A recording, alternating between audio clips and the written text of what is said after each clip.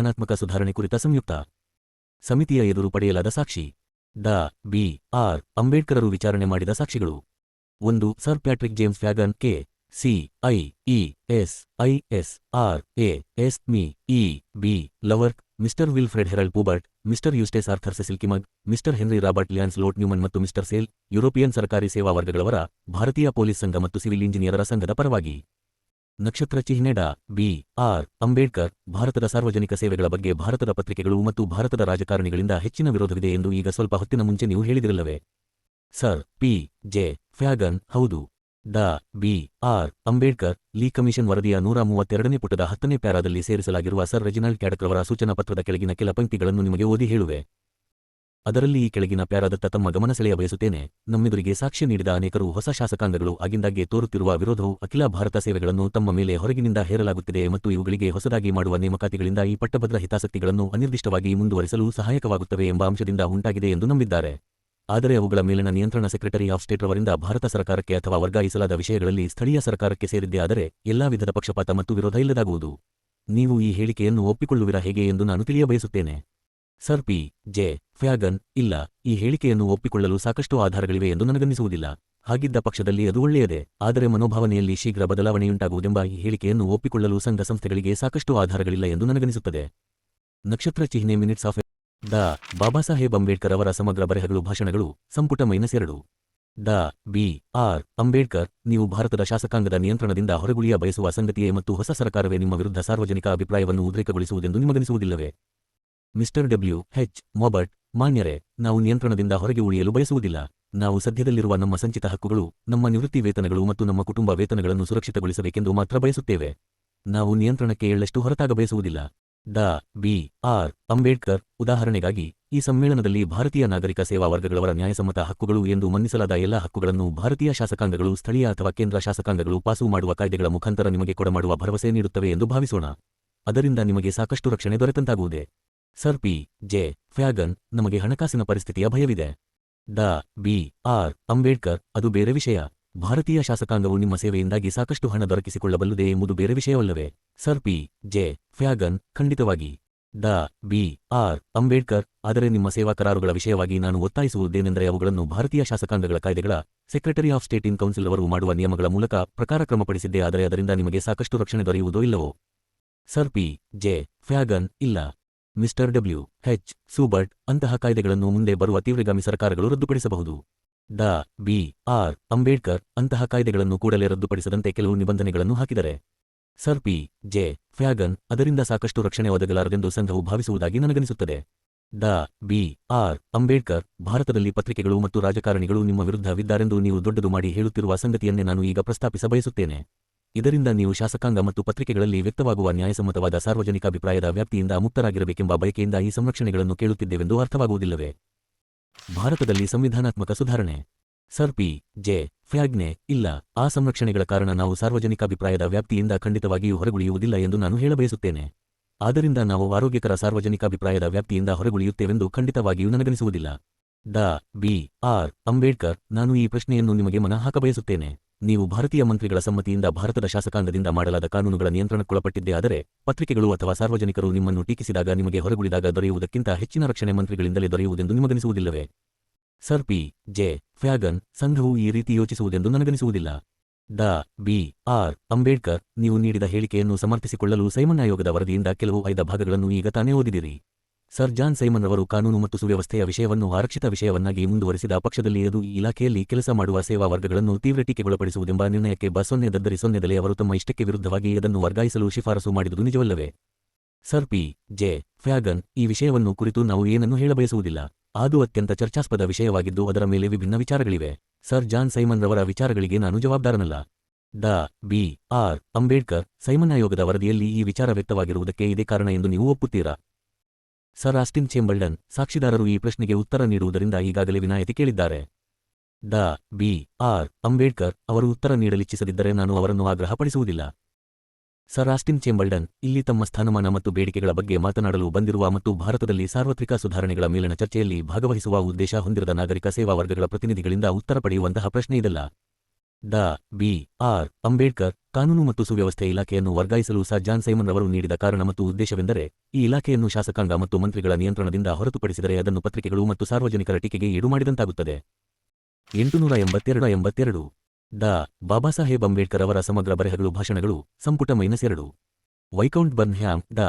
ಅಂಬೇಡ್ಕರರ ಹೇಳಿಕೆ ಅತ್ಯಂತ ತಪ್ಪು ಅಭಿಪ್ರಾಯ ಕೊಡುವುದಾಗಿದೆ ಎಂದು ನಾನು ಶಾಸನಬದ್ಧ ಆಯೋಗ ಸೈಮನ್ ಆಯೋಗದ ಸದಸ್ಯನಾಗಿ ಹೇಳುತ್ತೇನೆ.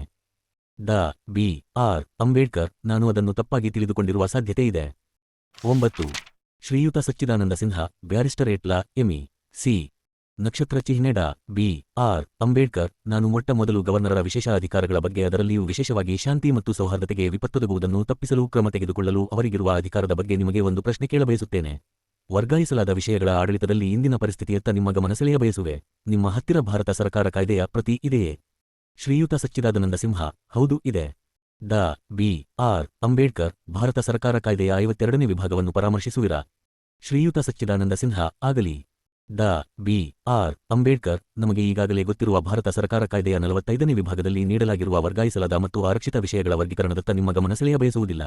ನಾನು ನಿಯಂತ್ರಣದ ಪ್ರಶ್ನೆಯನ್ನು ಮಾತ್ರ ಪರಿಶೀಲಿಸುವೆ. ನೀವು 52ನೇ ವಿಭಾಗವನ್ನು ತೆಗೆದುಕೊಂಡರೆ ಅದರ ಉಪವಿಭಾಗ 1 ರಲ್ಲಿ ಒಂದು ಪ್ರಾಂತ್ಯದ ಗವರ್ನರರು ಪ್ರಕಟಣೆಯ ಮೂಲಕ ತನ್ನ ಕಾರ್ಯನಿರ್ವಾಹಕ ಸಮಿತಿಯ ಸದಸ್ಯರಲ್ಲದವರನ್ನು ಮಂತ್ರಿಗಳನ್ನಾಗಿ ನೇಮಕ ಮಾಡಬಹುದು ಇತ್ಯಾದಿಯಾಗಿ ಹೇಳಲಾಗಿದೆಯಲ್ಲವೇ? ಶ್ರೀಯುತ ಸಚ್ಚಿದಾನಂದ ಸಿನ್ಹಾ ಹೌದು. ಡಾ. ಬಿ. ಆರ್. ಅಂಬೇಡ್ಕರ್ ಭಾರತ 3ನೇಯ ಉಪವಿಭಾಗವನ್ನು ತೆಗೆದುಕೊಂಡಾಗ ಅದರಲ್ಲಿ ವರ್ಗಾಯಿಸಲಾದ ವಿಷಯಗಳಲ್ಲಿ ಗವರ್ನರರು ತಮ್ಮ ಮಂತ್ರಿಗಳ ಸಲಹೆಯ ಪ್ರಕಾರ ಅದನ್ನು ತಿರಸ್ಕರಿಸಲು ಸಾಕಷ್ಟು ಆಧಾರಗಳಿಲ್ಲದೆ ಹೋದಾಗ ಮತ್ತು ನೀಡಲಾದ ಸಲಹೆಗನುಗುಣವಲ್ಲದ ಇತರ ಕ್ರಮ ತೆಗೆದುಕೊಳ್ಳುವ ಅವಶ್ಯಕತೆ ಇದ್ದಾಗ ಅದರಂತೆ ನಡೆದುಕೊಳ್ಳತಕ್ಕದ್ದು ಎಂದು ಹೇಳಿಲ್ಲವೇ? ಶ್ರೀಯುತ ಸಚ್ಚಿದಾನಂದ ಸಿನ್ಹಾ ಹೌದು. ಡಾ. ಬಿ. ಆರ್. ಅಂಬೇಡ್ಕರ್ ಶಾಂತಿ ಮತ್ತು ಸೌಹಾರ್ದಕ್ಕೆ ಭಂಗ ಉಂಟಾಗಿದೆ ಎಂದು ಗವರ್ನರರು ಭಾವಿಸಿದಾಗ ಅವರು ತಮ್ಮ ಮಂತ್ರಿಗಳ ಸಲಹೆಯನ್ನು ತಳ್ಳಿಹಾಕತಕ್ಕದ್ದೆಂದು ಈ ವಿಭಾಗದಲ್ಲಿ ಹೇಳಲಾಗಿಲ್ಲವೆಂಬ ಅಂಶದತ್ತ ನಿಮ್ಮ ಗಮನ ಸೆಳೆಯಬಯಸುವೆ. ಶ್ರೀಯುತ ಸಚ್ಚಿದಾನಂದ ಸಿನ್ಹಾ ಇಲ್ಲ, ಅದು ಹಾಗಿಲ್ಲ. ನಕ್ಷತ್ರ ಚಿಹ್ನೆ ಮಿನಿಟ್ಸ್ ಆಫ್ ಎವಿಡೆನ್ಸ್ ಸಮ್ 2 ಜೂನ್ 22 1933 ಪುಟಗಳು 256-58 ಡಾ. ಬಾಬಾಸಾಹೇಬ್ ಅಂಬೇಡ್ಕರ್ ಅವರ ಸಮಗ್ರ ಬರೆಹಗಳು ಭಾಷಣಗಳು ಸಂಪುಟ -2 ಡಾ. ಬಿ. ಆರ್. ಅಂಬೇಡ್ಕರ್ ಈ ವಿಭಾಗದಲ್ಲಿ ಈಗ ಶ್ವೇತಪತ್ರದಲ್ಲಿ ಮಾಡಲಾಗಿರುವಂತೆ ನಿರ್ದಿಷ್ಟ ನಿಯಮ ಮಾಡಿರುವುದಿಲ್ಲವಲ್ಲವೇ?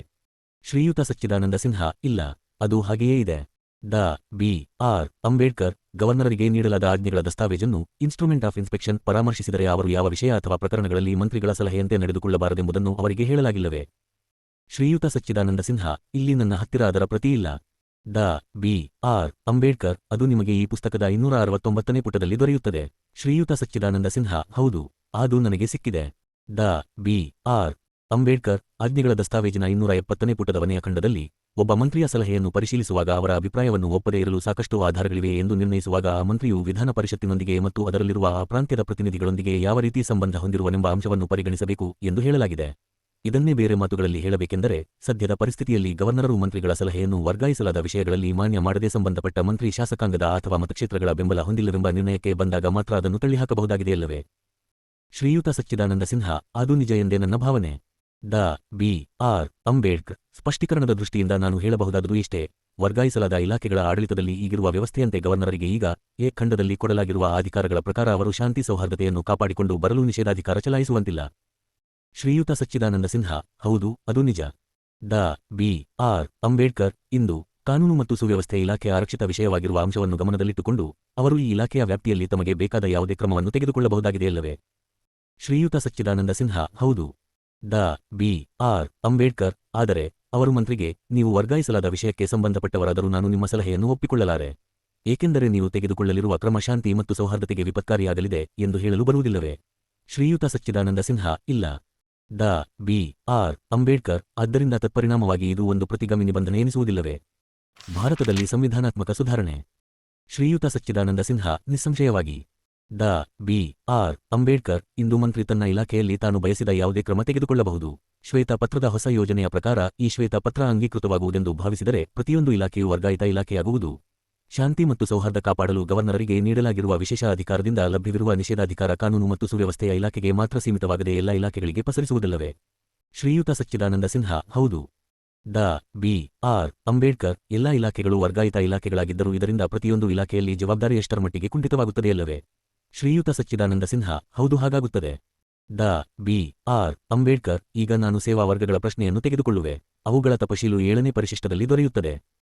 ವೈಕಾಂಟ್ ಬರ್ನ್ಹ್ಯಾಮ್ ಮಾನನೀಯ ಅಧ್ಯಕ್ಷರೇ, ನಾನು ಒಂದು ಕ್ರಿಯಾಲೋಪವನ್ನು ಎತ್ತ ಬಯಸುತ್ತೇನೆ. ಪ್ರಾಂತೀಯ ಗವರ್ನರುಗಳು ಈಗ ಹೊಂದಿರುವ ಅಧಿಕಾರಗಳ ಬಗ್ಗೆ ವಿವರಣೆಯನ್ನು ತಿಳಿದುಕೊಂಡೆವು. ಆದರೆ ಅವುಗಳನ್ನು ಎಲ್ಲಿ ನಮೂದಿಸಲಾಗಿದೆ ಎಂಬುದು ಗೊತ್ತಾಗಲಿಲ್ಲ. ಡಾ. ಬಿ. ಆರ್. ಅಂಬೇಡ್ಕರ್ ಭಾರತ ಸರ್ಕಾರ ಕಾಯ್ದೆಯ 52(1)ನೇಯ ವಿಭಾಗದತ್ತ ನಿಮ್ಮ ಗಮನ ಸೆಳೆಯ ಬಯಸುತ್ತೇನೆ. ವೈಕಾಂಟ್ ಬರ್ನ್ಹ್ಯಾಮ್ ಯಾರ ಅಧಿಕಾರದನ್ವಯ ಈ ವಿವರಣೆ ನೀಡಲಾಗಿದೆ? ಡಾ. ಬಿ. ಆರ್. ಅಂಬೇಡ್ಕರ್ ಅದು ನನಗೆ ಗೊತ್ತಿಲ್ಲ. ವೈಕಾಂಟ್ ಬರ್ನ್ಹ್ಯಾಮ್ ನೀವು ನೀಡಿರುವ ವಿವರಣೆಯನ್ನು ಯಾರು ಪ್ರಮಾಣೀಕರಿಸುತ್ತಾರೆ? ಡಾ. ಬಿ. ಆರ್. ಅಂಬೇಡ್ಕರ್ ಅದು ಕಾಯ್ದೆಗೆ ನಾನು ನೀಡುವ ಅರ್ಥ ಮತ್ತು ಸಾಕ್ಷಿಯೂ ಅದನ್ನು ಒಪ್ಪಿಕೊಂಡಿದ್ದಾರೆ. ನಾನು 52ನೇ ವಿಭಾಗ ಮತ್ತು ಕಾಯ್ದೆಯ ಅಂಗವಾಗಿರುವ ಆಜ್ಞೆಗಳ ದಸ್ತಾವೇಜಿನ ಪ್ರಸ್ತಾಪ ಮಾಡಿದ್ದೇನೆ. ಈಗ 7ನೇ ಪರಿಶಿಷ್ಟದಲ್ಲಿ ದೊರೆಯುವ ಸೇವಾ ವರ್ಗಗಳ ಪ್ರಶ್ನೆಯನ್ನು ತೆಗೆದುಕೊಳ್ಳುವೆ. ಅದರಲ್ಲಿನ ಪ್ರತಿಯೊಂದು ಸಂಗತಿ ಅಥವಾ ನಿಯಮವನ್ನು ನಾನು ಪರಿಶೀಲಿಸುವುದಿಲ್ಲ. ಆದರೆ ಅವರಲ್ಲಿ secretary of state in council ರವರು ಸೇವೆಗಳ ವರ್ಗೀಕರಣ ಮತ್ತು ಸೇವಾ ನಿಯಮಗಳ ಕ್ರಮಪಡಿಸುವಿಕೆಯ ಬಗ್ಗೆ ಎಲ್ಲಾ ಅಧಿಕಾರಗಳು ಹೊಂದಿರತಕ್ಕದ್ದೆಂದು ಹೇಳಿಲ್ಲವೇ? ಶ್ರೀಯುತ ಸಚ್ಚಿದಾನಂದ ಸಿನ್ಹಾ ಹೌದು. ಡಾ. ಬಿ. ಆರ್. ಅಂಬೇಡ್ಕರ್ರ ಈಗ ನಾನು 96(ಬಿ) ವಿಭಾಗದ 2ನೇ ಖಂಡದತ್ತ ನಿಮ್ಮ ಗಮನ ಸೆಳೆಯಬಹುದೇ? ಅದರಲ್ಲಿ ಹೀಗೆ ಹೇಳಲಾಗಿದೆ: ಭಾರತದ ನಾಗರಿಕ ಸೇವಾ ವರ್ಗಗಳ ಕ್ರಮಪಡಿಸುವಿಕೆ, ವರ್ಗೀಕರಣ, ಅವರ ನೇಮಕಾತಿ, ಸೇವಾ ನಿಯಮಗಳು, ವೇತನ ಮತ್ತು ಭತ್ಯೆಗಳು. ಕಾಲ್. ಡಾ. ಬಾಬಾಸಾಹೇಬ್ ಅಂಬೇಡ್ಕರ್ ಅವರ ಸಮಗ್ರ ಬರೆಹಗಳು ಭಾಷಣಗಳು, ಸಂಪುಟ -2 ಮತ್ತು ಅವರ ಶಿಸ್ತು ಹಾಗೂ ನಡತೆಯ ಬಗ್ಗೆ ನಿಯಮಗಳನ್ನು secretary of state in council ರವರು ಮಾಡಬಹುದು.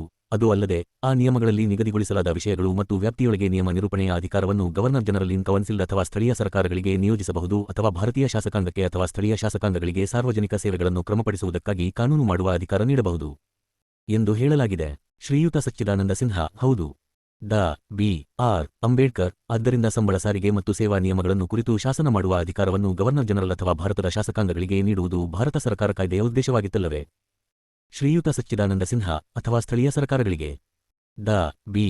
ಆರ್. ಅಂಬೇಡ್ಕರ್ ಸೇವಾ ನಿಯಮಗಳು ಭಾರತದಲ್ಲಿ ಜಾರಿಗೊಳಿಸಲಾಗುವ ಹೊಸ ಸರ್ಕಾರ ವ್ಯವಸ್ಥೆಗೆ ಹೊಂದಿಕೊಳ್ಳುವಂತಿರಬೇಕೆಂಬುದು ಉದ್ದೇಶವಾಗಿರಲಿಲ್ಲವೇ? ಶ್ರೀಯುತ ಸಚ್ಚಿದಾನಂದ ಸಿನ್ಹಾ ಇದೇ ಅದರ ಪರಿಣಾಮವೆಂದು ತೋರುತ್ತದೆ. ಡಾ. ಬಿ. ಆರ್. ಅಂಬೇಡ್ಕರ್ ಉದಾಹರಣೆಗಾಗಿ 7ನೇ ಪರಿಶಿಷ್ಟದಲ್ಲಿ ನಮೂದಿಸಲಾದ ಈ ನಿಬಂಧನೆಗಳಿಗೆ ಶಾಸನ ರೂಪ ಕೊಟ್ಟಿದ್ದೇ ಆದರೆ ಭಾರತೀಯ ಸರ್ಕಾರ ಕಾಯ್ದೆಯಲ್ಲಿ ಕಾಣಬರುವ ಭಾರತೀಯ ಅಧಿಕಾರಿಗಳ ಮೇಲೆ ನಿಯಂತ್ರಣ ಸಾಧಿಸುವ ಪ್ರವೃತ್ತಿಯ ಮೇಲೆ ಕಡಿವಾಣ ಹಾಕಿದಂತಾಗುವುದಿಲ್ಲವೇ? ಶ್ರೀಯುತ ಸಚ್ಚಿದಾನಂದ ಸಿನ್ಹಾ ಆದ್ದರಿಂದಲೇ ನಾನು ಸಾರ್ವಜನಿಕ ಸೇವೆಗಳನ್ನು ಕುರಿತ ಸೂಚನೆಗಳು ಭಾರತಕ್ಕೆ ತೃಪ್ತಿಕರವಾಗಿಲ್ಲ ಎಂದು ನನ್ನ ವಿಜ್ಞಾಪನ ಪತ್ರದಲ್ಲಿ ಹೇಳಿದ್ದೇನೆ. ಡಾ. ಬಿ.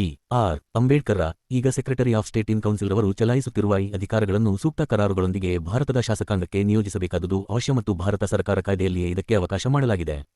ಶ್ರೀಯುತ ಸಚ್ಚಿದಾನಂದ ಸಿನ್ಹಾ ಹೌದು. ಡಾ. ಬಿ. ಆರ್. ಅಂಬೇಡ್ಕರ್ ಸೇವಾ ವರ್ಗಗಳ ಹಕ್ಕುಗಳ ಬಗ್ಗೆ ಇರುವ ಕೆಲವು ನಿರ್ದಿಷ್ಟ ಅಂಶಗಳನ್ನೇ ತೆಗೆದುಕೊಳ್ಳಿ. ಉದಾಹರಣೆಗಾಗಿ 121ನೇ ಪುಟದ 14ನೇ ಅಂಶ ಗವರ್ನರರ ಸ್ವಂತ ಸಮ್ಮತಿ, ವಿಧಿವಿಹಿತ ನಿಂದನೆ ಇತ್ಯಾದಿ. 15 ಅಧಿಕಾರಿಗಳ ನಿಯುಕ್ತಿಯ ಬಗ್ಗೆ ಗವರ್ನರರ ಸ್ವಂತ ಸಮ್ಮತಿ. 16 ತಮ್ಮ ಮೇಲಿನ ಅಧಿಕಾರಿಯ ಆಜ್ಞೆಯ ವಿರುದ್ಧ ಗವರ್ನರರಿಗೆ ದೂರು ಸಲ್ಲಿಸುವ ಹಕ್ಕು ಇತ್ಯಾದಿ. ಈಗ ಈ ಹಕ್ಕುಗಳನ್ನು ಸೇವಾ ನಿಯಮಗಳ ಅಂಗವಾಗಿ ಅಂತಿಮಗೊಳಿಸಲಾಗಿಲ್ಲ.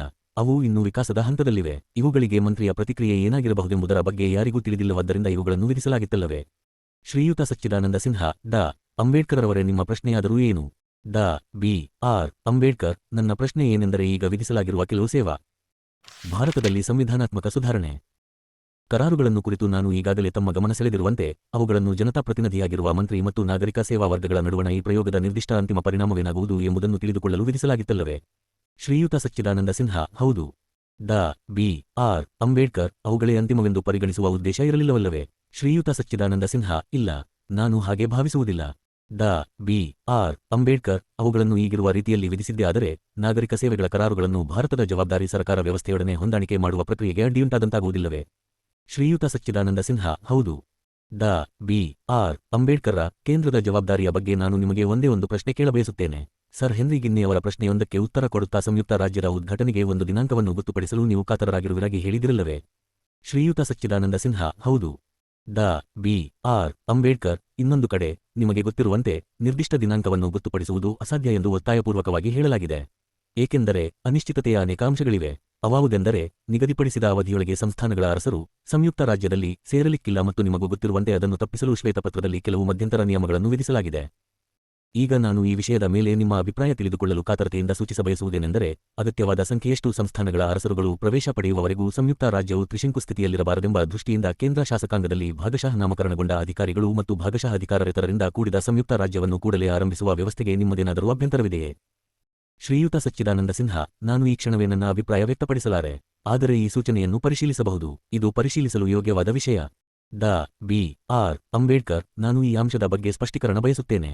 ಕೇಂದ್ರಕ್ಕೆ ಜವಾಬ್ದಾರಿ ನೀಡಲು ಬ್ರಿಟಿಷ್ ಭಾರತ ಮತ್ತು ಭಾರತೀಯ ಸಂಸ್ಥಾನಿಕರುಗಳಿಂದ ಕೂಡಿದ ಸಂಯುಕ್ತ ರಾಜ್ಯ ಸ್ಥಾಪನೆಗೆ ಪೂರ್ವಭಾವಿ ಕರಾರಾಗಿದೆ ಎಂಬುದನ್ನು ನೀವು ಒಪ್ಪುವುದಿಲ್ಲವೆಂದು ನಾನು ಭಾವಿಸುತ್ತೇನೆ.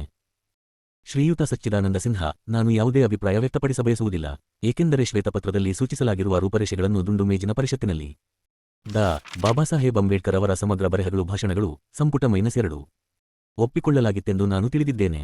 ಡಾ ಬಿ. ಆರ್. ಅಂಬೇಡ್ಕರ್, ನಾನು ಹೇಳುತ್ತಿರುವುದೇನೆಂದರೆ, ಶ್ವೇತಪತ್ರವನ್ನು ಬಿಟ್ಟು ಮಾತನಾಡುತ್ತಾ ಬ್ರಿಟಿಷ್ ಭಾರತದಲ್ಲಿ ಸಂಯುಕ್ತ ರಾಜ್ಯ ಅಸ್ತಿತ್ವದಲ್ಲಿರಬೇಕೆಂಬ ಒಂದೇ ಒಂದು ಕರಾರಿನೊಂದಿಗೆ ಕೇಂದ್ರಕ್ಕೆ ಜವಾಬ್ದಾರಿ ಕೊಡಬಹುದೆಂದು ನೀವು ಹೇಳುವುದಿಲ್ಲ ಅಥವಾ ಅದಕ್ಕೆ ನೀವು ಒಪ್ಪುವುದಿಲ್ಲವಲ್ಲವೇ? ಶ್ರೀಯುತ ಸಚ್ಚಿದಾನಂದ ಸಿನ್ಹಾ, ಇಲ್ಲ, ಶ್ವೇತಪತ್ರದ ಹೊರತಾಗಿಯೇ ಅಲ್ಲ. ಮಿಸ್ಟರ್ ಬಟ್ಲರ್, ಮಾನನೀಯ ಅಧ್ಯಕ್ಷರೇ, ನಾವು ಇದನ್ನು ಮುಂದುವರಿಸುವ ಮೊದಲು ಸದ್ಯದ ಭಾರತ ಸರ್ಕಾರ ಕಾಯ್ದೆಗೆ ಈ ಪ್ರಶ್ನೆಗಳು ಮತ್ತು ಉತ್ತರಗಳಲ್ಲಿ ನೀಡಲಾದ ಅರ್ಥವಿವರಣೆಯನ್ನು ಒಪ್ಪಿಕೊಳ್ಳಲಾರೆವು. ಅದರಲ್ಲಿಯೂ ಇಂದಿನ ಸರ್ಕಾರದ ಆಜ್ಞೆಗಳಲ್ಲಿ ಈಗಿನ ಭಾರತ ಸರ್ಕಾರದ ಕಾಯ್ದೆಯ 52ನೇ ವಿಭಾಗದ ವನೆಯ ಖಂಡದಲ್ಲಿ ಗ್ರಹಿಸಲಾಗಿರುವ ಇತಿಮಿತಿಗಳನ್ನು ಒಪ್ಪಿಕೊಳ್ಳಲಾರೆವು. ಮೀರ್ ಮುಕಿ ಮಹಮೂದ್, ಡಾ P. K. Sen, Shri K. M. Panikkar, Shri B. Kar, chamber of princes ಅರಸರ ಮಂತ್ರಾಲೋಚನೆ ಸಮಿತಿಯ ಯ ಪರವಾಗಿ ನಕ್ಷತ್ರ ಚಿಹ್ನೆ ಡಾ ಬಿ. ಆರ್. ಅಂಬೇಡ್ಕರ್, ಈ ಪ್ರಶ್ನೆಗಳಿಂದ ಉದ್ಭವಿಸುವ ಸಂಗತಿಯನ್ನು ನಾನು ಕಂಡಂತೆ ಮಂಡಿಸುವೆ. ಸಂಯುಕ್ತ ರಾಜ್ಯದ ಉದ್ಘಾಟನೆಗೆ ಶ್ವೇತಪತ್ರದಲ್ಲಿ ಒಂದು ಕರಾರನ್ನು ಹಾಕಲಾಗಿದೆ. ಅದೇನೆಂದರೆ ಅದರಲ್ಲಿ ಒಂದು ನಿರ್ದಿಷ್ಟ ಸಂಖ್ಯೆಯ ಭಾರತೀಯ ಸಂಸ್ಥಾನಗಳ ಸೇರ್ಪಡೆ, ಅಲ್ಲದೆ ಬ್ಯಾಂಕಿನ ಸ್ಥಾಪನೆಯನ್ನು ಹಣಕಾಸಿನ ವರ್ಗಾವಣೆಗೆ ಇನ್ನೊಂದು ಮುಖ್ಯ ಕರಾರನ್ನಾಗಿ ಹಾಕಲಾಗಿದೆ. ನಾನು ನಿಮ್ಮನ್ನು ಕೇಳಬಯಸುವುದಿಷ್ಟೇ, ಹಣಕಾಸು ವರ್ಗಾಯಿತ ವಿಷಯವಾಗದೇ ಇದ್ದರೆ ಅರಸರು ಸಂಯುಕ್ತ ರಾಜ್ಯವನ್ನು ಸೇರಲು ಸಿದ್ಧರಿರುವರೆ? ಮೀರ್ ಮುಕುಲ್ ಮಹಮೂದ್, ಈ ಪ್ರಶ್ನೆಯ ಬಗ್ಗೆ ನನಗೆ ನಿರ್ದಿಷ್ಟ ತಿಳಿವಳಿಕೆ ನೀಡಲಾಗಿಲ್ಲ. ಆದರೆ ಈ ಚರ್ಚೆಯ ಧೋರಣೆಯನ್ನು ನೋಡಿದರೆ ಅವರು ಹಾಗೆ ಮಾಡಲು ಸಿದ್ಧರಾಗುವುದಿಲ್ಲವೆಂದು ನನಗನಿಸುತ್ತದೆ. ಡಾ ಬಿ. ಆರ್. ಅಂಬೇಡ್ಕರ್, ಹಣಕಾಸು ವರ್ಗಾಯಿತ ವಿಷಯವಾಗದಿದ್ದರೆ ಅವರು ಸಂಯುಕ್ತ ರಾಜ್ಯವನ್ನು ಸೇರಲು ಸಿದ್ಧರಿರುವುದಿಲ್ಲವೇ? ಮೀರು ಮುಕುಲ್ ಮಹಮೂದ್, ನನಗೆ ಹಾಗೆನಿಸುವುದಿಲ್ಲ. ಡಾ ಬಿ. ಆರ್. ಅಂಬೇಡ್ಕರ್, ಬೇರೆ ವಿಷಯಗಳನ್ನು ತೆಗೆದುಕೊಳ್ಳೋಣ. ಮೀರ್ ಮುಕುಲ್ ರವರೇ, ನೀವು ಇದಕ್ಕೂ ಮುಂಚೆ ನೀಡಿದ ಸಾಕ್ಷಿಯಲ್ಲಿ ಒಂದೇ ಕಾಲಕ್ಕೆ ಎಲ್ಲ ಅರಸರು ಸಂಯುಕ್ತ ರಾಜ್ಯವನ್ನು ಸೇರದೆ ಹೋದರೆ ಹಾಗೆ ಸೇರಿದ ಅರಸರಿಗೆ ಇನ್ನೂ ಸೇರದೇ ಇರುವ ಅರಸರ ಮತಗಳನ್ನು ಪ್ರಾತಿನಿಧಿಕವಾಗಿ ಪಡೆಯುವ ಸವಲತ್ತಿರುವಂತಹ ಒಂದು ವ್ಯವಸ್ಥೆ ಇರಬೇಕೆಂದು ಹೇಳಿರುವಿರಲ್ಲವೇ?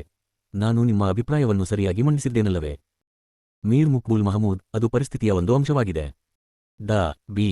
ಆರ್. ಅಂಬೇಡ್ಕರ್, ಇದು ನಿಮ್ಮ ನಿಲುವಾಗಿದೆಯೇ? ಮೀರ್ ಮುಕುಲ್ ಮಹಮೂದ್, ಅದು ಪೂರ್ಣ ಸತ್ಯವಾಗಿರದೆ ಅರ್ಧ ಸತ್ಯವಾಗಿದೆ. ನಾವು ಪರಿಸ್ಥಿತಿಯ 2 ಅಂಶಗಳ ಬಗ್ಗೆ ಯೋಚಿಸಿದ್ದೇವೆ. ಡಾ ಬಿ. ಆರ್. ಅಂಬೇಡ್ಕರ್, ಅದೇ ಒಂದು ಬಗೆಯ ಸಂಯುಕ್ತ ಕೂಟ ತಾನೆ? ಮೀರ್ ಮುಕುಲ್ ಮಹಮೂದ್, ಅದಲ್ಲ, ಸಂಯುಕ್ತ ರಾಜ್ಯವನ್ನು ಪ್ರವೇಶಿಸುವ ನಕ್ಷತ್ರ ಚಿಹ್ನೆ ಯುಎಫ್ಒ. ಡಾ ಬಾಬಾಸಾಹೇಬ್ ಅಂಬೇಡ್ಕರ್ ಅವರ ಸಮಗ್ರ ಬರೆಹಗಳು ಭಾಷಣಗಳು ಸಂಪುಟ -2 ಸಂಸ್ಥಾನಗಳು ಸಂಯುಕ್ತ ರಾಜ್ಯದಲ್ಲಿ ತಮ್ಮ ಸ್ಥಾನ ಮೇಲ್ಮನೆಯಲ್ಲಿ 40% ಮತ್ತು ಕೆಳ ಸದನದಲ್ಲಿ 3ನೇ ಒಂದು ಭಾಗದಷ್ಟಾಗಿರುತ್ತದೆ ಎಂಬ ಗ್ರಹಿಕೆಯ ಮೇಲೆ ಪ್ರವೇಶಿಸುತ್ತವೆ. ಇದು ವೈಯಕ್ತಿಕವಾಗಿ ಪ್ರವೇಶಿಸುವ ಸಂಸ್ಥಾನಗಳ ವಿಷಯವಾಗಿರುವ ಪರಿಸ್ಥಿತಿ. ಇನ್ನೊಂದೆಡೆ ಹೊರಗುಳಿದ ಸಂಸ್ಥಾನಗಳು ಕೂಡ ಸಂಯುಕ್ತ ರಾಜ್ಯದ ನಿರ್ಣಯಗಳಿಂದ ಪ್ರಭಾವಿತವಾಗುತ್ತವೆ. ಇವೇ ಆ 2 ಅಂಶಗಳು. ನಿಮ್ಮ ಪ್ರಶ್ನೆ ಈ 2ನೇ ಅಂಶಕ್ಕೆ ಸಂಬಂಧಿಸಿದ್ದಾಗಿದೆ ಎಂದು ನಾನು ತಿಳಿದುಕೊಂಡಿದ್ದೇನೆ. ಡಾ ಬಿ. ಆರ್. ಅಂಬೇಡ್ಕರ್, ದಯವಿಟ್ಟು ನೀವು ಈಗ ನಾನು ಹೇಳುವ ಅಂಶದ ಮೇಲೆ ನಿಮ್ಮ ಗಮನವನ್ನು ಕೇಂದ್ರೀಕರಿಸಬೇಕೆಂದು ಬಯಸುತ್ತೇನೆ. ನಿಮ್ಮ ಈ ಮೊದಲಿನ ಹೇಳಿಕೆಯನ್ನು ನಾನು ಸರಿಯಾಗಿ ಅರ್ಥಮಾಡಿಕೊಂಡಿರುವೆನೆಂದು ತಿಳಿದಿರುವೆ.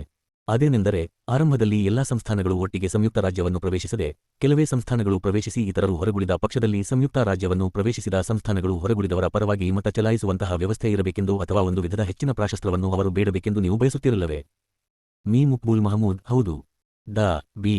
ಆರ್. ಅಂಬೇಡ್ಕರ್, ಈ ಬಗ್ಗೆ ನಾನು ಈಗ ನಿಮ್ಮನ್ನು ಕೇಳಬೇಕಾಗಿರುವುದೇನೆಂದರೆ, ಆರಂಭದಲ್ಲಿ ಸಂಯುಕ್ತ ರಾಜ್ಯವನ್ನು ಪ್ರವೇಶಿಸದ ಮತ್ತು ಸಂಯುಕ್ತ ರಾಜ್ಯಕ್ಕೆ ಸಂಬಂಧಿಸಿದಂತೆ ಅವರ ಮತಗಳನ್ನು ಅವರ ಪರವಾಗಿ ಆಗಲೇ ಪ್ರವೇಶಿಸಿರುವ ಸಂಸ್ಥಾನಗಳು ಚಲಾಯಿಸಿದರೆ ತೆರಿಗೆ ಮತ್ತು ಸಂಯುಕ್ತ ವಿಧಾಯಕಗಳ ಬಗ್ಗೆ ಇನ್ನೂ ಹೊರಗುಳಿದಿರುವ ಸಂಸ್ಥಾನಗಳ ಪರಿಸ್ಥಿತಿ ಏನಾಗುವುದು?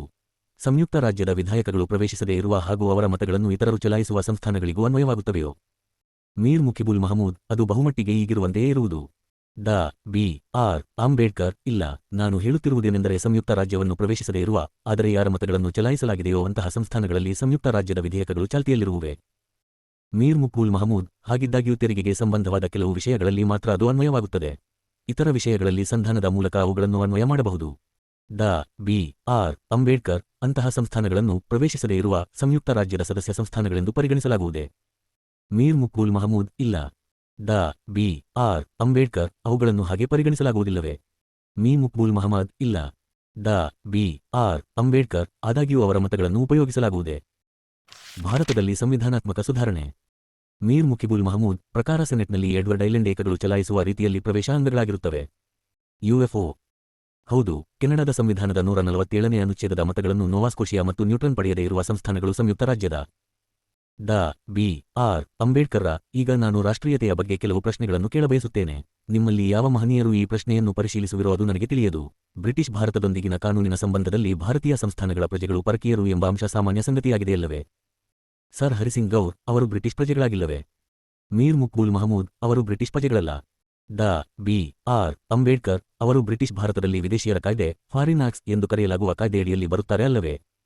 ಮೀರ್ ಮುಕ್ಬುಲ್ ಮಹಮೂದ್, ನನಗೆ ಹಾಗೆನಿಸುವುದಿಲ್ಲ. ಡಾ. ಬಿ. ಆರ್. ಅಂಬೇಡ್ಕರ್ ಅವರು ಈ ಕಾಯ್ದೆಯಡಿ ಬರುವರೆಂಬುದನ್ನು ನನ್ನಿಂದ ತಿಳಿದುಕೊಳ್ಳಿ. ಅದೇನೇ ಇರಲಿ, ಅವರು ಬ್ರಿಟಿಷ್ ಪ್ರಜೆಗಳಲ್ಲ ಎಂಬುದು ಸಾಮಾನ್ಯ ಸಂಗತಿ. ಅಖಿಲ ಭಾರತ ಸಂಯುಕ್ತ ರಾಜ್ಯಕ್ಕನುಗುಣವಾದ ಮತ್ತು ಅನುರೂಪವಾದಂತಹ ಒಂದು ಸಾಮಾನ್ಯ ಅಥವಾ ಏಕೈಕ ಭಾರತೀಯ ರಾಷ್ಟ್ರೀಯತೆಯನ್ನು ಹೊಂದಬೇಕೆಂಬ ನೀವು ಹೇಳುತ್ತಿಲ್ಲವೆಂದು ನಾನು ಭಾವಿಸಬಹುದೇ? ಮೀರ್ ಮುಕ್ಬುಲ್ ಮಹಮೂದ್ ಅದನ್ನು ಆಲೋಚಿಸಲಾಗಿಲ್ಲ. ಡಾ. ಬಿ. ಆರ್. ಅಂಬೇಡ್ಕರ್ ಸದ್ಯದ ಪರಿಸ್ಥಿತಿಯಲ್ಲಿ ಮುಂದುವರೆದಿದ್ದೇ ಆದರೆ ಪರಕೀಯರು ಎಂದರೆ ಭಾರತೀಯ ಸಂಸ್ಥಾನಗಳ ಪ್ರಜೆಗಳು ಬ್ರಿಟಿಷ್ ಪ್ರಭುತ್ವ ದ ಪ್ರಜೆಗಳಾಗಿರದಿದ್ದಾಗ್ಯೂ ಅವರು ಮತದಾನದ ಹಕ್ಕನ್ನು ಹೊಂದುವ ಸಂಯುಕ್ತ ರಾಜ್ಯದ ಮತ್ತು ಪ್ರಾಂತೀಯ ಶಾಸನಸಭೆ ಸದಸ್ಯತ್ವಕ್ಕೆ ಸ್ಪರ್ಧಿಸಲು ಮತ್ತು ಪ್ರಭುತ್ವದಡಿಯಲ್ಲಿ ಜವಾಬ್ದಾರಿ ಅಧಿಕಾರ ಸ್ಥಾನಗಳನ್ನು ಹೊಂದಲು ಅರ್ಹರಾಗುವುದು ಇದರ ಪರಿಣಾಮವಲ್ಲವೇ? ಮೀರ್ ಮುಕ್ಬುಲ್ ಮಹಮೂದ್ ಈಗಲೂ ಅದು ಸಾಧ್ಯ. ಡಾ. ಬಿ. ಆರ್. ಅಂಬೇಡ್ಕರ್ ಅದು ಸಾಧ್ಯ ಎಂಬುದನ್ನು ನಾನು ಬಲ್ಲೆ. ಮೀ ಮುಕ್ಬುಲ್ ಮಹಮೂದ್ ಅದು ಈಗಲೂ ಹಾಗಿದೆ. ಡಾ. ಬಿ. ಆರ್. ಅಂಬೇಡ್ಕರ್ ಆದರೆ ನಾನು ಕೇಳಬೇಕೆಂದಿರುವುದೇನೆಂದರೆ, ಇದು ಅಸಂಗತ ಅಥವಾ ಅಸಂಬದ್ಧವೆಂದು ನೀವು ಪರಿಗಣಿಸುವುದಿಲ್ಲವೇ? ಮೀರ್ ಮುಕ್ಬುಲ್ ಮಹಮೂದ್ ನಮಗೆ ಹಾಗೆನಿಸುವುದಿಲ್ಲ. ಡಾ. ಬಿ. ಆರ್. ಅಂಬೇಡ್ಕರ್ ಒಬ್ಬ ಪರಕೀಯನಿಗೆ ಮತದಾನದ ಹಕ್ಕು, ಶಾಸಕಾಂಗದ ಸದಸ್ಯತ್ವಕ್ಕೆ ಸ್ಪರ್ಧಿಸುವ ಅರ್ಹತೆ ಮತ್ತು ಜವಾಬ್ದಾರಿಯ ಅಧಿಕಾರ ಸ್ಥಾನವನ್ನು ಪಡೆದುಕೊಳ್ಳುವ ಅರ್ಹತೆಯನ್ನು ನೀವು ಯಾವುದಾದರೂ ಸಂವಿಧಾನದಲ್ಲಿರುವುದನ್ನು ಉಲ್ಲೇಖಿಸಬಲ್ಲಿರಾ? 892. ಡಾ. ಬಾಬಾಸಾಹೇಬ್ ಅಂಬೇಡ್ಕರ್ ಅವರ ಸಮಗ್ರ ಬರೆಹಗಳು, ಭಾಷಣಗಳು, ಸಂಪುಟ -2. ಮೀರ್ ಮುಕ್ಬುಲ್ ಮಹಮೂದ್ ಇಲ್ಲಿ ಕೂಡ ನಮ್ಮ ಪ್ರತಿಭಾನ್ವಿತ ಪ್ರತಿನಿಧಿ ಸರ್ ಪಿ. ಪಟ್ಟಾಣಿಯವರು ಕಾರ್ಯಕಾರಿ ಸಮಿತಿ ಎಕ್ಸಿಕ್ಯೂಟಿವ್ ಕೌನ್ಸಿಲ್ ಯ ಸದಸ್ಯರಾಗಿದ್ದರು. ಡಾ. ಬಿ. ಆರ್. ಅಂಬೇಡ್ಕರ್ ಅದು ನನಗೆ ಗೊತ್ತು. ಆದರೆ ನಾನು ನಿಮಗೆ ಮನದಟ್ಟು ಮಾಡಿಕೊಡುವುದೇನೆಂದರೆ ಇದು ಅಸಂಬದ್ಧವೆನಿಸುವುದಲ್ಲದೆ ಇತರ ಯಾವ ಸಂಯುಕ್ತ ರಾಜ್ಯದಲ್ಲಿಯೂ ಕಾಣದಂತಹ ಸಂಗತಿ. ಮೀರ್ ಮುಕ್ಬುಲ್ ಮಹಮೂದ್ ಈ ಕ್ಷಣದಲ್ಲಿ ನಾನು ಯಾವ ನಿದರ್ಶನವನ್ನೂ ಉಲ್ಲೇಖಿಸಲಾರೆ. ಡಾ. ಬಿ. ಆರ್. ಅಂಬೇಡ್ಕರ್ ಭಾರತೀಯ ಸಂಸ್ಥಾನದ ಒಬ್ಬ ಪ್ರಜೆ ಪ್ರಭುತ್ವದಡಿಯಲ್ಲಿ ಜವಾಬ್ದಾರಿ ಅಧಿಕಾರವನ್ನು ಹೊಂದಿದ್ದಾಗ್ಯೂ ಅವನನ್ನು ವಿದೇಶಿಯರ ಕಾಯ್ದೆಯಡಿಯಲ್ಲಿ ಸೇರಿಸುವುದು ಸೂಕ್ತ ಅಥವಾ ಬುದ್ಧಿವಂತಿಕೆಯ ವ್ಯವಸ್ಥೆ ಎಂದು ನೀವು ಭಾವಿಸುವಿರಾ? ಮೀರ್ ಮುಕ್ಬುಲ್ ಮಹಮೂದ್ ಎಲ್ಲಿಯವರೆಗೆ ಅವನು ಸಂವಿಧಾನಕ್ಕೆ ನಿಷ್ಠೆಯ ಪ್ರಮಾಣ ವಚನ ತೆಗೆದುಕೊಳ್ಳುವನೋ ಅಲ್ಲಿಯವರೆಗೆ. ಡಾ. ಬಿ. ಆರ್. ಅಂಬೇಡ್ಕರ್ ಅದರಿಂದ ಅವನು ವಿದೇಶಿಯರ ಕಾಯ್ದೆಯ ವ್ಯಾಪ್ತಿಯಿಂದ ಮುಕ್ತನಾಗುವನೆಂದು ನೀವು ಹೇಳುತ್ತೀರಾ? ಮೀರ್ ಮುಕ್ಬುಲ್ ಮಹಮೂದ್ ಅದನ್ನು ಪುನರ್ ಪರಿಶೀಲನೆ ಮಾಡಬೇಕೆಂದು ನಿಮಗನ್ನಿಸಿದರೆ ಹಾಗೆ ಮಾಡಬಹುದು. ಡಾ. ಬಿ. ಆರ್. ಅಂಬೇಡ್ಕರ್ ಅದೇ ನಾನು ಹೇಳುತ್ತಿರುವ ಸಂಗತಿ. ಆದ್ದರಿಂದ ಒಂದು ಸರ್ವಸಾಮಾನ್ಯವಾದ ಭಾರತೀಯ ರಾಷ್ಟ್ರೀಯತೆಯನ್ನು ಹೊಂದುವುದು ಅಪೇಕ್ಷಣೀಯವಲ್ಲವೇ? ಮೀರ್ ಮುಕ್ಬುಲ್ ಮಹಮೂದ್ ಈ ಪ್ರಶ್ನೆಯ ಕಾನೂನಿಗನುಗುಣವಾಗಿ ನಾವು ಪರಿಗಣಿಸಿಲ್ಲವೆಂಬುದು ನನ್ನ ಆತಂಕ. ಶ್ರೀ ಜಯಕರ್ ಅರಸರು ಕೊನೆಪಕ್ಷ ಈ ಸಾಮಾನ್ಯ ರಾಷ್ಟ್ರೀಯತೆಯ ಪ್ರಶ್ನೆಯನ್ನು ಪರಿಗಣಿಸಿದ್ದಾರೆಯೇ? ಮೀರ್ ಮುಕ್ಬುಲ್ ಮಹಮೂದ್ ಹೌದು, ಪರಿಗಣಿಸಿದ್ದಾರೆ. ಡಾ. ಬಿ. ಆರ್. ಅಂಬೇಡ್ಕರ್ ಅವರು ಅದನ್ನು ಮನ್ನಿಸಿಲ್ಲವಲ್ಲವೇ? ಡಾ. ಪಿ. ಕೆ. ಸೇನ್ ಅರಸರು ತಮ್ಮ ಪ್ರಜೆಗಳ ನಿಷ್ಠೆಯನ್ನು ತಮ್ಮ ಸಂಸ್ಥಾನಗಳ ಆಳರಸರ ನಿಷ್ಠೆಗೊಳಪಟ್ಟು ಬ್ರಿಟಿಷ್ ಪ್ರಭುತ್ವಕ್ಕೆ ಅಲ್ಲಗಳೆದಿಲ್ಲ ಎಂದರೆ ಅದು ಪೂರಕ ನಿಷ್ಠೆ, ಅದನ್ನು ಯಾವಾಗಲೂ ಈ ಅರ್ಥದಲ್ಲಿಯೇ ಪರಿಗಣಿಸಲಾಗಿದೆ. ಆದ್ದರಿಂದ ಭಾರತದ ಪ್ರಾಂತ್ಯಗಳಲ್ಲಿ ಬ್ರಿಟಿಷ್ ಭಾರತೀಯರಿಗೆ ನೀಡಲಾದ ಎಲ್ಲಾ ಸೌಲಭ್ಯಗಳನ್ನು ಅವರಿಗೆ ನೀಡಲಾಗಿದೆ. ಡಾ. ಬಿ. ಆರ್. ಅಂಬೇಡ್ಕರ್ ನಾನು ಕಾನೂನಿನ ದೃಷ್ಟಿಯಲ್ಲಿ ಮುಂದಿನ ಸ್ಥಿತಿ ಬಗ್ಗೆ ಮಾತನಾಡುತ್ತಿದ್ದೇನೆ. ಮೀ ಮುಕ್ಬುಲ್ ಮಹಮೂದ್ ನಾನು ಗೌರವಪೂರ್ವಕವಾಗಿ ಹೇಳಬಹುದಾದರೆ ಇಂತಹ ಸಂಗತಿಯಲ್ಲಿ ಈ ಹೋಲಿಕೆ ಉಪಯೋಗವಾಗುವುದೆಂದು ನನಗನಿಸುವುದಿಲ್ಲ. ಏಕೆಂದರೆ ಭಾರತೀಯ ಸಂಸ್ಥಾನಗಳು ಮತ್ತು ಪ್ರಭುತ್ವದೊಡನೆ ಅವು ಹೊಂದಿರುವ ಸಂಬಂಧ ನಿಸ್ಸಂಶಯವಾಗಿ ವಿಶಿಷ್ಟ ರೀತಿಯ. ಭಾರತದಲ್ಲಿ ಸಂವಿಧಾನಾತ್ಮಕ ಸುಧಾರಣೆ CF 2 ದಾಗಿದೆ. ಆದ್ದರಿಂದ ನೀವು ಹೇಳುತ್ತಿರುವ ಹೋಲಿಕೆಗಳಿಂದ ಹೆಚ್ಚಿನ ಯಾವ ಉಪಯೋಗವೂ ಆಗುವುದಿಲ್ಲ. ಆದರೆ ರಾಷ್ಟ್ರೀಯತೆಯ ಪ್ರಶ್ನೆ ನಿಜವಾಗಿಯೂ ಮಹತ್ವದ್ದಾಗಿದೆ ಮತ್ತು ಪರಿಶೀಲನೆಯ ನಂತರ ಯಾವುದಾದರೂ ಒಂದು ಸೂಕ್ತ ಪರಿಹಾರ ಕಂಡುಹಿಡಿಯಲು ಸಾಧ್ಯ ಎಂದು ನಾನು ಧೈರ್ಯವಾಗಿ ಹೇಳಬಲ್ಲೆ. ಆದರೆ ಕಾನೂನಿಗೆ ಸಂಬಂಧಿಸಿದ ಸ್ಥಿತಿ ಮತ್ತು ಅದರಿಂದ ಉದ್ಭವಿಸಬಹುದಾದ ಪರಿಸ್ಥಿತಿಯ ಬಗ್ಗೆ ಈ ಸಾಕ್ಷಿಯಲ್ಲಿ ನಿರ್ದಿಷ್ಟ ಹೋಲಿಕೆಗಳಿಂದ ಯಾವುದೇ ಸಹಾಯ ಪಡೆಯುವುದು ಸಾಧ್ಯವಿಲ್ಲ ಎಂದು ನಾನು ಹೇಳಿದೆ. ಪ್ರಪಂಚದ ಇತರ ಭಾಗಗಳಲ್ಲಿ ಯಾವ ಪರಿಸ್ಥಿತಿ ಇದೆ ಅಥವಾ ಇಲ್ಲ ಎಂಬುದರಿಂದ ನಮಗೆ ಹೆಚ್ಚು ಪ್ರಯೋಜನವಾಗುವುದಿಲ್ಲ. ಏಕೆಂದರೆ ಬ್ರಿಟಿಷ್ ಪ್ರಭುತ್ವದೊಡನೆ ಸಂಸ್ಥಾನಗಳು ಹೊಂದಿರುವ ಸಂಬಂಧ ವೈಶಿಷ್ಟ್ಯಪೂರ್ಣವಾಗಿದೆ. ಆದ್ದರಿಂದ ಈ ಪರಿಸ್ಥಿತಿಯಲ್ಲಿ ಅದು ಎಷ್ಟೇ ಅಸಂಗತವೆನಿಸಿದರೂ ಸಂಸ್ಥಾನದ ಪ್ರಜೆ ತನ್ನ ಅರಸನಿಗೆ ಹೊಂದಿರುವ ನಿಷ್ಠೆಯ ಜೊತೆಯಲ್ಲಿಯೇ ಪ್ರಭುತ್ವಕ್ಕೂ ನಿಷ್ಠೆ ಹೊಂದಿರುತ್ತಾನೆ ಮತ್ತು ಕಾನೂನಿಗೆ ಸಂಬಂಧಿಸಿದ ಸ್ಥಿತಿಯೊಂದಿಗೆ ಹಾಗೂ ಅದರಿಂದ ಉದ್ಭವಿಸುವ ಪರಿಣಾಮಗಳೊಂದಿಗೆ ಹೊಂದಿಕೊಳ್ಳುವುದಕ್ಕಾಗಿ ಈ ವಿಷಯವನ್ನು ಎಲ್ಲಾ ದೃಷ್ಟಿಗಳಿಂದ ಪರಿಶೀಲಿಸಬೇಕಾಗುತ್ತದೆ. ಕಾನೂನಿಗೆ ಸಂಬಂಧಿಸಿದಂತೆ ಈ ಪರಿಸ್ಥಿತಿಯ ಕಾನೂನಾತ್ಮಕ ಪರಿಣಾಮಗಳೇನು ಎಂಬ ಪ್ರಶ್ನೆಗೆ ಉತ್ತರ ನೀಡುವುದು ಈ ಸಾಕ್ಷಿಯಲ್ಲಿ ಸಾಧ್ಯವಾಗಲಾರದು. ಶ್ರೀಯುತ ಜಯಕರ್ ಆದ್ದರಿಂದ ಈ ಅಂಶದ ಮೇಲೆ ಸಂಸ್ಥಾನಗಳು ಯಾವುದೇ ಅಚಲ ಮತ್ತು ಅಂತಿಮ ನಿರ್ಣಯಕ್ಕೆ ಬಂದಿಲ್ಲ ಎಂದು ನಾನು ಭಾವಿಸಬಹುದೇ? ಮೀರ್ ಮುಕ್ಬುಲ್ ಮಹಮೂದ್ ಇಲ್ಲ. ಡಾ. ಬಿ. ಆರ್. ಅಂಬೇಡ್ಕರ್ ನೀವು ಇದು ಅಸಂಬದ್ಧ ಪರಿಸ್ಥಿತಿಯಾಗಿದೆ ಮತ್ತು ಇದು ಪರಿಶೀಲನಾರ್ಹವಾಗಿದೆ ಎಂದು ಭಾವಿಸಿರುವುದಾಗಿ ನನಗೆ ಮನವರಿಕೆಯಾಗಿದೆ. ಮೀರ್ ಮುಕ್ಬುಲ್ ಮಹಮೂದ್ ಅದು ಪರಿಶೀಲನಾರ್ಹವಾಗಿದೆ ಎಂಬುದರಲ್ಲಿ ಯಾವ ಸಂಶಯವೂ ಇಲ್ಲ. ಡಾ. ಬಿ. ಆರ್. ಅಂಬೇಡ್ಕರ್ ನಾನು ಈಗ ನಿಮಗೆ ಸಂಯುಕ್ತ ನ್ಯಾಯಾಲಯ ಫೆಡರಲ್ ಕೋರ್ಟ್ ದ ಬಗ್ಗೆ ಒಂದು ಪ್ರಶ್ನೆ ಕೇಳಬಯಸುವೆ. ನೀವು ಶ್ವೇತಪತ್ರದ 155ನೇ ಪ್ಯಾರಾವನ್ನು ಪರಾಮರ್ಶಿಸಿರುವಿರಾ? ಒಂದು ಬ್ರಿಟಿಷ್ ಭಾರತೀಯ ಪ್ರಾಂತ್ಯದ ನಾಗರಿಕನ ವಿರುದ್ಧ ಭಾರತೀಯ ಸಂಸ್ಥಾನದ ನಾಗರಿಕ ಹೊಂದಬಹುದಾದ ವಿವಾದ ಅಥವಾ ಭಾರತೀಯ ಸಂಸ್ಥಾನದ ನಾಗರಿಕನ ವಿರುದ್ಧ ಬ್ರಿಟಿಷ್ ಭಾರತೀಯ ಪ್ರಾಂತ್ಯದ ನಾಗರಿಕನ ವಿವಾದವನ್ನು ಬಗೆಹರಿಸುವ ಅಧಿಕಾರ ವ್ಯಾಪ್ತಿಯುಳ್ಳ ಸಂಯುಕ್ತ ನ್ಯಾಯಾಲಯದ ಸ್ಥಾಪನೆಗೆ ಅದರಲ್ಲಿ ಅವಕಾಶ ಮಾಡಿಲ್ಲ ಎಂಬುದನ್ನು ನೀವು ಕಾಣುವಿರಿ. ಒಬ್ಬ ಬ್ರಿಟಿಷ್ ಭಾರತದ ನಾಗರಿಕನು ಸಂಯುಕ್ತ ಕಾನೂನಿನನ್ವಯ ಉದ್ಭವಿಸುವ ಒಂದು ಸಕಾರಣ ವ್ಯಾಜ್ಯವನ್ನು ಒಂದು ಭಾರತೀಯ ಸಂಸ್ಥಾನದ ವಿರುದ್ಧ ನಡೆಸಲು ಮತ್ತು ತನ್ನ ಹಕ್ಕನ್ನು ಸಮರ್ಥಿಸಿಕೊಳ್ಳಲು ಒಂದು ಸೂಕ್ತ ವೇದಿಕೆಯ ಅವಶ್ಯಕತೆ ಇದೆ ಎಂದು ನೀವು ಒಪ್ಪುವಿರಲ್ಲವೇ? ಮೀರ್ ಮುಕಿಬುಲ್ ಮಹಬೂಬ್ ಶ್ವೇತಪತ್ರವನ್ನು ನಾನು ಅರ್ಥಮಾಡಿಕೊಂಡಿರುವಂತೆ ಅದರ 155ನೇ ಪ್ಯಾರಾದಲ್ಲಿ ಅದು ಸಂಸ್ಥಾನ ಮತ್ತು ಪ್ರಾಂತ್ಯ ಅಥವಾ ಸಂಸ್ಥಾನ ಮತ್ತು ಸಂಯುಕ್ತ ರಾಜ್ಯ ಅಥವಾ ಪ್ರಾಂತ್ಯ ಮತ್ತು ಸಂಯುಕ್ತ ರಾಜ್ಯದ ನಡುವಣ ಕೆಲವು ವಿಶೇಷ ಪ್ರಕರಣಗಳಿಗೆ ಮಾತ್ರ ಅನ್ವಯವಾಗುತ್ತದೆ. ಒಬ್ಬ ವ್ಯಕ್ತಿಯು ಬ್ರಿಟಿಷ್ ಭಾರತೀಯ ಪ್ರಾಂತ್ಯ ಅಥವಾ ಸಂಸ್ಥಾನದ ವಿರುದ್ಧ 894 ಡಾ ಬಾಬಾಸಾಹೇಬ್ ಅಂಬೇಡ್ಕರ್ ಅವರ ಸಮಗ್ರ ಬರೆಹಗಳು ಭಾಷಣಗಳು ಸಂಪುಟ -2 ಹೊಂದಿರಬಹುದಾದ ಸಕಾರಣ ಮಟ್ಟದ ಸಂಬಂಧದಲ್ಲಿ ಸಂಯುಕ್ತ ನ್ಯಾಯಾಲಯಕ್ಕೆ ಅಧಿಕಾರ ವ್ಯಾಪ್ತಿ ನೀಡಲು ಅದರಲ್ಲಿ ಅವಕಾಶವಿಲ್ಲ. ಆದ್ದರಿಂದ ಸಿವಿಲ್ ಪ್ರೊಸೀಜರ್ ಕೋಡಿನಲ್ಲಿರುವಂತೆ ಸಕಾರಣ ವ್ಯಾಜ್ಯವು ಪ್ರತಿವಾದಿಯ ವಾಸಸ್ಥಾನದ ಆಧಾರದ ಮೇಲೆ ವಿವಾದದ ವಿಚಾರಣೆ ಯಾವ ವೇದಿಕೆಯ ಮೇಲೆ ಆಗುವುದೆಂಬ ಅಂಶವನ್ನು ನಿರ್ಣಯಿಸುತ್ತದೆ ಎಂಬುದು ಸ್ಪಷ್ಟವಾಗಿದೆ. ಡಾ ಬಿ. ಆರ್. ಅಂಬೇಡ್ಕರ್ ಪ್ರಶ್ನೆ ಅದಲ್ಲ. ಪ್ರಶ್ನೆ ಏನೆಂದರೆ ಸಂಯುಕ್ತ ನ್ಯಾಯಾಲಯ ಅಧಿಕಾರ ವ್ಯಾಪ್ತಿ ಹೊಂದಿದೆಯೇ? ಮೀರ್ ಮುಕ್ಬುಲ್ ಮಹಬೂಬ್ ಇಲ್ಲ. ಸಂಯುಕ್ತ ನ್ಯಾಯಾಲಯ ಅಧಿಕಾರ ವ್ಯಾಪ್ತಿ ಹೊಂದಿರಬೇಕೆಂದು ಆಲೋಚಿಸಲಾಗಿಲ್ಲ. ಡಾ ಬಿ. ಆರ್. ಅಂಬೇಡ್ಕರ್ ಯಾವುದೇ ಒಂದು ಸಂಯುಕ್ತ ಕಾನೂನಿನ್ವಯ ಒಂದು ವ್ಯಾಜ್ಯದ ಕಾರಣದ ಮೇಲೆ ಒಂದು ವಿವಾದ ಉದ್ಭವಿಸುವುದೆಂದು ಭಾವಿಸೋಣ. ಇದರಲ್ಲಿ ಮೂಲ ದಾವೆ ಅಥವಾ ಮೊಕದ್ದಮೆಯಲ್ಲಿಯೇ ಇರಲಿ ಸಂಯುಕ್ತ ನ್ಯಾಯಾಲಯವೇ ಅಂತಿಮ ವೇದಿಕೆಯಾಗಿರಲೇಬೇಕಲ್ಲವೇ? ಮೂಲ ವ್ಯಾಜ್ಯ ಎಂದರೆ ನಾವು ದಾವೆಯನ್ನೇ ನೋಡಬೇಕಲ್ಲವೇ? ಮೀರ್ ಮುಕ್ಬುಲ್ ಮಹಬೂಬ್ ದಾವೆಯು ಬ್ರಿಟಿಷ್ ಭಾರತದಲ್ಲಿ ಅಥವಾ ಸಂಸ್ಥಾನದಲ್ಲಿ ನಡೆಯಬೇಕೆಂದು ಅದು ಆಲೋಚಿಸಿರುವುದು ಸುಸ್ಪಷ್ಟವಿದೆ. ಇನ್ನು ನಾವು ಮೇಲ್ಮನವಿಯ ಪ್ರಶ್ನೆಯನ್ನು ತೆಗೆದುಕೊಳ್ಳೋಣ. ಡಾ ಬಿ.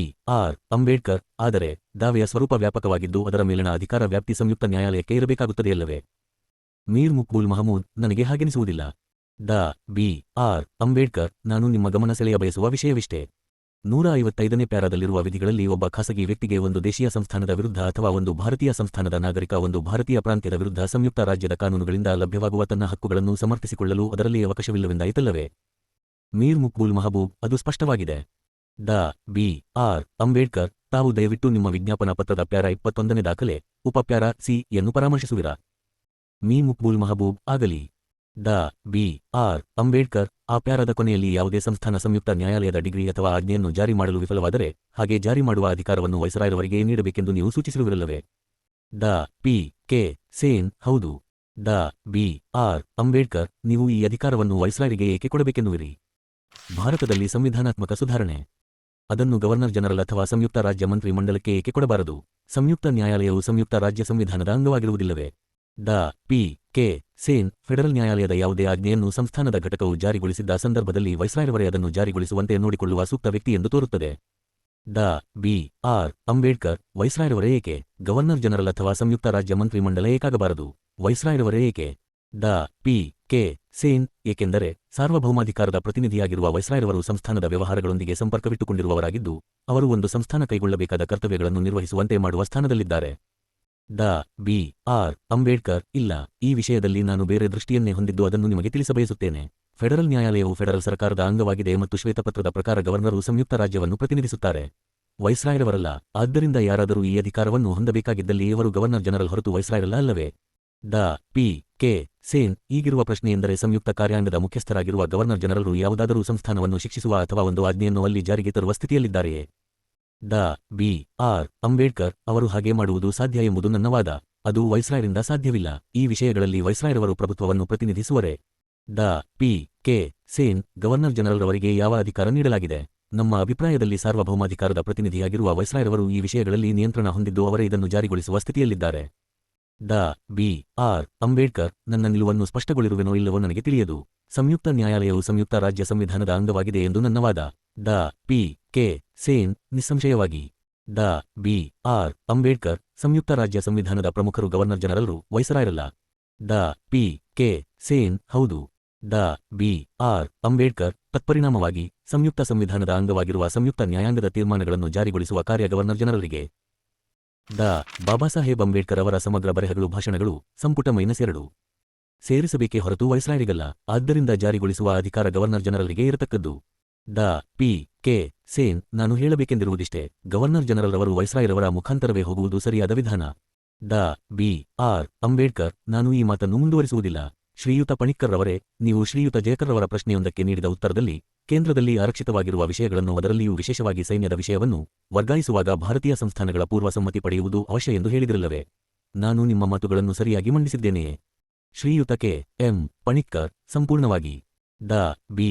ಆರ್. ಅಂಬೇಡ್ಕರ್ ಎಂದರೆ ಮುಂದೆ ಚರ್ಚೆಗಾಗಿ ಈ ಪ್ರಶ್ನೆ ಎದ್ದಾಗ ಸೈನ್ಯದ ವಿಷಯವು ವರ್ಗಾಯಿತ ವಿಷಯವಾಗಬಾರದೆಂಬ ವಾದಕ್ಕೆ ಸಂಸ್ಥಾನಗಳು ಸಮ್ಮತಿಸಿದ್ದೇ ಆದರೆ ಅದನ್ನು ವರ್ಗಾಯಿಸಲಾಗುವುದಿಲ್ಲವೆಂದು ನಾನು ತಿಳಿದುಕೊಳ್ಳಲೆ? ಶ್ರೀಯುತ ಕೆ. ಎಂ. ಪಣಿಕ್ಕರ್ ಹಾಗೆ ಭಾವಿಸಿಕೊಳ್ಳಬಹುದು. 8 Sir Michael O'Dwyer G. C. I. E. K. C. S. I. ನಕ್ಷತ್ರ ಚಿಹ್ನೆ. ಡಾ ಬಿ. ಆರ್. ಅಂಬೇಡ್ಕರ್ ನಿಮ್ಮ ಸಾಕ್ಷಿಯಲ್ಲಿ ನೀವು ಬುದ್ಧಿವಂತ ವರ್ಗ ಅಥವಾ ಬುದ್ಧಿಜೀವಿಗಳು ಮತ್ತು ಸಾಮಾನ್ಯ ಜನರ ನಡುವೆ ಅತಿ ಸ್ಪಷ್ಟ ವ್ಯತ್ಯಾಸ ಮಾಡಿರುವುದನ್ನು ನಾನು ಗಮನಿಸಿದ್ದೇನೆ. ಬುದ್ಧಿಜೀವಿಗಳನ್ನು ನಿಮ್ಮ ಮನಸ್ಸಿನಲ್ಲಿಟ್ಟುಕೊಂಡು ಸಮಾಜದ ಒಂದು ನಿರ್ದಿಷ್ಟ ಸ್ತರದಿಂದ ಆಯ್ಕೆ ಮಾಡಿಕೊಂಡ ಪರಿಸ್ಥಿತಿಯಿಂದ ಅವರನ್ನು ಇನ್ನೊಂದು ಸ್ತರದಿಂದ ಆಯ್ಕೆ ಮಾಡಿಕೊಂಡಾಗ ಏನಾದರೂ ವ್ಯತ್ಯಾಸ ಉಂಟಾಗುವುದೆಂಬುದು ನಿಮ್ಮ ವಿಚಾರವಾಗಿಯೇ ಎಂದು ನಾನು ಕೇಳಬಯಸುತ್ತೇನೆ. ಓ ಸರ್ ಮೈಕೆಲ್ ಓಡಯ್ಯರ್ ಹೌದು, ಅವರನ್ನು ಪ್ರತ್ಯೇಕ ವರ್ಗದಿಂದ ಆಯ್ಕೆ ಮಾಡಿದ್ದೇ ಆದರೆ ಅವರು ವಿಶಾಲ ದೃಷ್ಟಿ ಹೊಂದಿದವರಾಗಿರುತ್ತಾರೆ ಎಂದು ನನಗನಿಸುತ್ತದೆ. ಡಾ. ಬಿ. ಆರ್. ಅಂಬೇಡ್ಕರ್ ಭಾರತದ ಹಿಂದಿನ ಪರಿಸ್ಥಿತಿಯಲ್ಲಿ ಬುದ್ಧಿಜೀವಿಗಳ ವರ್ಗ ಬ್ರಾಹ್ಮಣರು ಮಾತ್ರವಲ್ಲದೆ ಬ್ರಾಹ್ಮಣೇತರರು, ಮುಸಲ್ಮಾನರು ಮತ್ತು ನಿಮ್ಮ ವರ್ಗದವರಿಂದ ಕೂಡಿದ ನಿಜವಾಗಿಯೂ ಒಂದು ಸಂಕೀರ್ಣ ಸ್ವರೂಪದ ವರ್ಗವಾಗಿದೆ ಎಂದು ನಿಮಗನಿಸುವುದಿಲ್ಲವೇ? ಸರ್ ಮೈಕೆಲ್ ಒಡಯ್ಯರ್, ಭಾರತದ ವಿವಿಧ ಭಾಗಗಳಲ್ಲಿ ಅದು ಬೇರೆ ಬೇರೆ ರೀತಿಯದಾಗಿದೆ.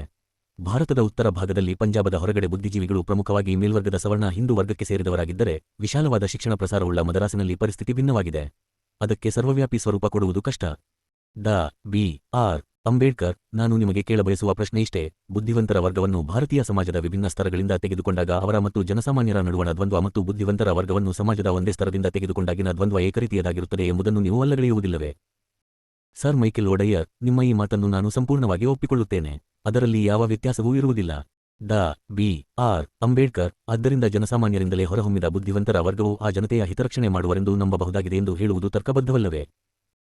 ಸರ್ ಮೈಕೆಲ್ ಒಡಯ್ಯರ್, ಅವರು ಬಹುಮಟ್ಟಿಗೆ ಹಾಗೆ ಮಾಡಬಹುದೆಂದು ನನಗನಿಸುತ್ತದೆ. ನಕ್ಷತ್ರ ಚಿಹ್ನೆ ಮಿನಿಟ್ಸ್ ಆಫ್ ಎವಿಡೆನ್ಸ್ ಸಮ್ 2 ಜೂನ್ 29, 1933 ಪುಟಗಳು 406ರಿಂದ 7. 930. ಡಾ. ಬಾಬಾಸಾಹೇಬ್ ಅಂಬೇಡ್ಕರ್ ಅವರ ಸಮಗ್ರ ಬರೆಹಗಳು ಭಾಷಣಗಳು ಸಂಪುಟ -2. ಡಾ. ಬಿ. ಆರ್. ಅಂಬೇಡ್ಕರ್, ನಾನು ನಿಮಗೆ ಇನ್ನೊಂದು ಪ್ರಶ್ನೆ ಕೇಳಬಯಸುತ್ತೇನೆ. ಈಗಿನ ಸರ್ಕಾರ ಸಾಮಾಜಿಕ ಸುಧಾರಣೆಗಾಗಿ ಶಾಸನಬದ್ಧ ಕಾರ್ಯಕ್ರಮ ಕೈಗೊಳ್ಳಲು ಹಿಂಜರಿಯುತ್ತಿದೆ ಎಂಬುದು ಸತ್ಯಸಂಗತಿಯಲ್ಲವೇ? ಸರ್ ಮೈಕೆಲ್ ಒಡಯ್, ಹೌದು. ಒಟ್ಟಾರೆ ಧಾರ್ಮಿಕ ಆಚರಣೆಯಲ್ಲಿ ಹಸ್ತಕ್ಷೇಪ ಆಗುವುದು ಎಂದು ಅಪಾರ್ಥ ಮಾಡಬಹುದಾದ ಯಾವುದೇ ಕಾರ್ಯ ಕೈಗೊಳ್ಳಲು ಹಿಂಜರಿಕೆಯಿದೆ ಎಂದು ನನ್ನ ಅಭಿಮತ. ಡಾ. ಬಿ. ಆರ್. ಅಂಬೇಡ್ಕರ್, ಭಾರತೀಯರಲ್ಲಿರುವ ಅದಕ್ಷತೆಗೆ ಈ ಸಾಮಾಜಿಕ ಪಿಡುಗುಗಳೇ ಬಹುಮಟ್ಟಿಗೆ ಕಾರಣವಾಗಿದೆ ಎಂಬುದನ್ನು ನೀವು ಒಪ್ಪುವುದಿಲ್ಲವೇ? ಸರ್ ಮೈಕೆಲ್ ಒಡಯ್ಯರ್, ಬಹುಮಟ್ಟಿಗೆ ಅದು ಕಾರಣವಾಗಿದೆ ಎಂದು ನನಗನಿಸುತ್ತದೆ. ಡಾ. ಬಿ.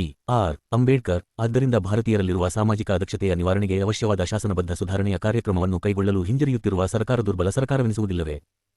ಸರ್ ಮೈಕೆಲ್ ಒಡಯ್, ಸರ್ಕಾರ ಹಿಂಜರಿಯುತ್ತಿದೆ ಎಂದು ನಾನು ಹೇಳುವುದಿಲ್ಲ.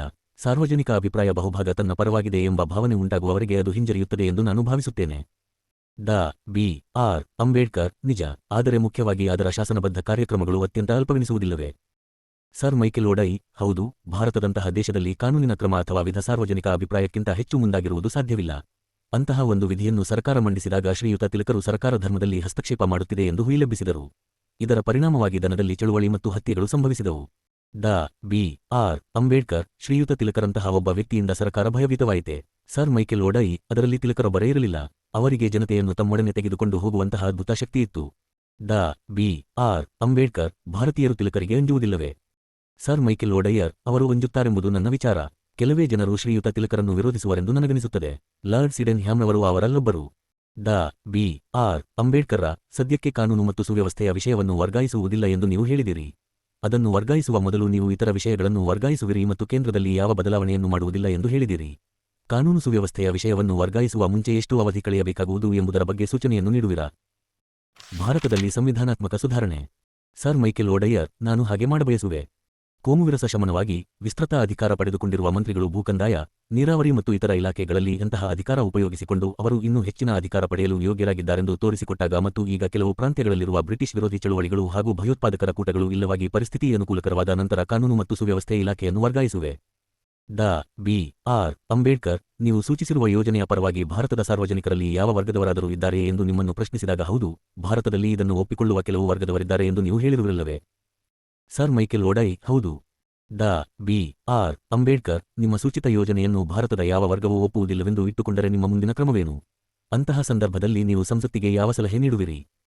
ಸರ್ ಮೈಕೆಲ್ ಒಡಯ್ಯರ್, ಭಾರತದ ಜನತೆಯ ಹಿತದೃಷ್ಟಿಯಿಂದ ಯಾವ ಕ್ರಮ ಸೂಕ್ತವೆನಿಸುವುದೋ ಅದನ್ನು ನಾನು ಅನುಸರಿಸುತ್ತೇನೆ. ಡಾ. ಬಿ. ಆರ್. ಅಂಬೇಡ್ಕರ್, ಭಾರತೀಯರು ಒಪ್ಪಲಿ ಬಿಡಲಿ ನಿಮಗೆ ಯಾವುದು ಸೂಕ್ತವೆನಿಸುವುದೋ ಅದನ್ನು ಸೂಚಿಸುವುದೇ ನಿಮ್ಮ ನಿಲುವಾಗಿದೆಯಲ್ಲವೇ? ಸರ್ ಮೈಕೆಲ್ ಒಡಯ್, ಹೌದು. ಕಾಲಕ್ರಮೇಣ ವಿಧಿಸಲಾದ ನಿರ್ಬಂಧಗಳ ಉಪಯುಕ್ತತೆಯ ಅರಿವು ಅವರಿಗೆ. ಡಾ. ಬಿ. ಆರ್. ಅಂಬೇಡ್ಕರ್, ತಾರ್ಕಿಕ ರೂಪದಲ್ಲಿ, ಸಾಕಷ್ಟು ಕಾಲ ಕಾಯ್ದ ನಂತರ ಯಾವ ಭಾರತೀಯ ವರ್ಗವೂ ನಿಮ್ಮ ಯೋಜನೆಯನ್ನು ಸ್ವೀಕರಿಸುವುದಿಲ್ಲವೆಂಬ ಗ್ರಹಿಕೆ ಮಾಡಿಕೊಂಡರೆ, ನಂತರ ಸಂಸತ್ತಿಗೆ ನೀವು ನೀಡುವ ಸಲಹೆ ಏನು? ಸರ್ ಮೈಕೆಲ್ ಒಡಯ್, ಸಂಸತ್ತಿಗೆ ನಾನು ನೀಡುವ ಸಲಹೆ ಇಷ್ಟೇ: ನಿಮ್ಮ ಅಭಿಪ್ರಾಯದಲ್ಲಿ ಕಾಲಕ್ರಮೇಣ ಜನರು ನಿಮ್ಮ ಯೋಜನೆ ಸೂಕ್ತ ಮತ್ತು ಸರಿಯಾದದ್ದೆಂದು ಅರಿತುಕೊಳ್ಳುವವರೆಗೆ ಯಾವ ಯೋಜನೆ ಸೂಕ್ತ ಮತ್ತು ಕಾರ್ಯಗತಗೊಳಿಸಬಹುದಾಗಿದೆ ಎಂದಿರುವುದೋ ಅದನ್ನು ಕಾರ್ಯಗತಗೊಳಿಸುತ್ತಾ ಹೋಗಬೇಕು. ಡಾ. ಬಿ. ಆರ್. ಅಂಬೇಡ್ಕರ್, ನೀವು ನನ್ನ ಪ್ರಶ್ನೆಯನ್ನು ತಿಳಿದುಕೊಳ್ಳುತ್ತಿಲ್ಲ ಎಂದು ನನಗೆ ವಿಷಾದವಾಗಿದೆ. ನನ್ನ ಪ್ರಶ್ನೆ ಅತ್ಯಂತ ನಿರ್ದಿಷ್ಟವಾದ ಪ್ರಶ್ನೆಯಾಗಿದೆ. ಸರ್ ಮೈಕೆಲ್ ಒಡಯ್, ನಾನು ಅದನ್ನು ಈ ರೀತಿಯಾಗಿ ಸಂಕ್ಷಿಪ್ತಗೊಳಿಸಬಹುದು: ಜನರು ಅನಿರ್ದಿಷ್ಟ ಕಾಲ ವಿವೇಚನಾಪರ ಧೋರಣೆಯನ್ನು ತಳೆಯುವರೆಂದು ನಾನು ತಿಳಿದಿಲ್ಲ. ದೊರೆಯ ಸರ್ಕಾರವನ್ನು ಸಾಧ್ಯವಾದ ಶ್ರೇಷ್ಠ ಪದ್ಧತಿಗನುಸಾರವಾಗಿ ನಡೆಸಿಕೊಂಡು ಹೋಗಬೇಕಾಗುವುದು. ನಕ್ಷತ್ರ ಚಿಹ್ನೆ ಮಿನಿಟ್ಸ್ ಆಫ್ ಎವಿಡೆನ್ಸ್ ಸಂಪುಟ 2 ಜೂನ್ 29, 1933 ಪುಟ 424. 900. ಡಾ ಬಾಬಾಸಾಹೇಬ್ ಅಂಬೇಡ್ಕರ್ ಅವರ ಸಮಗ್ರ ಬರೆಹಗಳು ಭಾಷಣಗಳು ಸಂಪುಟ -2 ನಕ್ಷತ್ರ ಚಿಹ್ನೆ ಡಾ ಬಿ ಆರ್ ಅಂಬೇಡ್ಕರ್ ಅಧ್ಯಕ್ಷ ಮಹೋದಯರೇ, ಸರ್ ಮೈಕೆಲ್ ಓಡಯ್ಯರ್ ಅವರು ಇಲ್ಲಿಂದ ಹೊರಗೆ ಹೋಗುವ ಮುಂಚೆ ನಾನು ಒಂದು ಸಂಗತಿಯನ್ನು ಕೇಳಬಹುದೇ? ಮಿಸ್ಟರ್ ಬಟ್ಲರ್ ಅವರು ಕೇಳಿದ ಒಂದು ಪ್ರಶ್ನೆಗೆ ಉತ್ತರ ಕೊಡುತ್ತಾ ಸರ್ ಮೈಕೆಲ್ ರವರು ಸೈಮನ್ ಆಯೋಗವು ಕಾನೂನು ಮತ್ತು ಸುವ್ಯವಸ್ಥೆಯ ವಿಷಯವನ್ನು ವರ್ಗಾಯಿಸುವ ಬಗ್ಗೆ ಶಿಫಾರಸು ಮಾಡಿದೆ ಎಂಬ ಅಂಶವನ್ನು ಪ್ರಸ್ತಾಪಿಸಿದ್ದಾರೆ. ಅದು ಸೈಮನ್ ಆಯೋಗದ ವರದಿಯ 2ನೇ ಸಂಪುಟದ 369ನೇ ಪ್ಯಾರಾದಲ್ಲಿದೆ. ನೀವು ಮನಸ್ಸಿನಲ್ಲಿಟ್ಟುಕೊಂಡಿದ್ದ ಪ್ಯಾರಾ ಇದೆಯಲ್ಲವೇ? ಈ ವರದಿಯನ್ನು ಬರೆಯುವಾಗ ಭಾರತದಲ್ಲಿ ಕಳೆದ ಕೆಲವು ತಿಂಗಳುಗಳಲ್ಲಿ ಜರುಗಿದ ಘಟನೆಗಳ ಪ್ರಾಸಂಗಿಕ ಪ್ರಸ್ತಾಪ ಮಾಡಿದ್ದೇವೆ. ಸರ್ ಮೈಕೆಲ್ ಓಡಯ್ಯರ್: ಹೌದು, ಅದು ನಿಜ. ಡಾ ಬಿ ಆರ್ ಅಂಬೇಡ್ಕರ್: ಆದರೆ ಇದರಲ್ಲಿ ಪ್ರಸ್ತಾಪಿಸಲಾದ ಘಟನೆಗಳು ಗಾಂಧಿಯವರ ಅಸಹಕಾರ ಚಳುವಳಿಗೆ ಸಂಬಂಧಪಟ್ಟವುಗಳೆಂದು ಮತ್ತು ಭಾರತದಲ್ಲಿ ಸಂಬಂಧಿಸಿದ ಕಾನ್ಪುರದಲ್ಲಿ ಜರುಗಿದಂತಹ ಕೋಮುವಾರು ಗಲಭೆಗಳಿಗೆ ಸಂಬಂಧಪಟ್ಟವುಗಳಲ್ಲವೆಂದು ನಮ್ಮಲ್ಲಿ ಅನೇಕರ ತಿಳುವಳಿಕೆಯಾಗಿದೆ ಎಂದು ನಾನು ಇಲ್ಲಿ ತಿಳಿಯಬಯಸುತ್ತೇನೆ. ವೈಕಂಟ್ ಬರ್ಹ್ಯಾಮ್: ಅದು ಕೋಮುವಾರು ಗಲಭೆಗಳಿಗೆ ಸಂಬಂಧಪಟ್ಟಿವೆ ಎಂದು ನಾನು ಹೇಳಿದೆ. ನಾನು ಅದನ್ನು ಈ ಅರ್ಥದಲ್ಲಿಯೇ ತಿಳಿದುಕೊಂಡಿದ್ದೇನೆ. ಅವುಗಳು ನಾಗರಿಕ ವಿಧಿಯ ಚಳುವಳಿಗೆ ಅಥವಾ ಅದರ ಪರಿಣಾಮವಾಗಿ ಸಂಭವಿಸಿದ ಕೋಮುವಾರು ಗಲಭೆಗಳಿಗೆ ಸಂಬಂಧಪಟ್ಟವುಗಳಾಗಿಲ್ಲವೆಂದು ನಾನು ಹೇಳಿರುವೆ.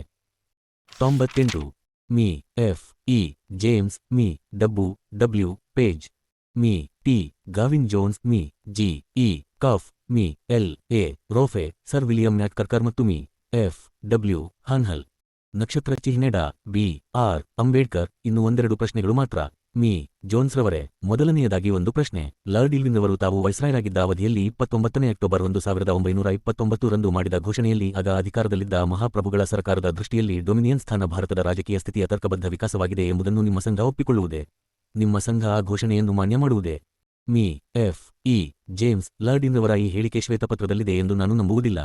ಡಾ ಬಿ ಆರ್ ಅಂಬೇಡ್ಕರ್: ಅದು ಅದರಲ್ಲಿಲ್ಲವೇ? ಮೀ ಎಫ್ ಇ ಜೇಮ್ಸ್: ನನ್ನ ವಿಜ್ಞಾಪನಾ ಪತ್ರದಲ್ಲಿ ಶ್ವೇತಪತ್ರದ ಸೂಚನೆಗಳ ಪ್ರಸ್ತಾಪವಿದೆ. ಆದರೆ ಆ ಹೇಳಿಕೆ ನೀಡಿದ ಸಮಯದಲ್ಲಿ ಸಂಘವು ತನ್ನ ಖಚಿತ ಅಭಿಪ್ರಾಯವನ್ನು ತಿಳಿಸಿತ್ತು. ಇದು ಪ್ರಕಟವಾದ ಪತ್ರಿಕೆಗಳ ಕಡತದತ್ತ ನಾನು ಮಾನ್ಯರ ಗಮನ ಸೆಳೆಯಬಯಸುತ್ತೇನೆ. ಡಾ ಬಿ ಆರ್ ಅಂಬೇಡ್ಕರ್: ಆ ಖಚಿತ ಅಭಿಪ್ರಾಯದ ಹೇಳಿಕೆಯ ಸಾರಾಂಶವನ್ನು ತಾವು ತಿಳಿಸುವಿರಾ? ಮೀ ಎಫ್ ಇ ಜೇಮ್ಸ್: ಸದ್ಯದಲ್ಲಿ ಹಾಗೆ ಮಾಡಲು ನಾನು ನನ್ನ ಜ್ಞಾಪಕ ಶಕ್ತಿಯನ್ನು ಅವಲಂಬಿಸಲಾರೆ. ಡಾ ಬಿ ಆರ್ ಅಂಬೇಡ್ಕರ್: ನಾನು ನನ್ನ ತರ್ಕವನ್ನು ಇನ್ನೊಂದು ರೀತಿಯಲ್ಲಿ ಮಂಡಿಸಬಯಸುವೆ. ಶ್ವೇತಪತ್ರದಲ್ಲಿ ಅಳವಡಿಸಲಾಗಿರುವ ಭಾರತ ಸಂವಿಧಾನದ ರೂಪುರೇಷೆಗಳು ಅಂತಿಮ ಸ್ವರೂಪದ್ದಾಗಿವೆ ಎಂದು ನೀವು ಮಾನ್ಯ ಮಾಡುವಿರಾ, ಅಥವಾ ಹೆಚ್ಚಿನ ವಿಕಾಸಕ್ಕೆ ಅದರಲ್ಲಿ ಇನ್ನೂ ಅವಕಾಶವಿದೆ ಎಂದು ನೀವು ತಿಳಿಸುವಿರಾ? ಮೀ ಎಫ್ ಇ ಜೇಮ್ಸ್: ಈ ಪ್ರಶ್ನೆಗೆ ಉತ್ತರ ನಮ್ಮ ವಿಜ್ಞಾಪನಾ ಪತ್ರದ 1ನೇ ಪ್ಯಾರಾದಲ್ಲಿ ದೊರೆಯುತ್ತದೆ ಎಂದು ನನಗನಿಸುತ್ತದೆ. ನಕ್ಷತ್ರ ಚಿಹ್ನೆ ಅದೇ. ಜುಲೈ 1900 ಡಾ ಬಾಬಾಸಾಹೇಬ್ ಅಂಬೇಡ್ಕರ್ ಅವರ ಸಮಗ್ರ ಬರೆಹಗಳು ಭಾಷಣಗಳು ಸಂಪುಟ -2 ಡಾ ಬಿ ಆರ್ ಅಂಬೇಡ್ಕರ್: ಅದರಲ್ಲಿ ಉತ್ತರ ದೊರೆಯುತ್ತದೆ ಅಲ್ಲವೇ? ಮೀ ಎಫ್ ಇ ಜೇಮ್ಸ್: ಅದಕ್ಕೆ ಎಂದರೆ ಶ್ವೇತಪತ್ರದ ಸಾಮಾನ್ಯ ಯೋಜನೆ ಒಟ್ಟಾರೆ ಸಮರ್ಪಕವಾಗಿದೆ ಎಂದು ನಾವು ಪರಿಗಣಿಸುತ್ತೇವೆ ಮತ್ತು ಭಾರತದ ಸಂವಿಧಾನದ ರಚನೆಗೆ ಅದು ಸಮಂಜಸವಾದ ಅಥವಾ ನ್ಯಾಯಯುತ ಆಧಾರವನ್ನೊದಗಿಸುತ್ತದೆ. ಡಾ ಬಿ ಆರ್ ಅಂಬೇಡ್ಕರ್: ನನ್ನ ಪ್ರಶ್ನೆ ಇದಕ್ಕಿಂತ ಸ್ವಲ್ಪ ಭಿನ್ನವಾಗಿದೆ. ನನ್ನ ಪ್ರಶ್ನೆ ಇದು: ನೀವು ಈ ಸೂಚನೆಗಳನ್ನು ಭಾರತದ ರಾಜಕೀಯ ಸಂಘಟನೆಯ ಅಂತಿಮ ಸ್ವರೂಪವೆಂದು ಪರಿಗಣಿಸುವಿರಾ? ಮೀ ಎಫ್ ಇ ಜೇಮ್ಸ್: ನಾನು ವಿಜ್ಞಾಪನಾ ಪತ್ರದ 1ನೇ ಪ್ಯಾರಾದ 3ನೇ ಉಪಪ್ಯಾರಾದತ್ತ ತಮ್ಮ ಗಮನ ಸೆಳೆಯಬಹುದೇ? ಅದರಲ್ಲಿ ನೀವು ಈ ಪದಗಳನ್ನು ಕಾಣುವಿರಿ: ಸಂಯುಕ್ತ ಚುನಾಯಿತ ಆಯ್ದ ಸಮಿತಿಯ ವರದಿಯ ಆಧಾರದ ಮೇಲೆ ಸಂಸತ್ತಿನಲ್ಲಿ ಭಾರತ ಸರ್ಕಾರದ ಭವಿಷ್ಯ ಸರ್ಕಾರವನ್ನು ಕುರಿತ ಮಸೂದೆಯನ್ನು ಮಂಡಿಸಿದ ಮೇಲೆ ಸಂಘದ ಸಮಿತಿಯು ಸಂವಿಧಾನದ ಯೋಜನೆಯ ಬಗ್ಗೆ ತನ್ನ ಅಂತಿಮ ಅಭಿಪ್ರಾಯವನ್ನು ನಿರ್ಣಯಿಸುವ ಹಕ್ಕನ್ನು ಕಾಯ್ದಿರಿಸಿಕೊಳ್ಳುವುದು. ಡಾ ಬಿ ಆರ್ ಅಂಬೇಡ್ಕರ್: ಕ್ಷಮಿಸಿ, ಇದು ನನ್ನ ಪ್ರಶ್ನೆಗೆ ಉತ್ತರವಲ್ಲ. ನನ್ನ ಪ್ರಶ್ನೆ ಸ್ವಲ್ಪ ಮಟ್ಟಿಗೆ ಬೇರೆಯೇ ಆಗಿದೆ. ನನ್ನ ಪ್ರಶ್ನೆ ಇದು: ಭಾರತದ ರಾಜಕೀಯ ಸ್ಥಿತಿಯ ಸುಧಾರಣೆಗೆ ಶ್ವೇತಪತ್ರದಲ್ಲಿ ಎಡಕವಾಗಿರುವ ಸೂಚನೆಗಳನ್ನು ಸುಧಾರಿಸುವುದಕ್ಕೆ ಅವಕಾಶವಿದೆ ಎಂದು ನೀವು ಭಾವಿಸುವಿರಾ? ನನ್ನ ಅಭಿಪ್ರಾಯ ಸ್ಪಷ್ಟವಾಗಿದೆಯೇ? ಮೀ ಎಫ್ ಇ ಜೇಮ್ಸ್: ಹೌದು, ಮುಂದೆ ಮಾರ್ಪಾಡುಗಳನ್ನು ಅಥವಾ ಬದಲಾವಣೆಗಳನ್ನು ಮಾಡಲು ಶ್ವೇತಪತ್ರದಲ್ಲಿ ಅವಕಾಶವಿದೆ. ಡಾ ಬಿ ಆರ್ ಅಂಬೇಡ್ಕರ್: ನಾನು ಸುಧಾರಣೆ ಎಂಬ ಪದ ಬಳಸಿದ್ದೇನೆ. ಮೀ ಎಫ್ ಇ ಜೇಮ್ಸ್: ನೀವು ಅದನ್ನು ಸುಧಾರಣೆ ಎಂದು ಕರೆದಿರಬಹುದು. ಡಾ ಬಿ ಆರ್ ಅಂಬೇಡ್ಕರ್: ನಾನು ಈ ಸಂಗತಿಯನ್ನು ಇನ್ನೂ ಮುಂದುವರಿಸಬಯಸುವುದಿಲ್ಲ. ಮೀ ಎಫ್ ಇ ಜೇಮ್ಸ್: ಆದರೆ ಈಗ ನಾವು ಶ್ವೇತಪತ್ರದ ಸೂಚನೆಗಳನ್ನು ಮಾತ್ರ ಪರಿಗಣಿಸುತ್ತಿದ್ದೇವೆ. ಡಾ ಬಿ ಆರ್ ಅಂಬೇಡ್ಕರ್: 52ನೇ ಪ್ಯಾರಾದಲ್ಲಿ ನೀವು ಭಾರತದ ಶಾಸಕಾಂಗಗಳು ಬ್ರಿಟಿಷ್ ರಾಷ್ಟ್ರೀಯತೆಯ ಕಾನೂನಿನ ಮೇಲೆ ಪರಿಣಾಮವನ್ನುಂಟು ಮಾಡುವ ಅಧಿಕಾರ ಹೊಂದಿರಕೂಡದು ಎಂಬ ಸೂಚನೆ ಮಾಡಿರುವಿರಿ. ಇದು ನನಗೆ ಅರ್ಥವಾಗುತ್ತದೆ. ನಂತರ ಮುಂದುವರಿದು ನೀವು ಕೆನಡಾ ಕಾಯ್ದೆ ಕೆನಡಾ ಆಕ್ಟ್ ಯ ಮಾದರಿಯ ಮೇಲೆ ಭಾರತೀಯ ರಾಷ್ಟ್ರೀಯತೆಯನ್ನು ಗೊತ್ತುಪಡಿಸುವ ಅಧಿಕಾರವು ಅವುಗಳಿಗೆ ಇರಬಾರದೆಂದು ಹೇಳಿರುವಿರಿ. ನೀವು ಹೇಳುವುದೇನೆಂದು ನನಗೆ ಅರ್ಥವಾಗುತ್ತದೆ. ಆದರೆ ನಾನು ತಿಳಿಯಬಯಸುವುದಿಷ್ಟೇ: ನೀವು ಭಾರತದ ಶಾಸಕಾಂಗಗಳು ಯಾವುದೇ ಉದ್ದೇಶಕ್ಕಾಗಿ ಆದರೂ ಒಬ್ಬ ಭಾರತೀಯ ರಾಷ್ಟ್ರೀಯನ ಅಂತಸ್ತನ್ನು ನಿರ್ಣಯಿಸದಂತೆ ಅವುಗಳ ಮೇಲೆ ಸಂಪೂರ್ಣ ಪರಿಮಿತಿ ಹಾಕಬಯಸುವಿರಾ? ಮೀ ಎಫ್ ಇ ಜೇಮ್ಸ್: ಇಲ್ಲ, ಆ ಪ್ಯಾರಾ ಅತ್ಯಂತ ಸ್ಪಷ್ಟವಾಗಿದೆ ಎಂದು ನನಗನಿಸುತ್ತದೆ. ಭಾರತದಲ್ಲಿ ಸಂವಿಧಾನಾತ್ಮಕ ಸುಧಾರಣೆ 903 ಆ ರೀತಿ ವಿಧಾಯಕ ಮಾಡಬಯಸಿದರೆ ಭಾರತದಲ್ಲಿ ಬ್ರಿಟಿಷ್ ಸಮುದಾಯವನ್ನು ಹೊರಗಿಡುವ ಅಥವಾ ಹೊರತುಪಡಿಸುವ ಅವಕಾಶವನ್ನು ಭಾರತಕ್ಕೆ ನೀಡಬಾರದೆಂದು ಮಾತ್ರ ನಾವು ಹೇಳಿದ್ದೇವೆ. ಡಾ ಬಿ ಆರ್ ಅಂಬೇಡ್ಕರ್: ಅದನ್ನೇ ನಾನು ಈ ರೀತಿ ಹೇಳಬಯಸುತ್ತೇನೆ. ಉದಾಹರಣೆಗಾಗಿ, ಕೆನಡಾದಲ್ಲಿ ಈ ಕಾಯ್ದೆಗೆ ಕಾರಣವಾದಂತಹುದೇ ಒಂದು ಪ್ರಕರಣ ಉದ್ಭವಿಸಿದೆ ಎಂದು ಭಾವಿಸೋಣ. ಯಾವುದಾದರೊಂದು ಅಂತಾರಾಷ್ಟ್ರೀಯ ನ್ಯಾಯಮಂಡಳಿಯಲ್ಲಿ ಭಾರತದ ಪ್ರಾತಿನಿಧ್ಯದ ಅವಶ್ಯಕತೆ ಉಂಟಾಗಿದೆ ಎಂದು ಭಾವಿಸೋಣ. ಆಗ ಭಾರತವು ಈ ಪ್ರಾತಿನಿಧ್ಯವನ್ನು ಮಹಾಪ್ರಭುವಿನ ಭಾರತೀಯ ಬ್ರಿಟಿಷ್ ಪ್ರಜೆಗಳಿಗೆ ಅಥವಾ ಮಹಾಪ್ರಭುವಿನ ಭಾರತೀಯ ಪ್ರಜೆಗಳಿಗೆ ಮೀಸಲಾಗಿಡಬೇಕೆಂದು ಬಯಸುತ್ತಾರೆಂದು ಇಟ್ಟುಕೊಳ್ಳೋಣ. ಆಗ ನೀವು ಶಾಸಕಾಂಗವು ಕೆನಡಾ ಕಾಯ್ದೆಯ ಮಾದರಿಯ ಮೇಲೆ ಅಥವಾ ಆ ಉದ್ದೇಶಕ್ಕಾಗಿ ದಕ್ಷಿಣ ಆಫ್ರಿಕಾ ಕಾಯ್ದೆಯ ಮಾದರಿಯ ಮೇಲೆ ಅಂತಹ ಅಂತಸ್ತನ್ನು ನೀಡುವ ಕಾಯ್ದೆಯನ್ನು ಪಾಸು ಮಾಡಲು ಅವಕಾಶ ಕೊಡುವುದಿಲ್ಲವೇ? ಮಿ. ಎಫ್. ಇ. ಜೇಮ್ಸ್ ಇದಕ್ಕೆ ಉತ್ತರ ನಮ್ಮ ಪ್ಯಾರಾದ ಕೊನೆಯ ವಾಕ್ಯದಲ್ಲಿದೆ. ಬಹುಶಃ ಮಿ. ಪೇಜ್ರವರು ಅದನ್ನು ಸವಿಸ್ತಾರವಾಗಿ ವಿವರಿಸಲಿರುವರು. ಮಿ. ಪೇಜ್, ಮಾನ್ಯರೇ, ನೀವು ಅದರಲ್ಲಿ ಆ ತರಹದ ಯಾವುದೇ ಗೂಢ ಅರ್ಥವಿದೆ ಎಂದು ಭಯಪಡಬೇಕಾಗಿಲ್ಲ. ಆ ಪ್ಯಾರಾದಲ್ಲಿ ನಮ್ಮ ಏಕೈಕ ಉದ್ದೇಶವೇನೆಂದರೆ, ನಮ್ಮ ಅಭಿಪ್ರಾಯದಲ್ಲಿ ಭಾರತೀಯ ಪೌರತ್ವವನ್ನು ರೂಪಿಸುವಾಗ ಬ್ರಿಟಿಷ್ ಪ್ರಜೆಗಳ ಬ್ರಿಟಿಷ್ ರಾಷ್ಟ್ರೀಯತೆಯ ಹಕ್ಕಿನ ಮೇಲೆ ಪರಿಣಾಮವನ್ನುಂಟು ಮಾಡಬಾರದು. ನಿಜವಾಗಿಯೂ ನಾವು ಹೇಳಬೇಕೆಂದಿರುವುದೇನೆಂದರೆ, ಬ್ರಿಟಿಷ್ ರಾಷ್ಟ್ರೀಯರಾಗಲಿರುವ ಪ್ರತಿಯೊಬ್ಬ ವ್ಯಕ್ತಿಗೂ, ಅವರು ಭಾರತದಲ್ಲಿ ತಾತ್ಕಾಲಿಕವಾಗಿ ಆಗಲಿ ಅಥವಾ ಇನ್ನಾವುದೇ ವಿಧದಲ್ಲಿಯೇ ಆಗಲಿ ವಾಸಿಸುವಾಗ, ಆ ರೀತಿ ವಾಸಮಾಡುತ್ತಿರುವ ಮಹಾಪ್ರಭುಗಳ ಭಾರತೀಯ ಪ್ರಜೆಗಳು ಅರ್ಹರಾಗಿರುವ ಎಲ್ಲ ಹಕ್ಕುಗಳನ್ನು ಪಡೆಯುವಂತಾಗಬೇಕು ಮತ್ತು ಅಂತಹ ಹಕ್ಕುಗಳನ್ನು ನಿರ್ಬಂಧಿಸುವಂತಹ ಅಥವಾ ತೆಗೆದುಹಾಕುವಂತಹ ಯಾವುದೇ ನಿಯಮ ಅಥವಾ ಕಾನೂನನ್ನು ಪಾಸು ಮಾಡುವುದನ್ನು ನಾವು ತಪ್ಪಿಸಬಯಸುತ್ತೇವೆ. ಇದೇ ಆ ಪ್ಯಾರಾದ ಇಡೀ ಉದ್ದೇಶ. ಭಾರತೀಯ ಪೌರತ್ವವನ್ನು ನಿರ್ಮಿಸಲು ನಮ್ಮ ಎಳ್ಳಷ್ಟು ಅಭ್ಯಂತರವಿಲ್ಲ. ಡಾ. ಬಿ. ಆರ್. ಅಂಬೇಡ್ಕರ್ ಅಧ್ಯಕ್ಷ ಮಹೋದಯರೇ, ಮಿಸ್ ಗೇವಿಸ್ ಜೋನ್ಸ್ ರವರು ಮಾಡಿದ ಸಲಹೆಯ ಮೇಲೆ ಅವರಿಗೆ ಇಂತಹುದೇ ಪ್ರಶ್ನೆ ಹಾಕುವುದು ವಿಧಿಬದ್ಧವೆನಿಸುವುದಿಲ್ಲವೇ? ಅದು ವಿಧಿಬದ್ಧವಲ್ಲವೆನಿಸಿದರೆ ನಾನು ಅದನ್ನು ಮುಂದುವರಿಸಬಯಸುವುದಿಲ್ಲ. ಅಧ್ಯಕ್ಷ ಡಾ. ಅಂಬೇಡ್ಕರ್ ರವರು ನನ್ನ ವೈಯಕ್ತಿಕ ಅಭಿಪ್ರಾಯವನ್ನು ಕೇಳುವುದಾದರೆ, ಈ ಹಂತದಲ್ಲಿ ಈ ವಿಷಯ ತೆಗೆದುಕೊಳ್ಳಬಹುದಾದ ಸಮಯವನ್ನು ಸಮರ್ಥಿಸಿಕೊಳ್ಳಲಾಗುವುದಿಲ್ಲ. E. Sir John Perosic Thompson K. C. S. I. K. C. I. E. Sir Alfred Watson ಮತ್ತು ಮಿ. Edward Millier. ನಕ್ಷತ್ರ ಚಿಹ್ನೆ ಡಾ. ಬಿ. ಆರ್. ಅಂಬೇಡ್ಕರ್. ಒಂದೇ ಒಂದು ಪ್ರಶ್ನೆ, ಸರ್ ಜಾನ್ ಥಾಂಪ್ಸನ್, ಪ್ರಾಂತ್ಯಗಳ ಆರ್ಥಿಕ ಸ್ಥಿತಿಯನ್ನು ಸಂರಕ್ಷಿಸುವುದಕ್ಕಾಗಿ ಕೆಲವು ವಿಧಿಗಳನ್ನು ಸೇರಿಸುವ ಬಗ್ಗೆ ನಿನ್ನೆ ನೀವು ಒಂದು ಪ್ರಶ್ನೆ ಎತ್ತಿದ್ದಿರಿ, ಮತ್ತು ಉದಾಹರಣೆಯ ರೂಪದಲ್ಲಿ ನೀವು ಸದ್ಯದ ಪರಿಸ್ಥಿತಿಯಲ್ಲಿ ನೀರಿನ ಕಂದಾಯವು ಪ್ರಾಂತ್ಯಗಳಿಗೆ ಬಹುಭಾಗ ಆದಾಯ ಒದಗಿಸುತ್ತಿರುವುದೆಂದು ಹೇಳುತ್ತಾ ಅದನ್ನು ಕಾರ್ಯಾಂಗದ ಆಜ್ಞೆಯ ಮೂಲಕ ಬದಲಾಯಿಸಬಹುದೆಂದು ಹೇಳಿದಿರಿ. ನಿನ್ನೆ ನೀವು ಹೀಗೆ ಹೇಳಿದಿರೆಂದು ನನ್ನ ಭಾವನೆ. Sir John P. ಥಾಂಪ್ಸನ್. ಹೌದು. ಡಾ. ಬಿ. ಆರ್. ಅಂಬೇಡ್ಕರ್. ಬಹುಕಾಲದಿಂದ ಭಾರತೀಯರು ಕೇವಲ ಕಾರ್ಯಾಂಗದ ಆಜ್ಞೆಯ ಮೇರೆಗೆ ಯಾವುದೇ ತೆರಿಗೆಯನ್ನು ವಿಧಿಸಬಾರದು, ಭೂಕಂದಾಯವನ್ನು ಕೂಡ ಕಾರ್ಯಾಂಗದ ಆಜ್ಞೆಯ ಮೇರೆಗೆ ಸಂಗ್ರಹಿಸಲಾಗುತ್ತಿದೆ ಮತ್ತು ಇನ್ನು ಮೇಲೆ ಈ ರೀತಿ ಮಾಡದೆ ಶಾಸಕಾಂಗದ ಕಾನೂನಿನನ್ವಯವೇ ತೆರಿಗೆಗಳನ್ನು ವಿಧಿಸಬೇಕೆಂದು ಚಳವಳಿ ಮಾಡುತ್ತಿರುವುದು ನಿಜ ಸಂಗತಿಯಲ್ಲವೇ? Sir John P. ಥಾಂಪ್ಸನ್. ಭೂಕಂದಾಯದ ಬಗ್ಗೆ ಇಂತಹ ಚಳವಳಿಯಾಗುತ್ತಿರುವುದು ನಿಜ ಎಂಬುದರ ಬಗ್ಗೆ ನಾನು ಖಚಿತವಾಗಿ ಹೇಳಲಾರೆ. ಸರ್ ತೇಜ್ ಬಹದ್ದೂರ್ ಸಪು. ಭೂಕಂದಾಯವನ್ನು ಕಾರ್ಯಾಂಗದ ಆಜ್ಞೆಯ ಮೇರೆಗೆ ಸಂಗ್ರಹಿಸಲಾಗುವುದಿಲ್ಲ ಎಂಬ ಅಂಶವನ್ನು ಇಲ್ಲಿ ಸೂಚಿಸಬಹುದೇ? ಪ್ರಾಯಶಃ ಭೂಕಂದಾಯವನ್ನು ಕಾರ್ಯಾಂಗದ ಆಜ್ಞೆಯ ಮೇರೆಗೆ ನಿಗದಿಗೊಳಿಸಲಾಗುವುದೆಂದು ಅವರು ಯೋಚಿಸುತ್ತಿರಬಹುದಲ್ಲವೇ? Sir John P. ಥಾಂಪ್ಸನ್. ಹೌದು. ಡಾ. ಬಿ. ಆರ್. ಅಂಬೇಡ್ಕರ್. ಹೌದು, ಆದರೆ ಕಾರ್ಯಾಂಗದ ಆಜ್ಞೆಯ ಮೇರೆಗೆ ಸಂಗ್ರಹಿಸಲಾಗುವ ಎಲ್ಲಾ ತೆರಿಗೆಗಳನ್ನು ಇನ್ನು ಮುಂದೆ ಹಾಗೆ ಮಾಡದೆ ಶಾಸಕಾಂಗದ ಕಾನೂನಿನ ಮೂಲಕ ಮಾಡಬೇಕೆಂದು ಶಿಫಾರಸು ಮಾಡಲಾಗಿದೆಯಲ್ಲವೇ? Sir John P. ಥಾಂಪ್ಸನ್. ಅದು ನನಗೆ ಗೊತ್ತಿಲ್ಲ. ಡಾ. ಬಿ. ಆರ್. ಅಂಬೇಡ್ಕರ್. ಅದನ್ನು ಕಾರ್ಯಗತಗೊಳಿಸಲಾಗಿಲ್ಲ. 2. ಸರ್ ಚಾರ್ಲ್ಸ್ ಸಿನ್ಸ್ K. C. S. I. C. I. E. ನಕ್ಷತ್ರ ಚಿಹ್ನೆ ಡಾ. B. R. Ambedkar. Sir Charles ರವರೇ, ನೀವು ಎರಡನೆಯ ಸದನಗಳ ಬಗ್ಗೆ ಸಾಕಷ್ಟು ಒತ್ತು ಕೊಟ್ಟಿರುವಿರಲ್ಲವೇ? Sir Charles since. ಹೌದು. ಡಾ. ಬಿ. ಆರ್. ಅಂಬೇಡ್ಕರ್. ಅದಕ್ಕೆ ನೀವು ಕೊಟ್ಟ ಕಾರಣವೆಂದರೆ ವಿಶೇಷ ಅಧಿಕಾರಗಳನ್ನು ಸತತವಾಗಿ ಉಪಯೋಗಿಸುವುದನ್ನು ಕಡಿಮೆ ಮಾಡುವುದೇ ಆಗಿದೆಯಲ್ಲವೇ? Sir Charles since. ಅಲ್ಲ, ಅದು ಅಂತಹ ಅವಶ್ಯಕತೆಯನ್ನು ಕಡಿಮೆ ಮಾಡುವುದೆಂದು ನಾನು ಹೇಳಿದ್ದೇನೋ ಇಲ್ಲವೋ ಗೊತ್ತಿಲ್ಲ. ಅದು ವಿಶೇಷ ಅಧಿಕಾರಗಳನ್ನು ಇನ್ನೂ ಹೆಚ್ಚು ಬಲಪಡಿಸುವುದೆಂದು ಮಾತ್ರ ನಾನು ಹೇಳಿದ್ದೆ ಮತ್ತು ಎರಡನೆಯ ಸದನದ ಅಸ್ತಿತ್ವವು ಅದನ್ನು ಅನವಶ್ಯಕಗೊಳಿಸುವುದೆಂದು ಸಹ ಹೇಳಿದ್ದೆ, ಅಥವಾ ಯಾರು ವಿಶೇಷ ಅಧಿಕಾರಿಗಳ ಬಳಕೆಯನ್ನು ಬಯಸದಿರುವಾಗ ಅದರ ಬಳಕೆಯ ವಿರಳವಾಗಬಹುದು. ಡಾ. ಬಿ. ಆರ್. ಅಂಬೇಡ್ಕರ್. ಎರಡನೆಯ ಸದನಗಳು ವಿಶೇಷ ಅಧಿಕಾರಗಳಿಗೆ ಪ್ರತಿನಿಧಿಗಳು ಅಥವಾ ಬದಲಿ ವ್ಯವಸ್ಥೆ ಎನಿಸುವುವೆಂಬುದು ನಿಮ್ಮ ನಿಲುವಾಗಿಲ್ಲವೇ? ನಾನು ಕೇಳಬೇಕೆಂದಿರುವ ಪ್ರಶ್ನೆಯೆಂದರೆ, ಈ ಬೆಳಿಗ್ಗೆ ನೀವು ವಿಶೇಷ ಜವಾಬ್ದಾರಿಗಳಲ್ಲಿ ಯಾವುದೇ ಅಸಾಧಾರಣ ಸಂಗತಿ ಇಲ್ಲವೆಂದು ಹೇಳಿದಿರಿ ಎಂದು ನನ್ನ ಅನಿಸಿಕೆ, ಮತ್ತು ನೀವು ಅಂತಹ ಜವಾಬ್ದಾರಿಗಳು ಕೆಲವು ಡೊಮಿನಿಯನ್ಗಳ ಸಂವಿಧಾನಗಳಲ್ಲಿವೆ ಎಂದು ನೀವು ಹೇಳಿದಿರಲ್ಲವೇ? Sir Charles since. ಈ ಸಂರಕ್ಷಣೆಗಳಲ್ಲಿ ಹೊಸದೇನೂ ಇಲ್ಲ ಎಂದು ನಾನು ಹೇಳಿದ್ದೆ. ಅವು ನನ್ನ ನಿಖರವಾದ ಪದಗಳೆಂದು ನಾನು ತಿಳಿದಿದ್ದೇನೆ. ಡಾ. ಬಿ. ಆರ್. ಅಂಬೇಡ್ಕರ್. ನಾನು ತಮ್ಮನ್ನು ಹೀಗೆ ಕೇಳಬಯಸುತ್ತೇನೆ. ಡೊಮಿನಿಯನ್ಗಳ ಸಂವಿಧಾನಗಳಲ್ಲಿ ಸಂರಕ್ಷಣೆಗಳಿಗೂ ಮತ್ತು ಶ್ವೇತಪತ್ರದ ವಿಧಿಗಳಿಗೂ ವ್ಯತ್ಯಾಸವಿರುವುದಿಲ್ಲವೇ? ಈ ಪ್ರಶ್ನೆಯನ್ನು ಸಂಕ್ಷಿಪ್ತ ರೂಪದಲ್ಲಿ ಕೇಳಲಾಗದಕ್ಕೆ ನಾನು ವಿಷಾದಿಸುತ್ತೇನೆ, ಏಕೆಂದರೆ ಪ್ರಶ್ನೆಯನ್ನು ಕೇಳುವ ಮೊದಲು ನಾನು ತಿಳಿದುಕೊಂಡಿರುವ ಸಂಗತಿಯ ಬಗ್ಗೆ ವಿವರಣೆ ನೀಡಬಯಸುತ್ತೇನೆ. ಜವಾಬ್ದಾರಿ ಸರ್ಕಾರ ವ್ಯವಸ್ಥೆಯಲ್ಲಿ ಕೊನೆ ಪಕ್ಷ ನಾನು ತಿಳಿದುಕೊಂಡಿರುವಂತೆ ಗವರ್ನರರು ಮಂತ್ರಿಮಂಡಲದ ಸಲಹೆಗೆ ಸಂಪೂರ್ಣ ಬದ್ಧರಾಗುವುದಿಲ್ಲ ಎಂದು ತಿಳಿಯಲಾಗಿದೆ. ಅದು ಅವರಿಗೆ ಅನಾವಶ್ಯಕವೆಂದೆನಿಸಿದಾಗ ಅಂತಹ ಸಲಹೆಯನ್ನು ತೆಗೆದುಕೊಳ್ಳಲು ನಿರಾಕರಿಸಬಹುದು. ಆದರೆ ಅಂತಹ ಸಂದರ್ಭದಲ್ಲಿ ತಮ್ಮ ಅಭಿಪ್ರಾಯವನ್ನು ಅನುಮೋದಿಸುವಂತಹ ಮಂತ್ರಿಮಂಡಲ ರಚಿಸುವುದು ಅವು ತೆಗೆದುಕೊಳ್ಳಬಹುದಾದ ಅದೇ ಪುಟಗಳು 573 ಫಾಲ್. ಡಾ. ಬಾಬಾಸಾಹೇಬ್ ಅಂಬೇಡ್ಕರ್ ಅವರ ಸಮಗ್ರ ಬರೆಹಗಳು ಭಾಷಣಗಳು, ಸಂಪುಟ -2. ಮುಂದಿನ ಕ್ರಮವಾಗಿದೆ. ಇನ್ನೊಂದು ಮಂತ್ರಿಮಂಡಲವು ಗವರ್ನರರ ಅಭಿಪ್ರಾಯವನ್ನು ಅನುಮೋದಿಸದೆ ಹೋದರೆ ಅವರು ವಿಧಾನ ಪರಿಷತ್ತನ್ನು ವಿಸರ್ಜಿಸಿ ಹೊಸ ಶಾಸಕಾಂಗದ ಚುನಾವಣೆ ನಡೆಸಬಹುದು, ಮತ್ತು ಆ ಹೊಸ ಶಾಸಕಾಂಗದಲ್ಲಿ ಮಂತ್ರಿಮಂಡಲವನ್ನು ರಚಿಸಲು ಸಾಧ್ಯವಾಗದೆ ಹೋದರೆ ಅವರು ಶರಣಾಗತರಾಗಬೇಕಾಗುವುದಿಲ್ಲವೇ?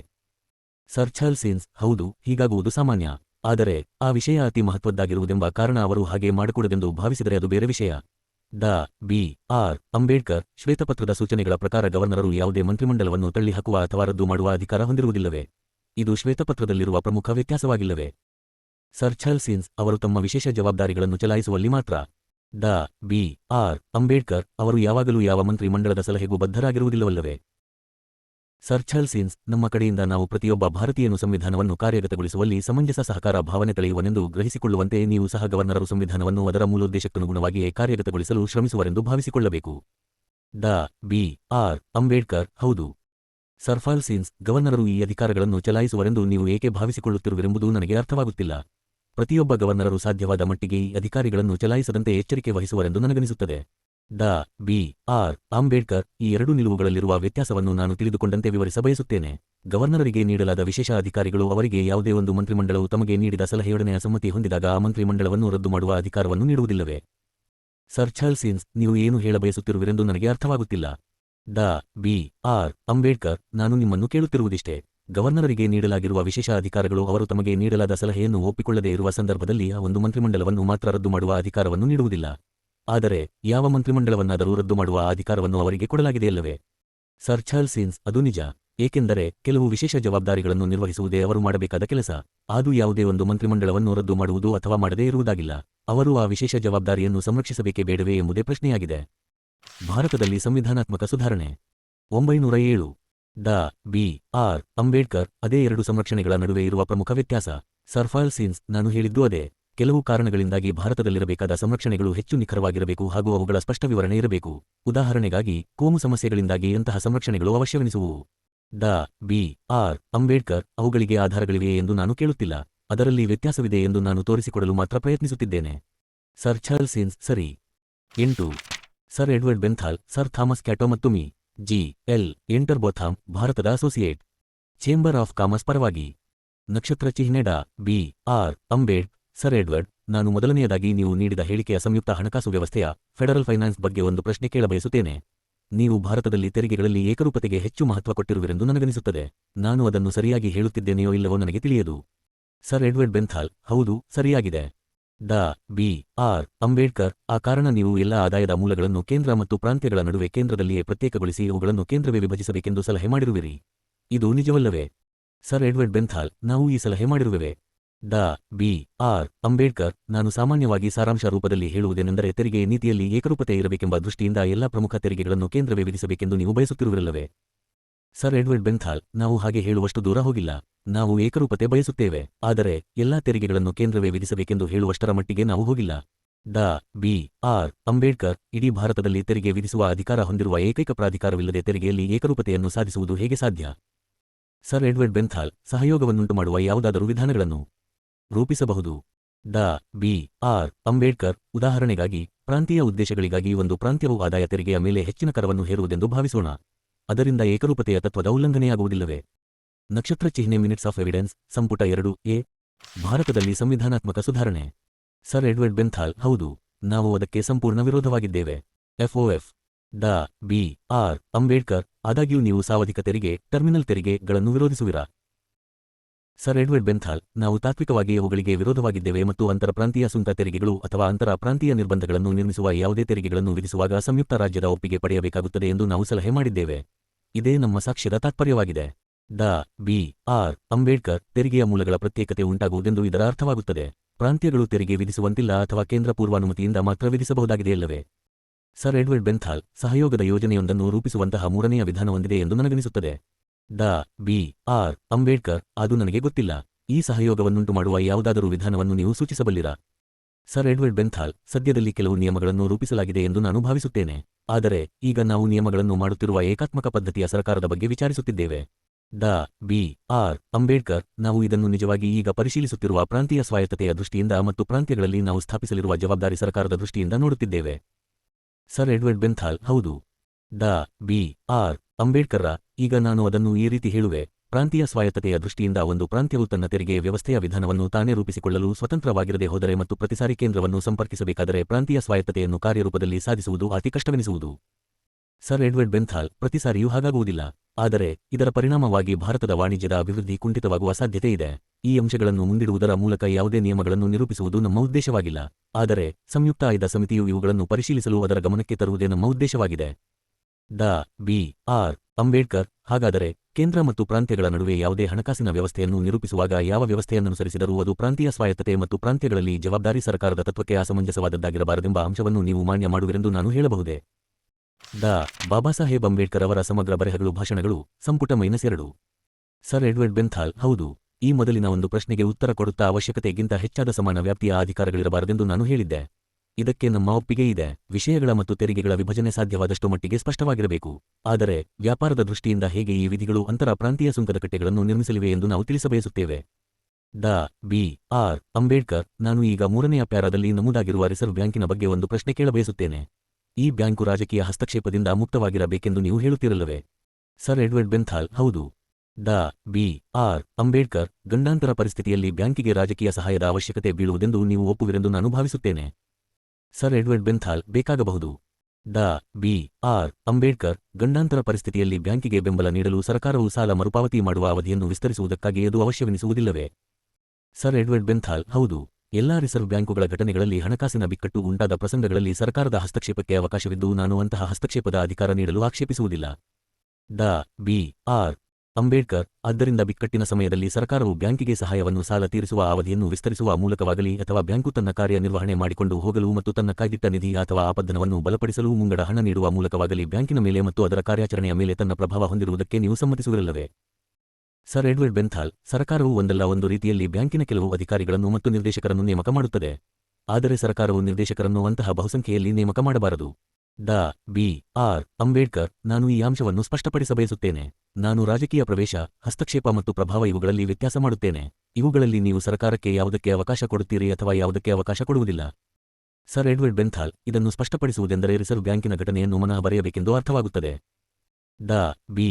ಆರ್. ಅಂಬೇಡ್ಕರ್ ನಾನು ಇದನ್ನು ಮುಂದುವರೆಸುವುದಿಲ್ಲ. ಈಗ ನಿರ್ದೇಶಕರ ವಿಷಯದಲ್ಲಿ ರಾಜಕೀಯ ಪ್ರಭಾವವನ್ನು ತಪ್ಪಿಸಲು ನೀವು ಯಾವ ರೀತಿಯ ವಿಧಿಗಳನ್ನು ಸೂಚಿಸುವಿರಿ? ಭಾರತದಲ್ಲಿ ಸಂವಿಧಾನಾತ್ಮಕ ಸುಧಾರಣೆ. ಉದಾಹರಣೆಗಾಗಿ ಭಾರತದಲ್ಲಿ ಯಾವುದೇ ರಾಜಕೀಯ ಪಕ್ಷಕ್ಕೆ ಸೇರಿದ ವ್ಯಕ್ತಿಯನ್ನು ನಿರ್ದೇಶಕನಾಗುವುದಾ? ರಿಂದ ಅನರ್ಹಗೊಳಿಸುವಿರಾ? ಸರ್ ಎಡ್ವರ್ಡ್ ಬೆಂಥಾಲ್ ಇಲ್ಲ. ಆರಂಭದಲ್ಲಿ ನಾನು ಷೇರುದಾರರ ಬ್ಯಾಂಕು ಇರಬೇಕೆಂದು ಹೇಳುತ್ತೇನೆ ಮತ್ತು ಷೇರುದಾರರು ಬ್ಯಾಂಕಿನ ಬಹುಸಂಖ್ಯೆಯ ನಿರ್ದೇಶಕರ ನಾಮಕರಣ ಮಾಡಬೇಕು. ಡಾ ಬಿ. ಆರ್. ಅಂಬೇಡ್ಕರ್ ಅವರು ರಾಜಕಾರಣಿಗಳಾಗಿರಬಹುದೇ? ಸರ್ ಎಡ್ವರ್ಡ್ ಬೆಂಥಾಲ್ ಶಾಸಕಾಂಗದಲ್ಲಿ ಕುಳಿತುಕೊಳ್ಳುವ ರಾಜಕಾರಣಿಗಳಾಗಿರಬಾರದು. ಡಾ ಬಿ. ಆರ್. ಅಂಬೇಡ್ಕರ್ ಆದರೆ ಅವರು ಹೆಚ್ಚು ಸಕ್ರಿಯವಾಗಿ ಪಕ್ಷದ ನಿಧಿಯನ್ನು ಬೆಂಬಲಿಸುತ್ತಿರಬಹುದೇ? ಸರ್ ಎಡ್ವರ್ಡ್ ಬೆಂಥಾಲ್ ಅವರು ಪಕ್ಷ ರಾಜಕೀಯಕ್ಕೆ ಸಕ್ರಿಯ ಬೆಂಬಲ ನೀಡುತ್ತಿದ್ದರೆ ಅಂತಹವರು ಆರ್ಥಿಕ ವಿಷಯಗಳಲ್ಲಿ ದೇಶದ ವಿಶ್ವಾಸ ಹೊಂದಲಾರರು. ಡಾ ಬಿ. ಆರ್. ಅಂಬೇಡ್ಕರ್ ಅವರು ಅಂತಹವರನ್ನು ನೇಮಕ ಮಾಡದಂತೆ ಅನರ್ಹತೆ ಏನೂ ಇರುವುದಿಲ್ಲ. ಸರ್ ಎಡ್ವರ್ಡ್ ಬೆಂಥಾಲ್ ಅವರು 2 ಕೆಲಸಗಳನ್ನು ಏಕಕಾಲದಲ್ಲಿ ನಿಭಾಯಿಸುವುದು ಮೂರ್ಖತನವೆನಿಸುತ್ತದೆ. ಡಾ ಬಿ. ಆರ್. ಅಂಬೇಡ್ಕರ್ ಈಗ ಶ್ವೇತಪತ್ರದ 122ನೇ ಪ್ಯಾರಾದ ಮೇಲೆ ನಿಮ್ಮ ವ್ಯಾಖ್ಯೆಗಳ ಸಂಬಂಧವಾಗಿ ನೀವು 5ನೇ ಪ್ಯಾರಾದಲ್ಲಿ 122ನೇ ಸೂಚನೆಯಲ್ಲಿ ಸೇರ್ಪಡೆ ಮಾಡುವುದಕ್ಕಾಗಿ ಕೆಲವು ಸೂಚನೆಗಳನ್ನು ಮಾಡಿರುವಿರಲ್ಲವೇ? ಸರ್ ಎಡ್ವರ್ಡ್ ಬೆಂಥಾಲ್ ಹೌದು. ಡಾ ಬಿ. ಆರ್. ಅಂಬೇಡ್ಕರ್ ನಾನು ಆ ಪ್ಯಾರಾದ ಕೊನೆಯ 4 ಅಥವಾ 5 ಪಂಕ್ತಿಗಳನ್ನು ಮಾತ್ರ ಇಲ್ಲಿ ಓದಬಯಸುತ್ತೇನೆ. ಈ ಉದ್ದೇಶಕ್ಕಾಗಿ ಯಾವುದೇ ಪ್ರದೇಶದಲ್ಲಿ ಯಾವುದೇ ಕೃಷಿ ಭೂಮಿಯನ್ನು ಆ ಪ್ರದೇಶದಲ್ಲಿ ಕೃಷಿಯಲ್ಲಿ ನಿರತರಾದವರು ಅಥವಾ ಕೃಷಿಗೆ ಸಂಬಂಧಪಟ್ಟವರು ಎಂದು ಮಾನ್ಯ ಮಾಡಲಾಗಿರುವ ಯಾವುದೇ ವರ್ಗದ ವ್ಯಕ್ತಿಗೆ ಕೃಷಿ ಭೂಮಿಯ ಮಾರಾಟ ಅಥವಾ ಭೋಗ್ಯ ಮಾಡುವುದನ್ನು ಸಂಪೂರ್ಣವಾಗಿ ಅಥವಾ ಕೆಲವು ವಿನಾಯಿತಿಗಳೊಂದಿಗೆ ನಿಷೇಧಿಸುತ್ತದೆ ಎಂಬ ಒಂದೇ ಆಧಾರದ ಮೇಲೆ ಯಾವ ಕಾನೂನನ್ನು ಪಕ್ಷಪಾತಕರವೆಂದು ಘೋಷಿಸಲಾಗುವುದಿಲ್ಲ. ನಾನು ಹೇಳಬಯಸುವುದೇನೆಂದರೆ ಜಾತಿ, ಮತ ಅಥವಾ ಧರ್ಮದ ಭೇದವಿಲ್ಲದೆ ಎಂಬ ಪದಗಳನ್ನು ಕೊನೆಯ ಭಾಗದಲ್ಲಿ ಸೇರಿಸದೆ ಹೋದರೆ ಅದೇ ವರ್ಗದಲ್ಲಿ ಜಾತಿ, ಮತ ಅಥವಾ ಧರ್ಮದ ಆಧಾರದ ಮೇಲೆ ಪಕ್ಷಪಾತ ಮಾಡುವುದು ಸಾಧ್ಯವಾಗುತ್ತದೆ. ಒಂದು ಕೃಷಿಕ ವರ್ಗವಿರುವುದನ್ನು ನೀವು ಕಾಣುವಿರಿ ಮತ್ತು ಅದೇ ಕೃಷಿಕ ವರ್ಗದಲ್ಲಿ ನೀವು ಜಾತಿ, ಮತ ಮತ್ತು ಧರ್ಮದ ಆಧಾರದ ಮೇಲೆ ಪಕ್ಷಪಾತ ಮಾಡಬಹುದಾಗಿದೆಯಲ್ಲವೇ? ಸರ್ ಎಡ್ವರ್ಡ್ ಬೆಂಥಾಲ್ ಹೌದು. ಈ ಪ್ರಶ್ನೆಯನ್ನು ನ್ಯಾಯವಾದಿಗಳು ಪರಿಶೀಲಿಸಬೇಕೆಂದು ನಾನು ಬಯಸುತ್ತೇನೆ. ಡಾ ಬಿ.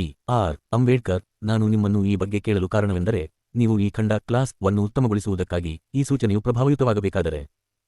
912 ಡಾ ಬಾಬಾಸಾಹೇಬ್ ಅಂಬೇಡ್ಕರ್ ಅವರ ಸಮಗ್ರ ಬರೆಹಗಳು ಭಾಷಣಗಳು ಸಂಪುಟ -2 ಅದರಲ್ಲಿ ಬ್ರಿಟಿಷ್ ಭಾರತದಲ್ಲಿ ಕಾಯಂ ವಾಸಸ್ಥಾನ, ಮುಂದುವರಿಕೆ ಅಥವಾ ವಾಸದ ಅವಧಿ ಎಂಬ ಪದಗಳನ್ನು ಸೇರಿಸುವುದು ಅವಶ್ಯಕ ಎಂದು ಸಲಹೆ ಮಾಡಿರುವುದಿಲ್ಲವೇ? ಸರ್ ಎಡ್ವರ್ಡ್ ಬೆಂಥಾಲ್ ಹೌದು. ಡಾ ಬಿ.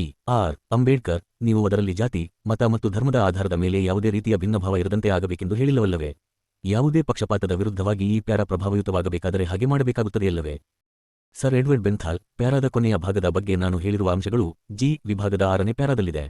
ನಾವು ಅದನ್ನು ಯುರೋಪಿಯನ್ನರು, ಕೃಷಿಕರು ಮತ್ತು ಇತರರು ಭೂಮಿಯನ್ನು ತೆಗೆದುಕೊಳ್ಳುವುದನ್ನು ತಡೆಯುವಂತೆ ಉಪಯೋಗಿಸಲು ಬಯಸಿಲ್ಲ. ಡಾ ಬಿ. ಆರ್. ಅಂಬೇಡ್ಕರ್ ಆದರೆ ನಾನು ಹೇಳುವಂತೆ ನಿಮ್ಮ ಉದ್ದೇಶ ಸಾಧಿಸುವುದಕ್ಕಾಗಿ ಅವಶ್ಯವೆನಿಸಿದರೆ ನೀವು ಜಾತಿ, ಮತ, ಜನಾಂಗ ಅಥವಾ ಧರ್ಮದ ಆಧಾರದ ಮೇಲೆ ಯಾವುದೇ ಭೇದವನ್ನು ಮಾಡಲಾಗುವುದಿಲ್ಲ ಎಂದು ಹೇಳಬಹುದಲ್ಲವೇ? ವಿಷಯ ಸರ್ ಎಡ್ವರ್ಡ್ ಬೆಂಥಾಲ್ ಹೌದು ಅದು ಕಾನೂನಿನ ಕರಡು ಸಿದ್ಧಪಡಿಸುವವರಿಗೆ ಸೇರಿದ ಎಫ್. ಲೇಡಿ ಲೇಟನ್, ಮಿಸೆಸ್ ಓಸ್ಟಾಸಿ ಮತ್ತು ಸರ್ ಫಿಲಿಪ್ ಹ್ಯಾರ್ಟಾಗ್ ಭಾರತೀಯ ಸ್ತ್ರೀಯರ ಮತದಾನ ಹಕ್ಕಿನ ಬ್ರಿಟಿಷ್ ಸಮಿತಿಯ ಪರವಾಗಿ. ನಕ್ಷತ್ರ ಚಿಹ್ನೆ ಡಾ ಬಿ. ಆರ್. ಅಂಬೇಡ್ಕರ್ ನಾನು ಒಂದು ಪ್ರಶ್ನೆ ಕೇಳಬಯಸುತ್ತೇನೆ. ನಾನು ಹೇಳುವುದನ್ನು ನೀವು ಒಪ್ಪುತ್ತೀರೋ ಇಲ್ಲವೋ ನನಗೆ ತಿಳಿಯದು. ಆದರೆ ನೀವು ಮಹಿಳೆಯರಿಗೆ ಮತದಾನದ ಹಕ್ಕು ನೀಡುವುದಕ್ಕಾಗಿ ಒತ್ತಾಯಪಡಿಸುವಾಗ ಮತದಾರರ ಪಟ್ಟಿಯಲ್ಲಿ ಭಾರತದ ಎಲ್ಲಾ ವರ್ಗಗಳ ಮಹಿಳೆಯರ ಹೆಸರುಗಳನ್ನು ಸೇರಿಸಲು ಬಯಸುವಿರಾಗಿ ನಾನು ಭಾವಿಸುತ್ತೇನೆ. ಅವರನ್ನು ಪ್ರತ್ಯೇಕವಾಗಿ ಕೇವಲ ಉಚ್ಚ ವರ್ಗದಿಂದ ಅಥವಾ ಮಧ್ಯಮ ವರ್ಗದವರಿಂದ ಅಥವಾ ಕೆಳವರ್ಗದವರಿಂದ ತೆಗೆದುಕೊಳ್ಳದೆ ಯಾವ ಕೋಮುಗಳಿಂದ ಅವರನ್ನು ತೆಗೆದುಕೊಳ್ಳಲಾಗಿದೆಯೋ ಅವರಲ್ಲಿ ಒಂದು ಪ್ರಮಾಣವಿರಬೇಕಾಗುತ್ತದೆಯಲ್ಲವೇ? ಲೇಡಿ ಲೇಟನ್, ನಿಜವಾಗಿಯೂ ಸಾಧ್ಯವಾದ ಮಟ್ಟಿಗೆ ಹಾಗಿರಬೇಕು. ಡಾ. ಬಿ. ಆರ್. ಅಂಬೇಡ್ಕರ್ ಎಂದರೆ ನೀವು ಅದು ಗಣಿತ ಪ್ರಮಾಣದ ಪ್ರಕಾರ 1 ರಿಂದ 4 ಅಥವಾ 1 ರಿಂದ 5ರ ಪ್ರಮಾಣದಲ್ಲಿರಬೇಕೆಂದು ಹೇಳುತ್ತಿಲ್ಲವೆಂದು ನಾನು ಅರ್ಥಮಾಡುತ್ತೇನೆ. ಆದರೆ ಆ ಪ್ರಮಾಣವೂ ಅಲ್ಲದೆ ಎಲ್ಲಾ ವರ್ಗಗಳ ಎಲ್ಲಾ ಮಹಿಳೆಯರು ಮತದಾರರ ದಾಖಲೆಯಲ್ಲಿ ಸೇರಬೇಕೆಂದು ನೀವು ಬಯಸುವಿರಾಗಿ ನಾನು ಭಾವಿಸುತ್ತೇನೆ. ಲೇಡಿ ಲೇಟನ್, ಎಷ್ಟರಮಟ್ಟಿಗೆ ಸಾಧ್ಯವೋ ಅಷ್ಟರಮಟ್ಟಿಗೆ ನಿಜವಾಗಿಯೂ ನಾವು ನಗರ ಮತ್ತು ಗ್ರಾಮೀಣ ಭಾಗಗಳವರಿಗೆ ಮತ್ತು ವಿವಿಧ ವರ್ಗಗಳವರಿಗೆ ಸಾಕಷ್ಟು ಪ್ರಾತಿನಿಧ್ಯವಿರಬೇಕೆಂದು ಬಯಸುತ್ತೇವೆ. ಡಾ. ಬಿ. ಆರ್. ಅಂಬೇಡ್ಕರ್ ಹೆಚ್ಚಿನ ಮಟ್ಟದ ಶೈಕ್ಷಣಿಕ ಅರ್ಹತೆ ಅಥವಾ ಆಸ್ತಿ ಅರ್ಹತೆಯನ್ನು ನಿಗದಿಗೊಳಿಸಿದ್ದೇ ಆದರೆ ಅದರ ಪರಿಣಾಮವಾಗಿ ಭಾರತದ ಒಂದೇ ವರ್ಗಕ್ಕೆ ಸೇರಿದ ಮಹಿಳೆಯರು ಮತದಾರರ ಪಟ್ಟಿಯಲ್ಲಿ ಸೇರುವರೆಂಬುದನ್ನು ನೀವು ಒಪ್ಪಿಕೊಳ್ಳುವಿರಾಗಿ ಭಾವಿಸುತ್ತೇನೆ. ಲೇಡಿ ಲೇಟನ್, ಅದು ನಿಜ. ಆಡಳಿತದ ದೃಷ್ಟಿಯಿಂದ ಅದು ಸಾಧ್ಯವಾಗುವುದಾದರೆ ಹೆಚ್ಚಿನ ಮಟ್ಟದ ಆಸ್ತಿ ಅರ್ಹತೆಯನ್ನು ಹೊಂದಿದವರ ಹೆಂಡತಿಯರು ಅಲ್ಲದೆ ಕಡಿಮೆ ಆಸ್ತಿ ಅರ್ಹತೆಯನ್ನು ಹೊಂದಿದವರ ಹೆಂಡತಿಯರು ಸಹ ಮತದಾರರ ಪಟ್ಟಿಯಲ್ಲಿ ಸೇರ್ಪಡೆಯಾಗಬೇಕೆಂಬುದನ್ನು ನಾವು ಸ್ವಾಗತಿಸುತ್ತೇವೆ ಮತ್ತು ನಮ್ಮ ವಿಜ್ಞಾಪನಾ ಪತ್ರದಲ್ಲಿ ನಾವು ಇದಕ್ಕಾಗಿ ಒತ್ತಾಯ ಮಾಡಿದ್ದೇವೆ. ಡಾ. ಬಿ. ಆರ್. ಅಂಬೇಡ್ಕರ್, ನೀವು ಮಹಿಳಾ ಮತದಾರರ ಸಂಖ್ಯೆಯನ್ನು ಇಡೀ ಜನಸಂಖ್ಯೆಗೆ ಫಾ. ಡಾ. ಬಾಬಾಸಾಹೇಬ್ ಅಂಬೇಡ್ಕರ್ ಅವರ ಸಮಗ್ರ ಬರೆಹಗಳು ಭಾಷಣಗಳು ಸಂಪುಟ -2 ಸರಿಯಾದ ಪ್ರಮಾಣದಲ್ಲಿ ವಿತರಿಸುವಿರೋ ಅಥವಾ ಮಹಿಳಾ ಮತದಾರರ ವಿರುದ್ಧ ಪುರುಷ ಮತದಾರರ ಪ್ರಮಾಣಕ್ಕೆ ಮಹತ್ವ ನೀಡುವಿರೋ ಎಂದು ತಿಳಿಯಲು ಕಾತರನಾಗಿರುವೆ. ಲೇಡಿ ಲೇಟನ್, ನಾವು ಈ 2 ಅಂಶಗಳಿಗೆ ಮಹತ್ವ ಕೊಡುತ್ತೇವೆ. ಆದರೆ ಈ ವಿಷಯದಲ್ಲಿ ಸದ್ಯಕ್ಕೆ ಮಹಿಳೆಯರ ಹಿತಾಸಕ್ತಿಗಳು ಸರಿಯಾಗಿ ಸುರಕ್ಷಿತವಾಗಿವೆ. ಎಲ್ಲಾ ಜಿಲ್ಲೆಗಳಲ್ಲಿ ಇತರ ಮಹಿಳೆಯರನ್ನು ಪ್ರತಿನಿಧಿಸಲು ಸಾಕಷ್ಟು ಸಂಖ್ಯೆಯ ಮಹಿಳೆಯರಿಗೆ ಮತದಾನದ ಹಕ್ಕನ್ನು ನೀಡಿದುದಾದರೆ ಮತದಾನದ ಹಕ್ಕು ಪಡೆಯದ ಮಹಿಳೆಯರ ಸಂಖ್ಯೆ ಆದಷ್ಟು ಕಡಿಮೆ ಇರಬೇಕೆಂದು ನಾವು ಖಂಡಿತವಾಗಿಯೂ ಬಯಸುತ್ತೇವೆ. ಆ ಸಂಖ್ಯೆಯನ್ನು ಈಗ ನಿಗದಿಗೊಳಿಸಲಾಗಿದ್ದರೆ ಈ ದಿಶೆಯಲ್ಲಿ ಆದಷ್ಟು ತೀವ್ರ ಕ್ರಮ ತೆಗೆದುಕೊಳ್ಳಬೇಕು. ಅದು ಕಾರ್ಯಸಾಧ್ಯವೆನಿಸಿದರೆ ನಾವು ವಯಸ್ಕ ಮತದಾನ ಪದ್ಧತಿಗೆ ಒತ್ತಾಯಪಡಿಸಲು ಸಿದ್ಧರಿದ್ದೇವೆ. ಆದರೆ ಅದು ಆಡಳಿತಾತ್ಮಕವಾಗಿ ಅಸಾಧ್ಯವೆಂದು ನಾವು ತಿಳಿದುಕೊಂಡಿದ್ದೇವೆ. ಡಾ. ಬಿ. ಆರ್. ಅಂಬೇಡ್ಕರ್, ನಾನು ಅದೇ ಪ್ರಶ್ನೆಯನ್ನು ಇನ್ನೊಂದು ರೀತಿಯಲ್ಲಿ ಕೇಳಬಹುದೇ? ಎಲ್ಲಾ ಮಹಿಳೆಯರು ಸಮಾಜ ಕಲ್ಯಾಣದಲ್ಲಿ ಆಸಕ್ತಿ ಹೊಂದಿರುವುದು ಸಹಜ. ಅದು ನಿಜ ಕೂಡ. ಎಲ್ಲಾ ಮಹಿಳೆಯರ ದೃಷ್ಟಿಕೋನ ಸಾಮಾನ್ಯ ರೀತಿಯದಾಗಿರಬಹುದು. ಆದರೆ ಸಮಾಜ ಕಲ್ಯಾಣ ಯೋಜನೆಗಳನ್ನು ಕಾರ್ಯಗತಗೊಳಿಸಲು ಹಣ ಬೇಕಾಗುತ್ತದೆ ಎಂಬುದು ನಿಮಗೆ ಗೊತ್ತಿದೆ. ಆಗ ತೆರಿಗೆ ವಿಧಿಸುವುದು ಅನಿವಾರ್ಯವಾಗುವುದಲ್ಲವೇ? ಲೇಡಿ ಲೇಟನ್, ಹೌದು, ಅದನ್ನು ನಾನು ಚೆನ್ನಾಗಿ ಬಲ್ಲೆ. ಡಾ. ಬಿ. ಆರ್. ಅಂಬೇಡ್ಕರ್, ಈ ವಿಷಯದಲ್ಲಿ ಎಲ್ಲಾ ಮಹಿಳೆಯರ ದೃಷ್ಟಿ ಒಂದೇ ಆಗಿರಲಿಕ್ಕಿಲ್ಲ. ಅವರು ತಾವು ಸೇರಿದ ವರ್ಗಕ್ಕನುಗುಣವಾಗಿ ವಿಭಜಿತರಾಗುವ ಸಾಧ್ಯತೆ ಇದೆಯಲ್ಲವೇ? ಲೇಡಿ ಲೇಟನ್, ಹೌದು. ನಾನು ಈ ಪ್ರಶ್ನೆಗೆ 2 ಉತ್ತರಗಳನ್ನು ನೀಡಬಲ್ಲೆ. ಮೊದಲಿನವಾಗಿ ಶೈಕ್ಷಣಿಕ ದೃಷ್ಟಿಕೋನವನ್ನೇ ತೆಗೆದುಕೊಳ್ಳೋಣ. ಶಿಕ್ಷಣಕ್ಕಾಗಿ ವಿತರಿಸಲು ನಿಮ್ಮ ಹತ್ತಿರ ಒಂದಿಷ್ಟು ಹಣವಿದ್ದರೆ ಅದನ್ನು ಪುರುಷರು ಮತ್ತು ಮಹಿಳೆಯರಿಗಾಗಿ ಸಮನಾಗಿ ಖರ್ಚು ಮಾಡಲು ಎಲ್ಲಾ ವರ್ಗಗಳ ಮಹಿಳೆಯರು ಒಪ್ಪುತ್ತಾರೆ. ಅದೇ ಸಂದರ್ಭದಲ್ಲಿ ಪ್ರಭಾವ ಬೀರಲು ಸಾಕಷ್ಟು ಮಹಿಳೆಯರು ಇಲ್ಲದೆ ಹೋದರೆ ನೀವು ಬಾಲಕಿಯರಿಗಿಂತ ಬಾಲಕರ ಮೇಲೆ ಹೆಚ್ಚು ಹಣ ಖರ್ಚು ಮಾಡುತ್ತಾ ಹೋಗುವಿರಿ. ಇದು ಮೊದಲು ಗಮನಿಸಬೇಕಾದ ಅಂಶಗಳಲ್ಲೊಂದಾಗಿದೆ. ನಾನು ಇನ್ನೂ ಹೇಳುವುದೇನೆಂದರೆ ಕಲ್ಯಾಣ ಕಾರ್ಯಗಳಲ್ಲಿ ಸಕ್ರಿಯ ಆಸಕ್ತಿ ವಹಿಸುತ್ತಿರುವ ಮಹಿಳೆಯರು ಶಿಕ್ಷಣದ ಮೇಲೆ ಹೆಚ್ಚು ಪ್ರಮಾಣದಲ್ಲಿ ಹಣ ಖರ್ಚು ಮಾಡಬೇಕೆಂದು ಒತ್ತಾಯಪಡಿಸುತ್ತಿದ್ದಾರೆ. ಬಹುತೇಕ ಎಲ್ಲಾ ವರ್ಗಗಳ ಮಹಿಳೆಯರು ಈಗ ಈ ವಿಚಾರ ಹೊಂದಿದವರಾಗಿದ್ದಾರೆಂದು ನೀವು ನಿಸ್ಸಂಶಯವಾಗಿ ಒಪ್ಪಿಕೊಳ್ಳಬಹುದು. ಆದರೆ ಮತದಾನದ ಹಕ್ಕನ್ನು ಸಾಧ್ಯವಾದಷ್ಟು ಮಹಿಳೆಯರಿಗೆ ನೀಡುವುದರಿಂದ ನನಗೆ ಸಂತೋಷವೆನಿಸುವುದು. ಆದ್ದರಿಂದಲೇ ನಾನು ಸಾಕ್ಷರತೆಯ ಅರ್ಹತೆಗೆ ಮಹತ್ವ ನೀಡುತ್ತಿರುವುದು. ಯಾವ ವಿಷಯದಲ್ಲಿಯೇ ಆಗಲಿ ಒತ್ತಾಯ ಹೇರುವ ಯೋಗ್ಯತೆಯುಳ್ಳ ಮಹಿಳೆಯು ಆದಷ್ಟು ತೀವ್ರಳಾಗಿ ಸಾಕ್ಷರಳಾಗಲು ಸಾಧ್ಯ ಮತ್ತು ಸಾಕ್ಷರತೆಯ ಅರ್ಹತೆಯನ್ನು ವಿಧಿಸಿದ್ದೇ ಆದರೆ ಆಸಕ್ತಿಯುತ ಅಸ್ತ್ರವನ್ನು ಹೊಂದಿರುವ ಮಹಿಳೆಯರು ಅದನ್ನು ಬಳಸುತ್ತಿಲ್ಲ ಎಂದು ಗೊತ್ತಾದಾಗ ಈ ಹಕ್ಕನ್ನು ನೀಡಿದ ಉದ್ದೇಶ ಸಫಲವಾಗುವುದಿಲ್ಲ. ಈ ಕಾರಣಕ್ಕಾಗಿಯೇ ನಾನು ಯಾವಾಗಲೂ ಸಾಕ್ಷರತೆಯ ಪರವಾಗಿ. ಭಾರತದಲ್ಲಿ ಸಂವಿಧಾನಾತ್ಮಕ ಸುಧಾರಣೆ ಫಾ. ರುವುದು ಮತ್ತು ಈ ಕಾರಣದಿಂದಲೇ ಭಾರತದ ಎಲ್ಲಾ ಸಂಘಟಿತ ಮಹಿಳೆಯರು ಸಾಕ್ಷರತೆಯ ಪರವಾಗಿದ್ದಾರೆ. ಡಾ. ಬಿ. ಆರ್. ಅಂಬೇಡ್ಕರ್, ನೀವು ನನ್ನ ಅಭಿಪ್ರಾಯದೊಂದಿಗೆ ಸಹಮತ ಹೊಂದಿರುವುದು ನನಗೆ ತೃಪ್ತಿಯಾಗಿದೆ. ಸರ್ ಫಿಲಿಪ್ ಹಾರ್ಡೋಗ್ರವರೇ, ಸಾಕ್ಷರತೆಯ ಬಗ್ಗೆ ನಾನು ನಿಮಗೆ ಒಂದು ಪ್ರಶ್ನೆ ಕೇಳಬಯಸುತ್ತೇನೆ. ಮಹಿಳೆಯರ ಮತದಾನದ ಹಕ್ಕಿಗೆ ಸಾಕ್ಷರತೆಯ ಅರ್ಹತೆಯನ್ನು ವಿಧಿಸಲು ಇವೆ ಎನ್ನಲಾದ ಆಡಳಿತಾತ್ಮಕ ತೊಂದರೆಗಳ ಬಗ್ಗೆ ನಮಗೆ ಮಾಹಿತಿ ಇರುವುದಿಲ್ಲ. ಆದರೆ ಇರಬಹುದಾದ ತೊಂದರೆಗಳು ನನಗೆ ತಿಳಿದಂತೆ ಹೀಗಿವೆ. ಮೊದಲನೆಯದಾಗಿ, ಯಾವುದೇ ಮಹಿಳೆ ಸಾಕ್ಷರತೆಯ ವರ್ಗದಲ್ಲಿ ಬರುವಳೆ ಹೇಗೆ ಎಂದು ಕೂಡಲೇ ತಿಳಿದುಕೊಳ್ಳಲು ನೋಂದಣಿ ಅಧಿಕಾರಿಗಳಿಗೆ ಸಹಾಯಕವಾಗುವಂತಹ ಪ್ರಮಾಣಪತ್ರ ಲಭ್ಯವಿರುವುದಿಲ್ಲವೆಂದು ಹೇಳಲಾಗಿದೆ. ಆದ್ದರಿಂದ ಅವರನ್ನು ನೇರವಾಗಿ ಮತದಾರರ ಪಟ್ಟಿಯಲ್ಲಿ ಸೇರಿಸಲು ಬರುವುದಿಲ್ಲ. ಪರಿಸ್ಥಿತಿ ಹೀಗಿರುವಾಗ ನಾವು ಯೋಜನೆಯಲ್ಲಿ ಸಲಹೆ ಮಾಡಿರುವಂತೆ ಗ್ರಾಮಾಧಿಕಾರಿಗಳು ಪರಿಶೀಲಿಸಿ ಮತ್ತು ತಹಶೀಲ್ದಾರರು ದೃಢೀಕರಿಸಿದ ಪ್ರಮಾಣಪತ್ರ ನೀಡುವ ಪದ್ಧತಿಯನ್ನನುಸರಿಸಬೇಕಾಗುತ್ತದೆ. ಹೇಳಲಾಗುತ್ತಿರುವ ಆಡಳಿತಾತ್ಮಕ ತೊಂದರೆ ಯಾವುದೆಂದರೆ ಒಟ್ಟು ಗ್ರಾಮಾಧಿಕಾರಿ ಯಾವುದೇ ಗ್ರಾಮೀಣ ಮಹಿಳೆ ಸಾಕ್ಷರಳಾಗಿದ್ದಾಳೋ ಇಲ್ಲವೋ ಎಂದು ತಿಳಿದುಕೊಳ್ಳಲು ಆಕೆಯನ್ನು ಹೇಗೆ ಸಂಪರ್ಕಿಸಬೇಕು? ಮತಾಧಿಕಾರ ಪಡೆಯ ಬಯಸುವ ಮಹಿಳೆ ಸ್ವತಃ ತಾನೇ ಅರ್ಜಿ ಹಾಕಿಕೊಳ್ಳುವುದು ಆಕೆಗೆ ಸೇರಿದ ಜವಾಬ್ದಾರಿ ಎಂದು ನೀವು ಹೇಳಬಯಸುತ್ತೀರಾ? ಸರ್ ಫಿಲಿಪ್ ಹಾರ್ಟೆನ್, ಅದೊಂದೇ ಮಾರ್ಗ ಎಂದು ನನಗನಿಸುತ್ತದೆ. ಮಹಿಳೆ ತಾನೇ ಆಗಲಿ ಅಥವಾ ತನ್ನ ಪತಿಯ ಮುಖಾಂತರವಾಗಲಿ ನಾನು ನನ್ನ ಹೆಸರನ್ನು ಮತದಾರ ಪಟ್ಟಿಯಲ್ಲಿ ಸೇರಿಸಬೇಕೆಂದು ಬಯಸುತ್ತೇನೆ. ನಾನು ಸಾಕ್ಷರಿ ಮತ್ತು ನಾನು ಇದಕ್ಕಾಗಿ ಪರೀಕ್ಷೆಗೊಳಗಾಗಲು ಸಿದ್ಧಲಿದ್ದೇನೆ ಎಂದು ಹೇಳುವಷ್ಟು ಆಸಕ್ತಿಯುಳ್ಳವಳಾಗಿರಬೇಕು. ಮಿಸ್ಟರ್ ಬರ್ಟ್ಲ್, ಇದಕ್ಕೂ ಅರ್ಜಿಗೂ ಇರುವ ವ್ಯತ್ಯಾಸವೇನು? ಲೇಡಿ ಲೇಟನ್, ನಾವು ನಮ್ಮ ವಿಜ್ಞಾಪನಾ ಪತ್ರದಲ್ಲಿ ಸಾಕ್ಷರತೆಯ ಬಗ್ಗೆ ಅರ್ಜಿಗೆ ಆಕ್ಷೇಪಣೆ ಮಾಡಿಲ್ಲವೆಂದು ನನಗನಿಸುತ್ತದೆ.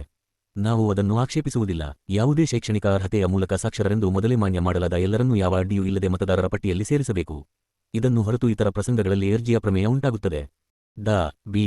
ಆರ್. ಅಂಬೇಡ್ಕರ್, ಹಾಗಾದರೆ ನಿಜವಾಗಿಯೂ ಆಕ್ಷೇಪಾರ್ಹವೆನಿಸಿದ ಮನೆಗಳಿಗೆ ಹೋಗಿ ವಿಚಾರ ಮಾಡುವ ಬಗ್ಗೆ ಎತ್ತಲಾಗಿರುವ ಆಕ್ಷೇಪದ ಪ್ರಶ್ನೆ ಉದ್ಭವಿಸುವುದಿಲ್ಲವೇ? ಸರ್ ಫಿಲಿಪ್ ಹಾರ್ಟೆಗ್, ಡಾ. ಅಂಬೇಡ್ಕರ್ ರವರು ಎತ್ತಿರುವ ವಿಷಯದ ಮೇಲೆ ನೇರವಾಗಿ ಸಂಬಂಧಿಸಿದಂತೆ ಸೆಕ್ರೆಟರಿ ಆಫ್ ಸ್ಟೇಟ್ ರವರು ನೀಡಿರುವ 2 ಉತ್ತರಗಳನ್ನು ಇಲ್ಲಿ ಪ್ರಸ್ತಾಪಿಸುವುದು ಸೂಕ್ತವೆನಿಸುವುದರಿಂದ ನಾನು ಅವುಗಳ ಪ್ರಸ್ತಾಪ ಮಾಡಬಹುದೇ. ಸೆಕ್ರೆಟರಿ ಆಫ್ ಸ್ಟೇಟ್ ರವರು 7437ನೇ ಪ್ರಶ್ನೆಗೆ ಉತ್ತರ ಕೊಡುತ್ತಾ ಹೀಗೆ ಹೇಳಿದರು: ಭವಿಷ್ಯದಲ್ಲಿ ಮುಂದಿನ ಪೀಳಿಗೆಯ ಬಾಲಕಿಯರು ಅಥವಾ ಸ್ತ್ರೀಯರನ್ನು ವಿದ್ಯಾರ್ಹತೆಯ ನಿಮ್ಮ ದಾಖಲೆ ಪುಸ್ತಕಗಳಲ್ಲಿ ಮತ್ತು ಚುನಾವಣೆಗೆ ಸಂಬಂಧಿಸಿದ ವರದಿಗಳಲ್ಲಿ ಸೇರಿಸುವುದು ಸುಲಭವಾಗುವುದು. ಆದರೆ ಇದುವರೆಗೆ ಈ ಕೆಲಸ ಆಗ 916 ಡಾ. ಬಾಬಾಸಾಹೇಬ್ ಅಂಬೇಡ್ಕರ್ ಅವರ ಸಮಗ್ರ ಬರೆಹಗಳು ಭಾಷಣಗಳು ಸಂಪುಟ -2 66 ದಿರುವ ಪ್ರಾಂತ್ಯಗಳಲ್ಲಿ ಮೊದಲನೆಯ ಚುನಾವಣೆಗಳಿಗಾಗಿ ಇದನ್ನು ಮಾಡುವುದರಲ್ಲಿ ಸಾಕಷ್ಟು ಕಷ್ಟವಾಗುವುದು. ನೀವು ಈ ಉತ್ತರವನ್ನು ಸೆಕ್ರೆಟರಿ ಆಫ್ ಸ್ಟೇಟ್ ರವರು ಇನ್ನೊಂದು ಪ್ರಶ್ನೆಗೆ ಕೊಟ್ಟ ಉತ್ತರದೊಂದಿಗೆ ಓದಬೇಕೆಂದು ಸೂಚಿಸಬಯಸುತ್ತೇನೆ. 17ನೇ ಪುಟದಲ್ಲಿ ಕೊಡಲಾಗಿರುವ 7514ನೇ ಪ್ರಶ್ನೆಗೆ ಕೊಟ್ಟ ಉತ್ತರದಲ್ಲಿ ಅವರು ಎಕ್ಸ್ ವರ್ಷಗಳವರೆಗೆ ಎಂದರೆ ಅನಿರ್ದಿಷ್ಟ ಕಾಲ ಯಾವ ಬದಲಾವಣೆಯೂ ಆಗುವುದಿಲ್ಲ ಎಂದು ಹೇಳಿದ್ದಾರೆ. ಮಾರ್ಕ್ವಿಸ್ ಆಫ್ ಸ್ಯಾಲಿಸ್ಬರಿಯವರಿಗೆ ನೀಡಿದ ಉತ್ತರದಲ್ಲಿ ಅವರು ಸಂಸತ್ತಿನ ಕಾಯ್ದೆಯಲ್ಲಿ ಎಕ್ಸ್ ವರ್ಷಗಳ ಅನಿರ್ದಿಷ್ಟ ವರ್ಷಗಳವರೆಗೆ ಮತದಾನದ ಹಕ್ಕಿನಲ್ಲಿ ಯಾವ ಬದಲಾವಣೆಯೂ ಆಗಲಾರದೆಂದು ತಾವು ಹೇಳುವುದಾಗಿ ಹೇಳಿದರು. ತತ್ಪರಿಣಾಮವಾಗಿ 2, 3 ಮತ್ತು 4ನೆಯ ಚುನಾವಣೆಗಳಿಗಾಗಿ ಅವು ಎಕ್ಸ್ ವರ್ಷಗಳ ಅವಧಿಯೊಳಗೆ ಬರುವುದಾದರೆ ಅವುಗಳಿಗಾಗಿ ದಾಖಲೆ ಪುಸ್ತಕಗಳನ್ನು ಸಿದ್ಧಪಡಿಸುವುದರಲ್ಲಿ ಯಾವ ಪ್ರಯೋಜನವೂ ಆಗಲಾರದು. ಇನ್ನು ಸಂಖ್ಯೆಯ ಪ್ರಶ್ನೆಯನ್ನು ತೆಗೆದುಕೊಳ್ಳುವೆ. ಲೋಥಿಯನ್ ವರದಿಯ ಪ್ರಕಾರ ಸಾಕ್ಷರ ಮಹಿಳೆಯರ ಸಂಖ್ಯೆ 1.25 ದಶಲಕ್ಷ ಎಂದು ಅಂದಾಜು ಮಾಡಲಾಗಿದೆ. ಇದನ್ನು ಆ ವರದಿಯ 86ನೇ ಪುಟದಲ್ಲಿ ಹೇಳಲಾಗಿದೆ. ಇದರಲ್ಲಿ 3,45,000 ಸಾಕ್ಷರ ಮಹಿಳೆಯರು ಮದ್ರಾಸ್ ಪ್ರಾಂತ್ಯದಲ್ಲಿದ್ದಾರೆ. ಇವರ ಬಗ್ಗೆ ಯಾವ ತೊಂದರೆಯೂ ಇಲ್ಲ. ಇದಕ್ಕೆ ಹೋಲಿಸಿದರೆ ಭಾರತದ ಉಳಿದ ಭಾಗಗಳಲ್ಲಿ ಕಡಿಮೆ ಸಂಖ್ಯೆ ಎಂದರೆ 8,75,000 ಸಾಕ್ಷರ ಮಹಿಳೆಯರಿದ್ದಾರೆ. ಈಗ ಮದ್ರಾಸಿನ 3,45,000 ಮಹಿಳೆಯರನ್ನು ಒಂದು ಚುನಾವಣೆಗಾಗಿ ಮತದಾರರ ಪಟ್ಟಿಯಲ್ಲಿ ಸೇರಿಸುವುದು ಸಾಧ್ಯವಾದರೆ, ಅದನ್ನೀಗಾಗಲೇ ಮಾಡಿರಬಹುದಾದರೆ ಇಡೀ ಭಾರತದಾದ್ಯಂತ ಉಳಿದ 8,75,000 ಮಹಿಳೆಯರನ್ನು ಮತದಾರರ ಪಟ್ಟಿಯಲ್ಲಿ ಸೇರಿಸುವುದು ಏಕೆ ಸಾಧ್ಯವಿಲ್ಲ? 00 ರಾಜಕುಮಾರಿ ಅಮೃತ್ ಕೌರ್ ಮತ್ತು ಶ್ರೀಮತಿ ಹಮೀದಾ ಅಲಿ ಅಖಿಲ ಭಾರತ ಮಹಿಳಾ ಸಮ್ಮೇಳನ ಮತ್ತು ಇತರ 2 ಮಹಿಳಾ ಸಂಘಗಳ ಪರವಾಗಿ ನಕ್ಷತ್ರ ಚಿಹ್ನೆ ಡಾ. ಬಿ. ಆರ್. ಅಂಬೇಡ್ಕರ್ ಮಹಮದೀಯರ ಕುಟುಂಬಗಳ ಬಗ್ಗೆ ಯಾವ ತೊಂದರೆಯೂ ಇರುವುದಿಲ್ಲವೆಂದು ನೀವು ಹೇಳಿರುವಿರಾ? ಶ್ರೀಮತಿ ಹಮೀದ್ ಅಲಿ ಮುಸಲ್ಮಾನನಿಗೆ ತನ್ನ ಪತ್ನಿಯ ಹೆಸರನ್ನು ಹೇಳಲು ಯಾವ ಅಭ್ಯಂತರವೂ ಇರುವುದಿಲ್ಲ. ಸರ್ ಹರಿಯವರು ಹೇಳಿದ ಹಾಗೆ ಸ್ವಲ್ಪ ಸಂಕೋಚದ ಭಾವನೆಯಿದ್ದಾಗ್ಯೂ ಮುಸಲ್ಮಾನರಲ್ಲಿ ತಮ್ಮ ಪತ್ನಿಯರ ಹೆಸರನ್ನು ಹೇಳುವುದರಲ್ಲಿ ಯಾವುದೇ ತೊಂದರೆ ಇರುವುದು ನನಗೆ ಗೊತ್ತೇ ಇಲ್ಲ. ಮಹಿಳೆಯರು ತಮ್ಮ ಗಂಡಂದಿರ ಹೆಸರನ್ನು ಪದೇ ಪದೇ ಹೇಳುವುದಿಲ್ಲವೆಂಬುದೇನೋ ನಿಜ. ಅವರು ಅದನ್ನು ಆಗಾಗ್ಗೆ ಬಳಸುತ್ತಾರೆ. ರಾಜಕುಮಾರಿ ಅಮೃತ್ ಕೌರ್ ಆದರೆ ಎಂದು ಕುಟುಂಬಗಳಲ್ಲಿ ಗಂಡಂದಿರು ಹೆಂಡತಿಯ ಹೆಸರನ್ನು ಬಳಸಲು ಆಕ್ಷೇಪ ಎತ್ತಬಹುದು. ನಕ್ಷತ್ರ ಚಿಹ್ನೆ ನಕ್ಷತ್ರ ಚಿಹ್ನೆ ನಕ್ಷತ್ರ ಚಿಹ್ನೆ ನಕ್ಷತ್ರ ಚಿಹ್ನೆ ನಕ್ಷತ್ರ ಚಿಹ್ನೆ ಡಾ. ಬಿ. ಆರ್. ಅಂಬೇಡ್ಕರ್ ಸಾ ಹರಿಸಿಂಗ್ ಗೌರ್ ಅವರು ಎತ್ತಿದ ಪ್ರಶ್ನೆ ಹಿಂದೂ ಗಂಡಂದಿರಾಗಲಿ ಅಥವಾ ಮುಸಲ್ಮಾನ ಗಂಡಂದಿರಾಗಲಿ ತಮ್ಮ ಹೆಂಡತಿಯರ ಹೆಸರನ್ನು ಹೇಳುವಲ್ಲಿ ತಮ್ಮ ಮನಸ್ಸಿನಲ್ಲಿ ಆಕ್ಷೇಪಣೆ ಇಟ್ಟುಕೊಳ್ಳುವರೇ ಎಂಬುದಕ್ಕೆ ಸಂಬಂಧಪಟ್ಟಿಲ್ಲ. ನಾನು ತಿಳಿದುಕೊಂಡಂತೆ ಅವರ ಪ್ರಶ್ನೆ ಈ ಇಬ್ಬರಲ್ಲಿ ಯಾರು ಅಥವಾ ಯಾರಾದರೂ ನೋಂದಣಿ ಅಥವಾ ದಾಖಲೆ ಅಧಿಕಾರಿ ಮಾಡಬಹುದಾದ ವಿಚಾರಣೆಗೆ ಆಕ್ಷೇಪಿಸುವರೇ ಎಂಬುದಕ್ಕೆ ಸಂಬಂಧಿಸಿದುದಾಗಿದೆ. ರಾಜಕುಮಾರಿ ಅಮೃತ್ ಕೌರ್ ನೋಂದಣಿ ಅಧಿಕಾರಿಗಳು ಯಾವ ರೀತಿಯ ವಿಚಾರಣೆ ಮಾಡುವರೆಂಬುದು ನನಗೆ ಅರ್ಥವಾಗಿಲ್ಲ. ಡಾ. ಬಿ.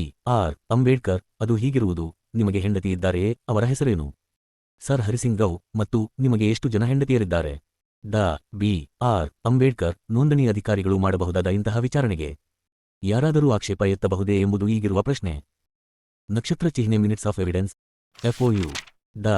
ಬಾಬಾಸಾಹೇಬ್ ಅಂಬೇಡ್ಕರ್ ಅವರ ಸಮಗ್ರ ಬರೆಹಗಳು ಭಾಷಣಗಳು ಸಂಪುಟ -2 ಮಾರ್ಕ್ಸಿಸ್ ಆಫ್ ಲೋಥಿಯನ್ ಆಕೆಗೆ 21 ವರ್ಷಗಳಿಗಿಂತ ಹೆಚ್ಚಾಗಿವೆಯೇ? ಡಾ. ಬಿ. ಆರ್. ಅಂಬೇಡ್ಕರ್ ಈ ತರಹದ ಪ್ರಶ್ನೆ. ಅಧ್ಯಕ್ಷ ಸಾಕ್ಷಿದಾರರು ಈ ಮಧ್ಯೆ ಉತ್ತರ ನೀಡಬಯಸಬಹುದು. ನಿಮ್ಮ ಅಭಿಪ್ರಾಯಗಳೇನಾದರೂ ಇದ್ದರೆ ಡಾ. ಅಂಬೇಡ್ಕರರ ಸಲಹೆಗೆ ಉತ್ತರ ಕೊಡಬಯಸುತ್ತೀರಾ? ರಾಜಕುಮಾರಿ ಅಮೃತ್ ಕೌರ್ ಹೌದು. ಇಂತಹ ಪ್ರಶ್ನೆಗಳಿಗೆ ಯಾವ ಆಕ್ಷೇಪವೂ ಇರಲಾರದೆಂದು ನನಗನಿಸುತ್ತದೆ. ಇಂತಹ ಪ್ರಶ್ನೆಯನ್ನು ಕೇಳಬಯಸುವವರ ಮಾನಸಿಕ ಭಾವನೆಯು ನನಗೆ ಅರ್ಥವಾಗುತ್ತಿಲ್ಲ. ಇದು ಸಂಪೂರ್ಣ ಅಗ್ರಾಹ್ಯ ಎಂದೆನಿಸುತ್ತದೆ. ಅಧ್ಯಕ್ಷ ಶ್ರೀಮತಿ ಹಮೀದಾ ಅಲಿಯವರೇ ಈ ಉತ್ತರವನ್ನು ನೀವು ಒಪ್ಪಿಕೊಳ್ಳುತ್ತೀರಾ? ಯಾವ ತೊಂದರೆಯೂ ಇರುವುದಿಲ್ಲವೆಂದು ನೀವು ಒಪ್ಪುತ್ತೀರಾ? ಶ್ರೀಮತಿ ಹಮೀದಾ ಅಲಿ ಅದು ಇಂತಹ ಪ್ರಶ್ನೆಗಳನ್ನು ಕೇಳುವವರ ಧ್ವನಿ ಮತ್ತು ಧಾಟಿಯನ್ನು ಅವಲಂಬಿಸಿರುತ್ತದೆ ಎಂದು ನನಗನಿಸುತ್ತದೆ. ಸಾಮಾನ್ಯವಾಗಿ ಯಾವ ದುರ್ಭಾವನೆಯೂ ಇಲ್ಲದೆ ಸದ್ಭಾವನೆಯಿಂದ ಕೇಳಲಾದ ಇಂತಹ ಪ್ರಶ್ನೆಯನ್ನು ಯಾರೂ ತಪ್ಪಾಗಿ ಭಾವಿಸುವುದಿಲ್ಲವೆಂದು ನಾನು ತಿಳಿಯುತ್ತೇನೆ. ಡಾ. ಬಿ. ಆರ್. ಅಂಬೇಡ್ಕರ್ ಶ್ರೀಮತಿ ಹಮೀದ್ ಅಲಿಯವರೇ ನಾನು ನಿಮಗೆ ಇನ್ನೊಂದು ಪ್ರಶ್ನೆ ಕೇಳಬಯಸುತ್ತೇನೆ. ನೀವು ಮುಂಬಯಿಯವರು, ಅಲ್ಲಿ ಪ್ರತ್ಯೇಕ ಮುಸಲ್ಮಾನರೇ ಇರುವ ಕೆಲವು ವಿಶಿಷ್ಟ ಮೊಹಲ್ಲಾಗಳಿವೆ ಎಂಬುದು ನಿಮಗೆ ಗೊತ್ತಿದೆ. ಒಬ್ಬ ಚುನಾವಣಾಧಿಕಾರಿಯು ಇಂತಹ ಮೊಹಲ್ಲಾಗಳಿಗೆ ಪ್ರವೇಶಿಸಿ ತಾನು ಮಾಡಬೇಕಾದ ವಿಚಾರಣೆಯನ್ನು ಮಾಡಬಹುದೆಂದು ನೀವು ನಿಮ್ಮ ಅನುಭವದಿಂದ ಹೇಳಬಲ್ಲಿರಾ? ಶ್ರೀಮತಿ ಹಮೀದ್ ಅಲಿ ಮುಂಬಯಿ ಬಗ್ಗೆ ಹೇಳುವುದಾದರೆ ಹೌದು, ಅದು ಸಾಧ್ಯ. ಏಕೆಂದರೆ ಮುಂಬಯಿಯಲ್ಲಿ ಪದೇ ಪದೇ ನಗರಸಭಾ ಚುನಾವಣೆಗಳು ನಡೆಯುವುದರಿಂದ ಜನರಿಗೆ ಈ ರೀತಿಯ ತರಬೇತಿ ಆಗಿರುತ್ತದೆ. ಡಾ. ಬಿ. ಆರ್. ಅಂಬೇಡ್ಕರ್ ಫೆಡರಲ್ ವಿಧಾನಸಭೆಯಲ್ಲಿ ಮಹಿಳೆಯರ ಪ್ರಾತಿನಿಧ್ಯದ ಬಗ್ಗೆ 56ನೇ ಪುರವಣಿಯಲ್ಲಿ ಏನು ಹೇಳಲಾಗಿದೆ ಎಂಬುದು ನನಗೆ ಸರಿಯಾಗಿ ತಿಳಿದಿಲ್ಲ. ಕೋಮುವಾರು ವಿಷಯವು ನಮ್ಮ ಒಕ್ಕಟ್ಟಿನ ವರ್ಗದಲ್ಲಿ ಪ್ರವೇಶಿಸಬಾರದೆಂದು ನಾವು ಪದೇ ಪದೇ ಒತ್ತಾಯಿಸಿದ್ದೇವೆ ಎಂದು ಹೇಳಲಾಗಿದೆ. ಕೆಳಮನೆ ಮಹಿಳೆಯರ ಪ್ರಾತಿನಿಧ್ಯಕ್ಕೆ ಸಂಬಂಧಿಸಿದಂತೆ ಶ್ವೇತಪತ್ರದಲ್ಲಿ ಅದು ಕೋಮುವಾರು ಮತದಾನ ಪದ್ಧತಿಯಂತಿರದೆ ವರ್ಗಾಯಿಸಬಹುದಾದ ಏಕಮತ ಪದ್ಧತಿಯಂತೆ ಸಾಮಾನ್ಯ ಮತದಾರ ಸಮೂಹದಿಂದ ಎಂದು ಸೂಚಿಸಿರುವುದು ಕಂಡುಬರುತ್ತದೆ. ರಾಜಕುಮಾರಿ ಅಮೃತ ಕೌರ್ ಹೌದು. ಡಾ. ಬಿ. ಆರ್. ಅಂಬೇಡ್ಕರ್ ಆ ದೃಷ್ಟಿಯಿಂದ ಅದು ಕೋಮುವಾರು ಮತದಾನ ಪದ್ಧತಿಯಾಗಿದೆ ಎಂದು ಆಕ್ಷೇಪಿಸಲು ಬರುವುದಿಲ್ಲ ಎಂದು ನಾನು ತಿಳಿಯಬೇಕಾಗುತ್ತದೆಯಲ್ಲವೇ? ರಾಜಕುಮಾರಿ ಅಮೃತ್ ಕೌರ್ ಮೊದಲನೆಯದಾಗಿ ಫೆಡರಲ್ ವಿಧಾನಸಭೆಯ ಕೆಳಮನೆಯಲ್ಲಿ ಮಹಿಳೆಯರಿಗಾಗಿ ಸ್ಥಾನಗಳು ನಿಶ್ಚಿತವಾಗಿ ಕೋಮುವಾರು ಆಧಾರದ ಮೇಲೆಯೇ ಇರುತ್ತವೆ. ಈ ಬಗ್ಗೆ ಸೆಕ್ರೆಟರಿ ಆಫ್ ಸ್ಟೇಟ್ ರವರು ಮೊನ್ನೆ ಅಥವಾ 3 ದಿವಸಗಳ ಹಿಂದೆ ನೀಡಿರುವ ಸಾಕ್ಷ್ಯದಲ್ಲಿ ಭಾರತದಲ್ಲಿ ಸಂವಿಧಾನಾತ್ಮಕ ಸುಧಾರಣೆ ಸ್ಪಷ್ಟ ಆದೇಶವಿದೆ. ಫೆಡರಲ್ ವಿಧಾನಸಭೆಯ ಕೆಳಸದನದಲ್ಲಿ ಅಪ್ರತ್ಯಕ್ಷ ಚುನಾವಣೆಯ ಪದ್ಧತಿಯಂತೆ ತುಂಬಬೇಕಾದ ಆರಕ್ಷಿತ ಸ್ಥಾನಗಳನ್ನು ಕೋಮುವಾರು ಆಧಾರದ ಮೇಲೆ ತುಂಬಬೇಕಾದುದು ನಿಶ್ಚಿತವಾಗಿದೆ. ಮಿಸ್ ಮೇರಿ ಪಿಕ್ಫೋರ್ಡ್, ನಾನು ಈಗ ಮಧ್ಯಪ್ರವೇಶಿಸಬಹುದೇ? ಸೆಕ್ರೆಟರಿ ಆಫ್ ಸ್ಟೇಟ್ ರವರು ನೀಡಿದ ಉತ್ತರದಲ್ಲಿ ಕೋಮುವಾರು ಪ್ರಶ್ನೆ ಅಡಗಿದೆ ಎಂದು ಹೇಳಿದಾಗ ಅವರು ಬಂಗಾಳದ ಪ್ರಾಂತೀಯ ಪರಿಷತ್ತಿನಲ್ಲಿ ಮಹಿಳೆಯರ ಸ್ಥಾನಗಳನ್ನು ಪ್ರಸ್ತಾಪಿಸಿದ್ದರು. ಅದು ವಿಧಾನಸಭೆಯ ಸ್ಥಾನಗಳ ಸಂಬಂಧವಾಗಿರಲಿಲ್ಲ. ಡಾ. ಬಿ. ಆರ್. ಅಂಬೇಡ್ಕರ್, ನಾನು ಕೂಡ ಹಾಗೆಯೇ ತಿಳಿದಿದ್ದೆ. ನಾನು ಸಾಕ್ಷಿದಾರರ ಗಮನವನ್ನು ಶ್ವೇತಪತ್ರದ 8ನೇ ಪುಟ ಪರಿಶಿಷ್ಟರತ್ತ ಸೆಳೆಯುವುದಾದರೆ ನಾನು ಸಹ ಈ ವಿಷಯವನ್ನು ಕೊನೆಯದಾಗಿ ತೀರ್ಮಾನಿಸಲಾಗಿದೆ ಎಂದು ತಿಳಿಯಬೇಕಾಗಿತ್ತು. ನೀವು ಸಹ ಅದನ್ನೇ ಪ್ರಸ್ತಾಪಿಸಿದ್ದೀರಿ. ಪ್ರತಿಯೊಂದು ಪ್ರಾಂತ್ಯದಲ್ಲಿ ಮಹಿಳೆಯರಿಗಾಗಿ ನಿಗದಿಗೊಳಿಸಲಾದ ಸ್ಥಾನಕ್ಕೆ ಪ್ರಾಂತೀಯ ಶಾಸನಸಭೆಯ ಸದಸ್ಯರು ವರ್ಗಾಯಿಸಬಹುದಾದ ಏಕಮತ ಪದ್ಧತಿಯನುಸಾರ ಚುನಾವಣೆ ಮಾಡಬೇಕಲ್ಲವೇ? ರಾಜಕುಮಾರಿ ಅಮೃತ್ ಕೌರ್, ಹೌದು. ಆದರೆ ನಾನು ಹೇಳುವುದಷ್ಟೇ, ಸೆಕ್ರೆಟರಿ ಆಫ್ ಸ್ಟೇಟ್ ರವರು ಮಿಸ್ ಪಿಕ್ಫೋರ್ಡ್ ರವರ ಪ್ರಶ್ನೆಗೆ ನೀಡಿದ ಉತ್ತರದಲ್ಲಿ ಬಂಗಾಳದ ಪ್ರಾಂತೀಯ ಪರಿಷತ್ತಿನಲ್ಲಿ ಕೋಮುವಾರು ಆಧಾರದ ಮೇಲೆ ಆರಕ್ಷಿತ ಸ್ಥಾನಗಳ ಬಗ್ಗೆ ಹೇಳಿದ್ದರೆ ಹೇಗೆ ಎಂದು ತಿಳಿಯಬಹುದೇ? ಕೆಳಸದನದಲ್ಲಿ ಮಹಿಳೆಯರಿಗಾಗಿ ಕಾಯ್ದಿರಿಸಿದ ಸ್ಥಾನಗಳ ವಿಷಯದಲ್ಲಿ ಕೋಮು ಪ್ರಶ್ನೆ ಪ್ರವೇಶಿಸುವುದಿಲ್ಲವೆಂದು ನಾನು ತಿಳಿದುಕೊಳ್ಳಬಹುದೇ? ಅವುಗಳನ್ನು ಕೋಮುರಹಿತ ಆಧಾರದ ಮೇಲೆ ಕಾಯ್ದಿರಿಸಲಾಗುವುದೇ? ನಾನು ಈ ವಿಷಯದಲ್ಲಿ ಸ್ಪಷ್ಟತೆ ಬಯಸುತ್ತೇನೆ. ಯಾವ ಆಧಾರದ ಮೇಲೆ ಈ ಸ್ಥಾನಗಳನ್ನು ಕಾಯ್ದಿರಿಸಲಾಗುವುದೆಂದು ತಿಳಿಯಬಯಸುತ್ತೇನೆ. ಡಾ. ಬಿ. ಆರ್. ಅಂಬೇಡ್ಕರ್, ನಾನು ಈ ಬಗ್ಗೆ ಇನ್ನೂ ಹೆಚ್ಚು ತಿಳಿದುಕೊಳ್ಳಬಯಸುತ್ತೇನೆ. ಏಕೆ ಸೊನ್ನೆದರೆ, ನನಗೆ ತಿಳಿದಂತೆ ಈ ವಿಷಯದಲ್ಲಿ ಹೆಚ್ಚು ಗೊಂದಲವಿದೆ ಮತ್ತು ನಾನು ಅದನ್ನು ನಿವಾರಿಸಿಕೊಳ್ಳಬಯಸುತ್ತೇನೆ. ಮೊದಲನೆಯದಾಗಿ, ನೀವು ಅಪ್ರತ್ಯಕ್ಷ ಚುನಾವಣೆಗೆ ಆಕ್ಷೇಪಿಸುವಿರಾ? ರಾಜಕುಮಾರಿ ಅಮೃತ್ ಕೌರ್, ಹೌದು. ಡಾ. ಬಿ. ಆರ್. ಅಂಬೇಡ್ಕರ್, ನೀವು ಹಾಗೆ ಮಾಡುವಿರಾ? ರಾಜಕುಮಾರಿ ಅಮೃತ್ ಕೌರ್, ಹೌದು. ಡಾ. ಬಿ. ಆರ್. ಅಂಬೇಡ್ಕರ್, ಅದೊಂದೇ? ರಾಜಕುಮಾರಿ ಅಮೃತ್ ಕೌರ್, ಹೌದು. ಆಕ್ಷೇಪಣೆಯಿಲ್ಲವೇ? ಡಾ. ಬಿ. ಆರ್. ಅಂಬೇಡ್ಕರ್, ಫೆಡರಲ್ ಕೆಳಸದನದಲ್ಲಿ ಮಹಿಳೆಯರನ್ನು ಪ್ರತಿನಿಧಿಸುವ ಮಹಿಳಾ ಪ್ರತಿನಿಧಿಗಳು ಪ್ರಾಂತೀಯ ವಿಧಾನ ಪರಿಷತ್ತಿನಿಂದ ಅಪ್ರತ್ಯಕ್ಷ ಅಥವಾ ಪರೋಕ್ಷ ಚುನಾವಣೆಯ ಮೂಲಕ ಚುನಾಯಿತರಾಗಬಾರದೆಂದು ನೀವು ಬಯಸುವುದಿಲ್ಲವೇ? ರಾಜಕುಮಾರಿ ಅಮೃತ್ ಕೌರ್, ಖಂಡಿತವಾಗಿಯೂ ಇಲ್ಲ. ಡಾ. ಬಿ. ಆರ್. ಅಂಬೇಡ್ಕರ್, ನೀವು ಈ ರೀತಿಯ ಪ್ರತ್ಯಕ್ಷ ಮತಕ್ಷೇತ್ರವಿರಬೇಕೆಂದು ಇಷ್ಟಪಡುವಿರಾ? 920. ಡಾ. ಬಾಬಾಸಾಹೇಬ್ ಅಂಬೇಡ್ಕರ್ ಅವರ ಸಮಗ್ರ ಬರೆಹಗಳು ಭಾಷಣಗಳು, ಸಂಪುಟ -2. ರಾಜಕುಮಾರಿ ಅಮೃತ್ ಕೌರ್, ಕೋಮು ಆಧಾರದ ಮೇಲೆ ಕಾಯ್ದಿರಿಸಿದ ಸ್ಥಾನಗಳಿಗೆ ನಮ್ಮ ವಿರೋಧವಿರುವುದರಿಂದ ನಮ್ಮ ಸಂಬಂಧವಾಗಿ ಈ ಪ್ರಶ್ನೆ ಉದ್ಭವಿಸುವುದಿಲ್ಲ. ಆದರೆ ಮಹಿಳೆಯರಿಗೆ ಪ್ರವೇಶಾವಕಾಶ ಇರಬೇಕೆಂದು ನಾವು ಬಯಸುತ್ತೇವೆ. ಡಾ. ಬಿ. ಆರ್. ಅಂಬೇಡ್ಕರ್, ಸ್ಪಷ್ಟೀಕರಣಕ್ಕಾಗಿ ಮೊದಲು ನಾನು ಒಂದು ಪ್ರಶ್ನೆ ಕೇಳಬಯಸುತ್ತೇನೆ. ನೀವು ಮಹಿಳೆಯರಿಗಾಗಿ ಕೆಳಸದನದಲ್ಲಿ ಸ್ಥಾನಗಳನ್ನು ಕಾಯ್ದಿರಿಸಬೇಕೆಂದು ಬಯಸುವಿರಾ? ರಾಜಕುಮಾರಿ ಅಮೃತ್ ಕೌರ್, ಸದ್ಯಕ್ಕೆ ಕೆಲಕಾಲದವರೆಗೆ, ಎಂದರೆ ನಮ್ಮ ಸಂಘಟನೆಗಳ ಮೂಲಕ ನಾವು ವಯಸ್ಕ ಮತದಾನ ಪದ್ಧತಿಯನ್ನು ಪಡೆದುಕೊಳ್ಳುವವರೆಗೆ, ಮಹಿಳೆಯರಿಗಾಗಿ ಕೋಮುವಾರು ಆಧಾರ ಮೇಲಿರದೆ ಅವುಗಳಿಗೆ ಸಂಯುಕ್ತ ಮತದಾರರ ಮೂಲಕ ಚುನಾಯಿಸುವುದಾದರೆ ಸ್ಥಾನಗಳ ಕಾಯ್ದಿರಿಸುವಿಕೆಯನ್ನು ಒಪ್ಪಿಕೊಳ್ಳುತ್ತೇವೆ. ಈ ಒಂದೇ ಷರತ್ತಿನ ಮೇಲೆ ನಾವು ಸ್ಥಾನಗಳ ಕಾಯ್ದಿರಿಸುವಿಕೆಯನ್ನು ಒಪ್ಪಿಕೊಳ್ಳುತ್ತೇವೆ. ಡಾ. ಬಿ. ಆರ್. ಅಂಬೇಡ್ಕರ್, ಈಗ 2 ವಿಷಯಗಳು ನನಗೆ ಸಂಪೂರ್ಣ ಮನವರಿಕೆಯಾಗಿವೆ. ಸದ್ಯದಲ್ಲಿ ಮಹಿಳೆಯರಿಗಾಗಿ ಕೆಲವು ಸ್ಥಾನಗಳನ್ನು ಕಾಯ್ದಿರಿಸಬೇಕೆಂದು ನೀವು ಇಚ್ಛಿಸುವಿರಲ್ಲವೇ? ರಾಜಕುಮಾರಿ ಅಮೃತ್ ಕೌರ್, ನಾವು ಕಾಯ್ದಿರಿಸುವಿಕೆಗೆ ಯಾವಾಗಲೂ ವಿರೋಧವಾಗಿದ್ದೇವೆ. ಡಾ. ಬಿ. ಆರ್. ಅಂಬೇಡ್ಕರ್, ನಿಮ್ಮಿಂದ ನಾನು ತಿಳಿದುಕೊಂಡಿರುವ 2ನೆಯ ವಿಷಯವೆಂದರೆ, ನಾನು ತಪ್ಪಿದರೆ ಅದನ್ನು ತಿದ್ದಿರಿ, ಫೆಡರಲ್ ಕೆಳಮನೆಯಲ್ಲಿ ಮಹಿಳೆಯರಿಗಾಗಿ ಯಾವುದೇ ರೀತಿಯ ಅಪ್ರತ್ಯಕ್ಷ ಚುನಾವಣಾ ಪದ್ಧತಿಯ ಪ್ರಕಾರ ಪ್ರಾತಿನಿಧ್ಯ ನೀಡುವುದನ್ನು ನೀವು ಬಯಸುವುದಿಲ್ಲ. ನೀವು ಮಂಡಿಸಿದ 2ನೆಯ ವಿಷಯ ಇದೆಯಲ್ಲವೇ? ರಾಜಕುಮಾರಿ ಅಮೃತ್ ಕೌರ್, ಹೌದು. ಡಾ. ಬಿ. ಆರ್. ಅಂಬೇಡ್ಕರ್, ನಾನು ನಿಮ್ಮನ್ನು ಕೇಳಬೇಕಾಗಿರುವುದೇನೆಂದರೆ, ರಾಜಕುಮಾರಿ ಅಮೃತ್ ಕೌರ್, ನಾವು ಮೀಸಲಾತಿಯನ್ನು ಬಯಸುತ್ತೇವೆಂದು ನೀವು ಹೇಳುತ್ತಿರುವಿರಿ. ನಾವು ಮೀಸಲಾತಿಗೆ ಯಾವಾಗಲೂ ವಿರೋಧವಾಗಿದ್ದೇವೆಂದು ನಾನು ಈಗಾಗಲೇ ಹೇಳಿದ್ದೇನೆ. ಡಾ. ಬಿ. ಆರ್. ಅಂಬೇಡ್ಕರ್, ನಿಮಗೆ ಯಾವ ವಿಧದ ಮೀಸಲಾತಿಯೂ ಬೇಕಿಲ್ಲವೇ? ರಾಜಕುಮಾರಿ ಅಮೃತ್ ಕೌರ್, ನಮಗೆ ಮೀಸಲಾತಿ ಬೇಕಿಲ್ಲ ಎಂದು ಹೇಳುತ್ತಲೇ ಇದ್ದೇವೆ. ಆದರೆ ನಾನು ಹೇಳುವಂತೆ ನಮ್ಮ ಇಚ್ಛೆಯ ವಿರುದ್ಧ ಅನೇಕ ಸಂಗತಿಗಳನ್ನು ನಮ್ಮ ಮೇಲೆ ಬಲಾತ್ಕಾರವಾಗಿ ಹೇರಲಾಗಿರುವಂತೆ ಮೀಸಲಾತಿಯನ್ನು ಬಲಾತ್ಕಾರವಾಗಿ ಹೇರುವುದಾದರೆ ಅದು ಸಂಯುಕ್ತ ಮತದಾರರಿಂದ ಮತ್ತು ಪ್ರತ್ಯಕ್ಷ ಚುನಾವಣೆಯ ಮೂಲಕವಾದರೆ ಮತ್ತು ಸ್ಥಾನಗಳನ್ನು ಕೋಮುವಾರು ಆಧಾರದ ಮೇಲೆ ನಿಗದಿ ಮಾಡದಾದರೆ ಮಾತ್ರ ಮೀಸಲಾತಿಯನ್ನು ಒಪ್ಪಿಕೊಳ್ಳಲು ನಮ್ಮ ಸಂಘಟನೆಗಳಿಗೆ ನಾವು ಶಿಫಾರಸು ಮಾಡುತ್ತೇವೆ. ನಮಗೆ ಬೇಕಾದ ಮಹಿಳೆಯರನ್ನು ನಿಲ್ಲಿಸುವ ಹಕ್ಕು ನಮಗಿದೆ. ಡಾ. ಬಿ. ಆರ್. ಅಂಬೇಡ್ಕರ್, ನಿಮ್ಮ ಇಚ್ಛೆಗೆ ಬಿಡುವುದಾದರೆ ಫೆಡರಲ್ ಕೆಳಮನೆಯಲ್ಲಿ ಮಹಿಳೆಯರಿಗಾಗಿ ಸ್ಥಾನಗಳನ್ನು ಯಾವುದೇ ರೀತಿಯಲ್ಲಿ ನಿಗದಿಗೊಳಿಸುವುದನ್ನು ನೀವು ಬಯಸುವುದಿಲ್ಲವೇ? ರಾಜಕುಮಾರಿ ಅಮೃತ್ ಕೌರ್, ನಿಜವಾಗಿಯೂ ಇಲ್ಲ. ಭಾರತದಲ್ಲಿ ಸಂವಿಧಾನಾತ್ಮಕ ಸುಧಾರಣೆ 630. ಡಾ. ಬಿ. ಆರ್. ಅಂಬೇಡ್ಕರ್, ಹಾಗಿದ್ದ ಪಕ್ಷದಲ್ಲಿ ನೀವು ನೇರ ಚುನಾವಣೆ ಮತ್ತು ಸಂಯುಕ್ತ ಚುನಾವಣಾ ಪದ್ಧತಿ ಇರಬೇಕೆಂದು ಹೇಳುವಿರಲ್ಲವೇ? ರಾಜಕುಮಾರಿ ಅಮೃತ್ ಕೌರ್, ಹೌದು, ನೇರ ಚುನಾವಣೆ ಮತ್ತು ಜಾತ್ಯತೀತವಾಗಿ ಅಥವಾ ಕೋಮುರಹಿತವಾಗಿ ನಡೆಯಬೇಕು. ಡಾ. ಬಿ. ಆರ್. ಅಂಬೇಡ್ಕರ್, ನಾನು ಜಾತ್ಯತೀತ ಅಥವಾ ಕೋಮುರಹಿತ ಆಧಾರವನ್ನೇ ತೆಗೆದುಕೊಳ್ಳುವೆ. ನೇರ ಚುನಾವಣೆಗಾಗಿರುವ ಯಾವುದೇ ಮತಕ್ಷೇತ್ರದಲ್ಲಿ ಮಹಿಳೆಯರು ಮಾತ್ರ ಇರಬೇಕೆಂದು ನೀವು ಹೇಳುತ್ತಿರುವಿರಾ? ರಾಜಕುಮಾರಿ ಅಮೃತ್ ಕೌರ್, ಇಲ್ಲ, ಪುರುಷರು ಮತ್ತು ಮಹಿಳೆಯರು ಇಬ್ಬರೂ ಇರಬೇಕು. ಡಾ. ಬಿ. ಆರ್. ಅಂಬೇಡ್ಕರ್, ಈ ಮತಕ್ಷೇತ್ರವು ಪುರುಷರು ಮತ್ತು ಮಹಿಳೆಯರಿಂದ ಕೂಡಿದ ಒಂದು ರೀತಿಯ ಸಂಯುಕ್ತ ಮತಕ್ಷೇತ್ರವಾಗಿರಬೇಕೆಂದು ನೀವು ಬಯಸುತ್ತೀರಿ? ರಾಜಕುಮಾರಿ ಅಮೃತ್ ಕೌರ್, ಹೌದು. ಡಾ. ಬಿ. ಆರ್. ಅಂಬೇಡ್ಕರ್, ಆ ಮತಕ್ಷೇತ್ರದಿಂದ ಕೊನೆಗೆ ಒಬ್ಬ ಮಹಿಳೆಯೇ ಆಯ್ಕೆಯಾಗಬೇಕೆಂಬ ನಿರ್ಬಂಧದೊಂದಿಗೆ ಅಲ್ಲವೇ? ರಾಜಕುಮಾರಿ ಅಮೃತ್ ಕೌರ್, ಹೌದು, ಒಂದು ಕಾಯ್ದಿಟ್ಟ ಸ್ಥಾನಕ್ಕೆ ಒಬ್ಬ ಮಹಿಳೆ ಚುನಾಯಿತಳಾಗಬೇಕೆಂದಿದ್ದಾಗ ಈ ಸಂದರ್ಭದಲ್ಲಿಯೂ ಒಬ್ಬ ಮಹಿಳೆಯೇ ಆಯ್ಕೆಯಾಗಬೇಕೆಂಬುದು ಸಹಜವೇ ಆಗಿದೆ. ಡಾ. ಬಿ. ಆರ್. ಅಂಬೇಡ್ಕರ್ರ ವಿಧಾನಸಭೆಗೆ ಈ ರೀತಿಯ ಪ್ರತ್ಯಕ್ಷ ಚುನಾವಣೆಯ ಮತಕ್ಷೇತ್ರಗಳನ್ನು ಹೇಗೆ ರಚಿಸುವಿರಿ? ರಾಜಕುಮಾರಿ ಅಮೃತ್ ಕೌರ್, ನಾನು ಹೇಳಿರುವ ಹಾಗೆ ಈ ವಿಷಯದಲ್ಲಿ ನಮ್ಮಲ್ಲಿ ಯಾವುದೇ ರಚನಾತ್ಮಕ ಸೂಚನೆಗಳು ಇರುವುದಿಲ್ಲ. ಏಕೆಂದರೆ ನಾವು ಎಂದಿನಿಂದಲೂ ಸ್ಥಾನಗಳ ಮೀಸಲಾತಿಗೆ ವಿರುದ್ಧವಾಗಿದ್ದೇವೆ. ಅದನ್ನು ನಾವು ಸಮಿತಿಯ ವಿವೇಚನೆಗೆ ಬಿಡುತ್ತೇವೆ.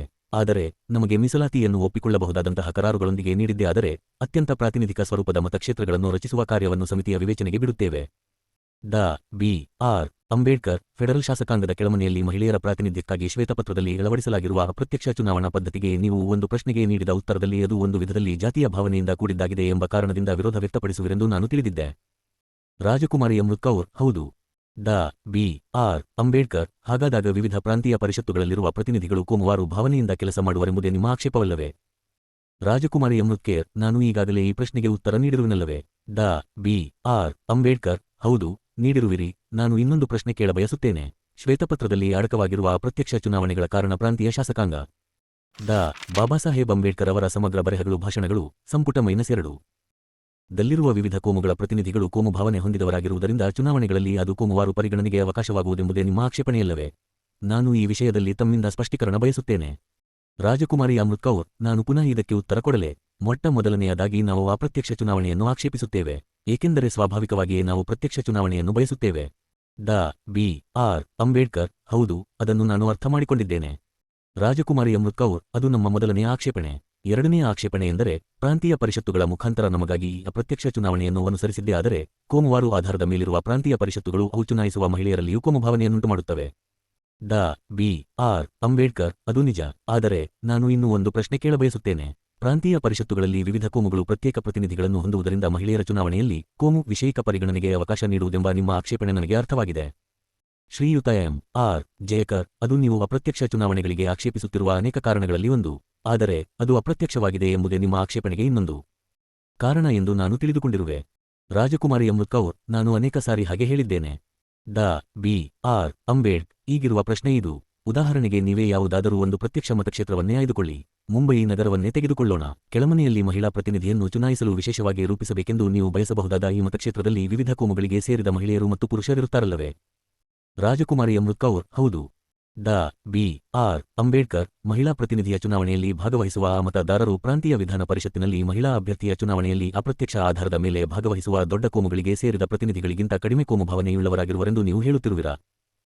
ರಾಜಕುಮಾರಿ ಅಮೃತ್ ಕೌರ್: ನಿಸ್ಸಂಶಯವಾಗಿ, ಏಕೆಂದರೆ ಕೋಮು ಭಾವನೆ ಶಾಸಕಾಂಗ ಪ್ರವೇಶಿಸುವ ಜನರಲ್ಲಿ ಸಾಮಾನ್ಯ ಜನಸಮೂಹದಲ್ಲಿರುವುದಕ್ಕಿಂತ ಹೆಚ್ಚಿನ ಪ್ರಮಾಣದಲ್ಲಿರುತ್ತದೆ. ಡಾ. ಬಿ. ಆರ್. ಅಂಬೇಡ್ಕರ್: ಆದರೆ ಅದೇ ಮತದಾರರು ಅಪ್ರತ್ಯಕ್ಷ ಚುನಾವಣೆಯಲ್ಲಿ ಮತದಾರರಾಗಲಿರುವ ಪುರುಷರನ್ನು ಚುನಾಯಿಸುವರೆಂಬ ಅಂಶದತ್ತ ನಾನು ನಿಮ್ಮ ಗಮನ ಸೆಳೆಯಬಯಸುತ್ತೇನೆ. ಭಾರತದಲ್ಲಿ ಸಂವಿಧಾನಾತ್ಮಕ ಸುಧಾರಣೆ 1923.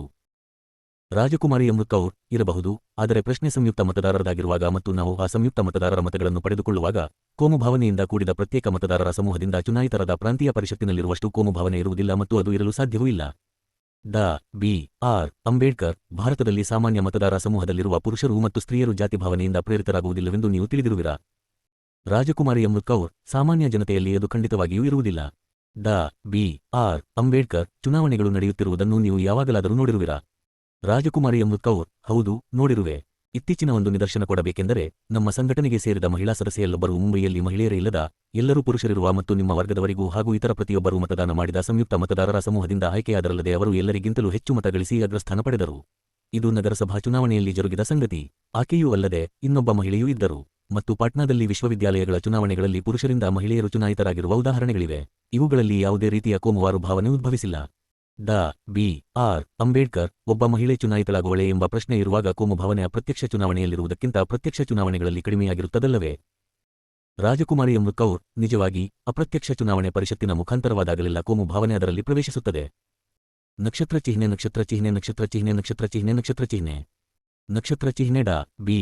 ಆರ್. ಅಂಬೇಡ್ಕರ್: ಆ ಪರಿಷತ್ತುಗಳ ಸದಸ್ಯರಾಗಿರುವವರನ್ನೇ ಆಯ್ಕೆ ಮಾಡುವಾಗ ಅದನ್ನು ನಾಮಕರಣದ ಮೂಲಕ ಮಾಡಲಾಗುವುದೆಂದು ನಾನು ತಿಳಿದಿದ್ದೇನೆ.